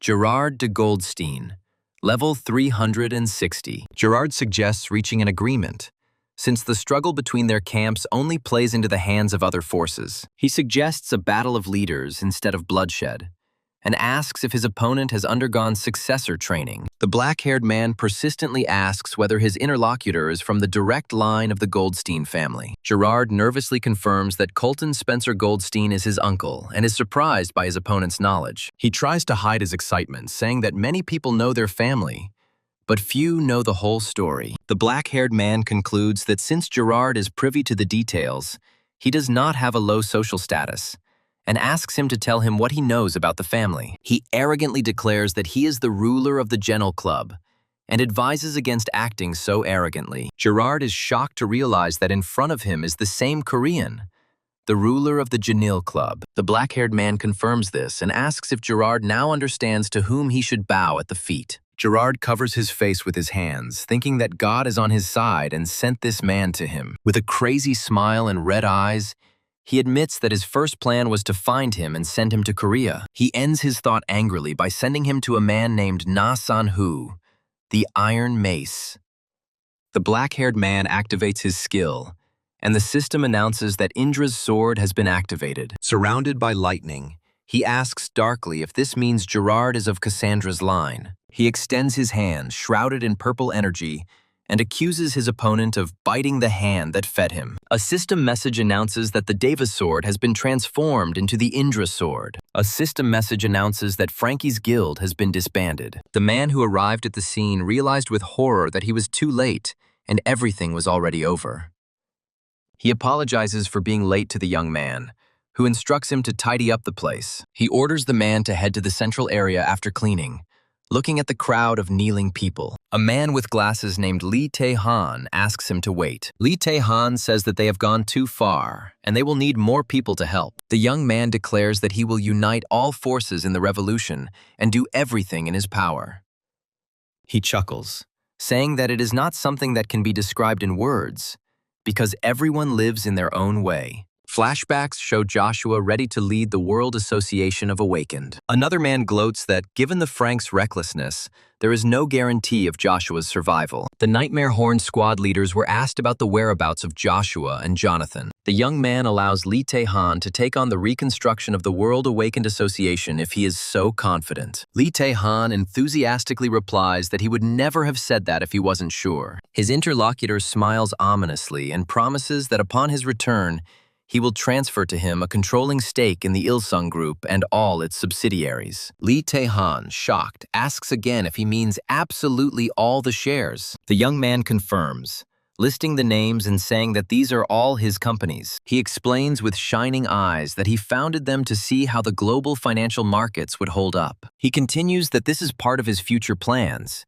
in which Lee Tae-han is now also involved. He sternly asks Lee Tae-han not to disappoint him. Lee Tae-han bows and thanks, promising to do everything to justify the trust placed in him. Several months have passed since the beginning of Act 2, Scene 2, while Lee Tae-han has been unifying and stabilizing the situation. At this time, the main character was searching for one special item. Advertisements for the Black Fragment were posted everywhere, promising a generous reward and severe punishment for concealment. This was not just an announcement on behalf of the World Association of Awakened People. It was Lee Tae-han's official order, But there were always those who ignored the warnings. One of these offenders asks the protagonist if he found what he was looking for, because these fools are trying to snatch it from him. The protagonist looks at an advertisement for recruitment to a raid squad, which promises that even bronze can become gold. When asked how he knew, he replies that the informer whispered, because among them, there is one who fears Odin. His partner asks what to do next, but understands that simply taking the item will no longer work. The black fragment was the starting item for a quest that no one could ever complete. The sixth evil was believed to have made the most progress in his quest, as the reward was an item related to one of the 7 demon emperors. This item is a hidden reward from Act 2, Scene 2, and can only be obtained during this stage. The girl with green hair greets the arriving hero and asks if he came in response to the ad. She notes his impressive equipment and asks if he's in the wrong place, as they can only lift him up to gold. Having learned that he is platinum, the girl is surprised that such a big shot is in their squad. The hooded hero says he's interested in their unit and asks if there's a place for him. The girl is perplexed as to why he chose them, since with a platinum rank he can go anywhere. To which he replies about his circumstances. He insistently demands that a place be made for him if there is none, claiming that it is beneficial for everyone. The girl smirks at his self-confidence, but states that they don't want to get involved with criminals. She asks him to tell her what crime he committed, and he replies that it's just a problem with his girlfriend. A hooded guy asks if anyone has touched a busy girl named Kim Ji-hoon. The girl in red asks with horror if he means Corps Commander Ilson. He confirms that this is true and calls the guy standing next to him a piece of trash who couldn't protect his girlfriend. The girl asks him to wait a little so that she can make sure that his words are true. He starts to leave, saying they are missing their opportunity, but she tries to stop him. She nervously smiles and persuades him to wait just a minute, because they can't do whatever they want. The girl asks his name, and he replies that his name is Kwon Gi-chul. She is surprised and asks what a man who had a place in the association is doing here. She accuses him of bullying her, but he says that's just how the situation turned out, and she calls him a ladies' man. The girl coquettishly asks if she was a beauty, and notes that Ilson's commander looked very absent-minded. She offers a deal, saying that it will be difficult for them to hide him, so he will only receive experience points as a reward. The hooded man's eyes glow red, and he threatens that she will pay if she treats him like a simpleton. The girl smiles confidently and promises that he will not regret if he follows her. She invites him to meet the leader of the unit and asks him not to look at her like that. A muscular man named Xiao Yan appears, who, along with Ling Ling, is the strongest in the squad. The hooded guy, introducing himself as Wu Kang, thinks how greedy they are for quests. To have assembled such a squad, he muses that their party is in a very dangerous position, and the quest might disappear along with them. It becomes clear to him that these two are hiding all the information and leading the rest of the squad by the nose. They are located on the very outskirts of the city, in the quest area for low-level awakened ones. The guy puts on his hood while the system reports that even the association secretary is present here. Some guy is yelling at the losing fighters that they can't even handle an F-rank quest. The hooded guy notes that their squad is now prohibited from entering dungeons, which are now sealed upon quest refusal. The girl enters the portal, and the guy thinks that now he can freely enter and exit the dungeons. And that's how it should always be. He enters the E-rank dungeon, angry at how harsh the conditions were in the past. The guy sarcastically thinks how touching it is that they are now given information about the dungeon even without the explorer's characteristics. Suddenly, his researcher's stat activates, revealing information about the Doom Enterguasto's life vessel. He understands that this characteristic is still useful for obtaining extended information about the quest. The guy is horrified to realize that this is a quest that can be used to obtain an item from one of the demon emperors. In the dungeon, they are attacked by monsters spitting poison, and someone shouts for everyone to dodge. The girl swears that they knew about the monsters, but they turned out to be more disgusting than they thought. Xiao Yan shouts for everyone to get out of the way and jumps in to attack. He lands, but 2 huge red monsters emerge from the green goo. A notification appears about the start of the combat quest and the creation of the Infinite Division. Xiao Yan shouts for everyone to retreat, realizing that this is a combat quest. The red monster deals him a crushing blow. The hooded guy holds the girl back, saying that it's all over for Xiao Yan as he's completely surrounded. The squad refuses the combat quest, and the system reports failure. The girl, ignoring the failure, screams and rushes into the attack. She yells at Kwon in rage, asking what he is doing. He stops the others, ordering the ranged attackers to stay behind because the monster's movements are unusual. A green-haired girl mocks a red slime monster, asking if he's scared. In the monster's reflection, one of the fighters can be seen rushing into attack. The man calls on the others to come to their senses and help, aiming directly at the monsters. A girl with green hair and red paint on her face asks a guy if he has encountered the Maruka clan. The black-haired boy replies that she is lucky and asks why she didn't follow orders. He explains that he had to protect the ranged fighters and asks what she was thinking when she gave the order. The girl boldly replies that if he wants to command, he must give the right instructions. She is shocked to realize that he bragged about serving in the same squad as Mr. Caliber. The girl suggests not talking about the past, and the guy thinks that this situation is increasingly annoying him. He directly asks why they are defending an E-rank dungeon with such a lousy squad. The girl laughs and offers her help, promising to definitely reward him. After a short thought, the guy agrees to help if they really want to clear the dungeon. He adds that he will not ask for a transfer of command, and asks that they simply follow him quietly. In a flashback, another man is seen worrying that the unit leader has not informed the association about the discovery of the black fragment. He recalls how the leader did not take seriously the incident with the revolution group, which was able to unite the entire scene. In the memories, Odin appears, who was called the Savior, and under his leadership a new world was built. He also remembers Caliber Man, who cleared all the D-rank dungeons single-handedly. The man realizes that the leader might disregard the rules and put everyone at risk, so he decides to leak the information. He thinks the person the association sent is named Kwon Gi-chul. In the present, Kwon Gi-chul stands among the corpses and thinks that he has enough power to destroy them all and take the fragment. The man in the flashback is terrified that he will be finished if Kwon falls for the trick of a girl named Ling Ling. A flashback begins where the day before the boss fight,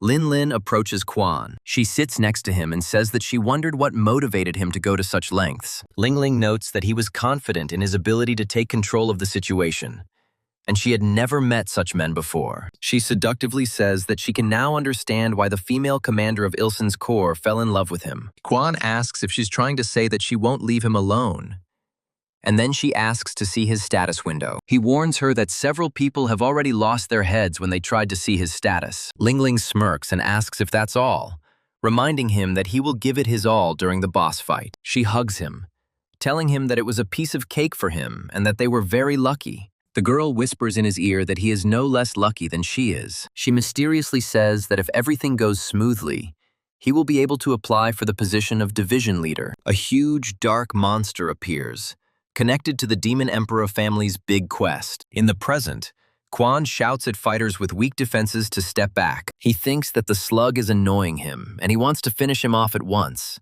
A powerful attack destroys the monster and a system message appears indicating the quest has been completed. The squad members ask each other in amazement if they really cleared an E-rank dungeon. The fighters shout joyfully in the rain, because after the battle with the boss, it's time to share the rewards. Fatigue instantly disappears when everyone sees a mountain of reward cubes and their eyes light up with greed. Lin Lin says that he and Kwon have enough rewards for the first run, and the rest can be taken by others. The men in the squad are perplexed, considering this a test of loyalty, since nothing like this has ever happened before. One of the men suggests that Mr. Kwon choose the reward first, since he was their leader. Kwon refuses the reward, saying that he only joined them for the experience. The rest of the squad is confused.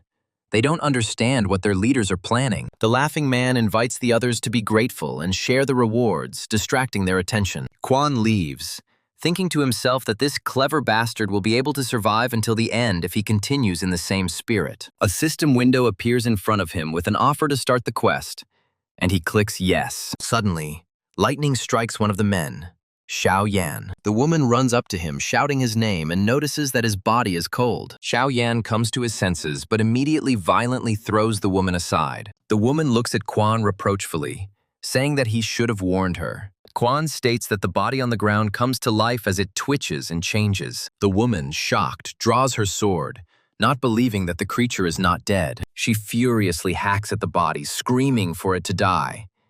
And at that moment, Quan receives a notification that the quest has been completed. The surprised woman asks if that's all. Quan muses that Xiao Yan didn't even penetrate the armor, and Ling Ling worries that the parasite will choose her as its new host. He thinks that things will be tough from now on, but they shouldn't be upset, because he saved their lives. A system message announces that the attacking force has destroyed an E-rank dungeon. At the office, they are met by a man who says that he was about to declare their squad dead. Despite the envious glances of the other squads, the face of the leader, Xiao Yan, remains gloomy. Ling Ling turns to the leader and asks what's wrong with his face. He replies that the next quest is a D-rank dungeon. Xiao Yan reasons that after clearing the E-rank dungeon, those who wish to join them will be drawn to them, and they will be able to count on the army's support. Quan asks if they don't know that the only squad that cleared the D-rank dungeon was under the command of Mr. Caliber. He adds that they don't know where this quest chain will lead next, and doubts it will be possible to complete it. Ling Ling asks if he's suggesting they just merge, and reminds him of his desire to return to the association. The leader assures Quan that he is a man of his word, and will help him return to the association if they complete the quest. Quan smiles and says that the quest is worth it, but Xiao Yan replies that saying and doing are two different things. Quan states that he can just leave and be done with it, asking if he is considered short-sighted. In a panic, Xiao Yan shouts at him to stand still and promises to strengthen his forces and retreat at the first sign of danger. Quan coldly replies that by the time he realizes he is in danger, he will already be dead. The leader bows and asks for help, saying that few know what happened in Maruk's dungeon. Quan is surprised that he kneeled down and decides to agree if he has given all the available information. Flashbacks show Xiao Yan and Ling Ling watching from the outskirts as the new triad system unleashed its brutal massacre. After joining the association through the 7 Demon Emperors quest, Xiao Yan gritted his teeth, wanting to take revenge on the leaders. When he announced that he was trying to clear a D-rank dungeon, everyone except Khan ignored him, as they were gold-level rogues. The man they hired was almost diamond-level and one of the best in the Blue Dragon Corps. The mercenary asks doubtfully how they could have set their sights on a D-rank after just one E-rank dungeon. He chuckles, saying that Xiao Yan's eyes are clouded with overconfidence. Xiao Yan meekly agrees to follow the orders to retreat, having spent all his fortune on this mercenary. Quan speculates that this mercenary will leave at the slightest danger, and at this rate, the leader will have to abandon the quest. Hooded Quan muses that it's time to smooth this process out a bit. Suddenly, a man runs in, shouting that the Corps commander is looking for Mr. Lutzi. Following him, another messenger reports in panic that Caliber has entered the city. The bald man, shocked, asks again if Mr. Caliber himself is really here. Caliber, a high-ranking member of the association, rides into town on a white steed to the cheers of the crowd. He barely suppresses a smug smile, ordering himself to maintain a serious appearance. Blue Dragon Corps Commander Chang Yi-san bows respectfully and says that it is a great honor for him. Caliber sits relaxed in his chair and mentions that he heard about the Corps' plans to clear a D-rank dungeon. He adds that the association is watching them, so they should try their best. Chang Yi-san shakes hands with Quan Sung-il, Mr. Caliber, in awe. At this time, one of the warriors is indignant that going into a D-rank dungeon without a diamond is madness. Chang Yi-san assures him that they were personally supported by Mr. Caliber, and word of this may reach Mr. Odin. Another squad leader states that everyone remembers how they were treated before, and this opportunity cannot be missed. Chang Yi-san decisively announces that they will use the full might of the Blue Dragon Corps to win the favor of the association. He reminds the leader of the attacking squad that he is the main one, because the squad was created under his name. The squad leader sweats in horror, realizing that all responsibility now lies with him. Quan and the green-haired girl watch what is happening, and she advises him to keep quiet if possible. The entire elite of the Blue Dragon Corps has been mobilized for the campaign, though it is predicted that most of them will not return. Suddenly, someone shouts that Xiao Yan's attack squad is also entering the dungeon. Deep in the dungeon, a creepy golden creature with a purple glow sits on a throne. The monster lifts its head and its face resembles a squid with huge purple eyes.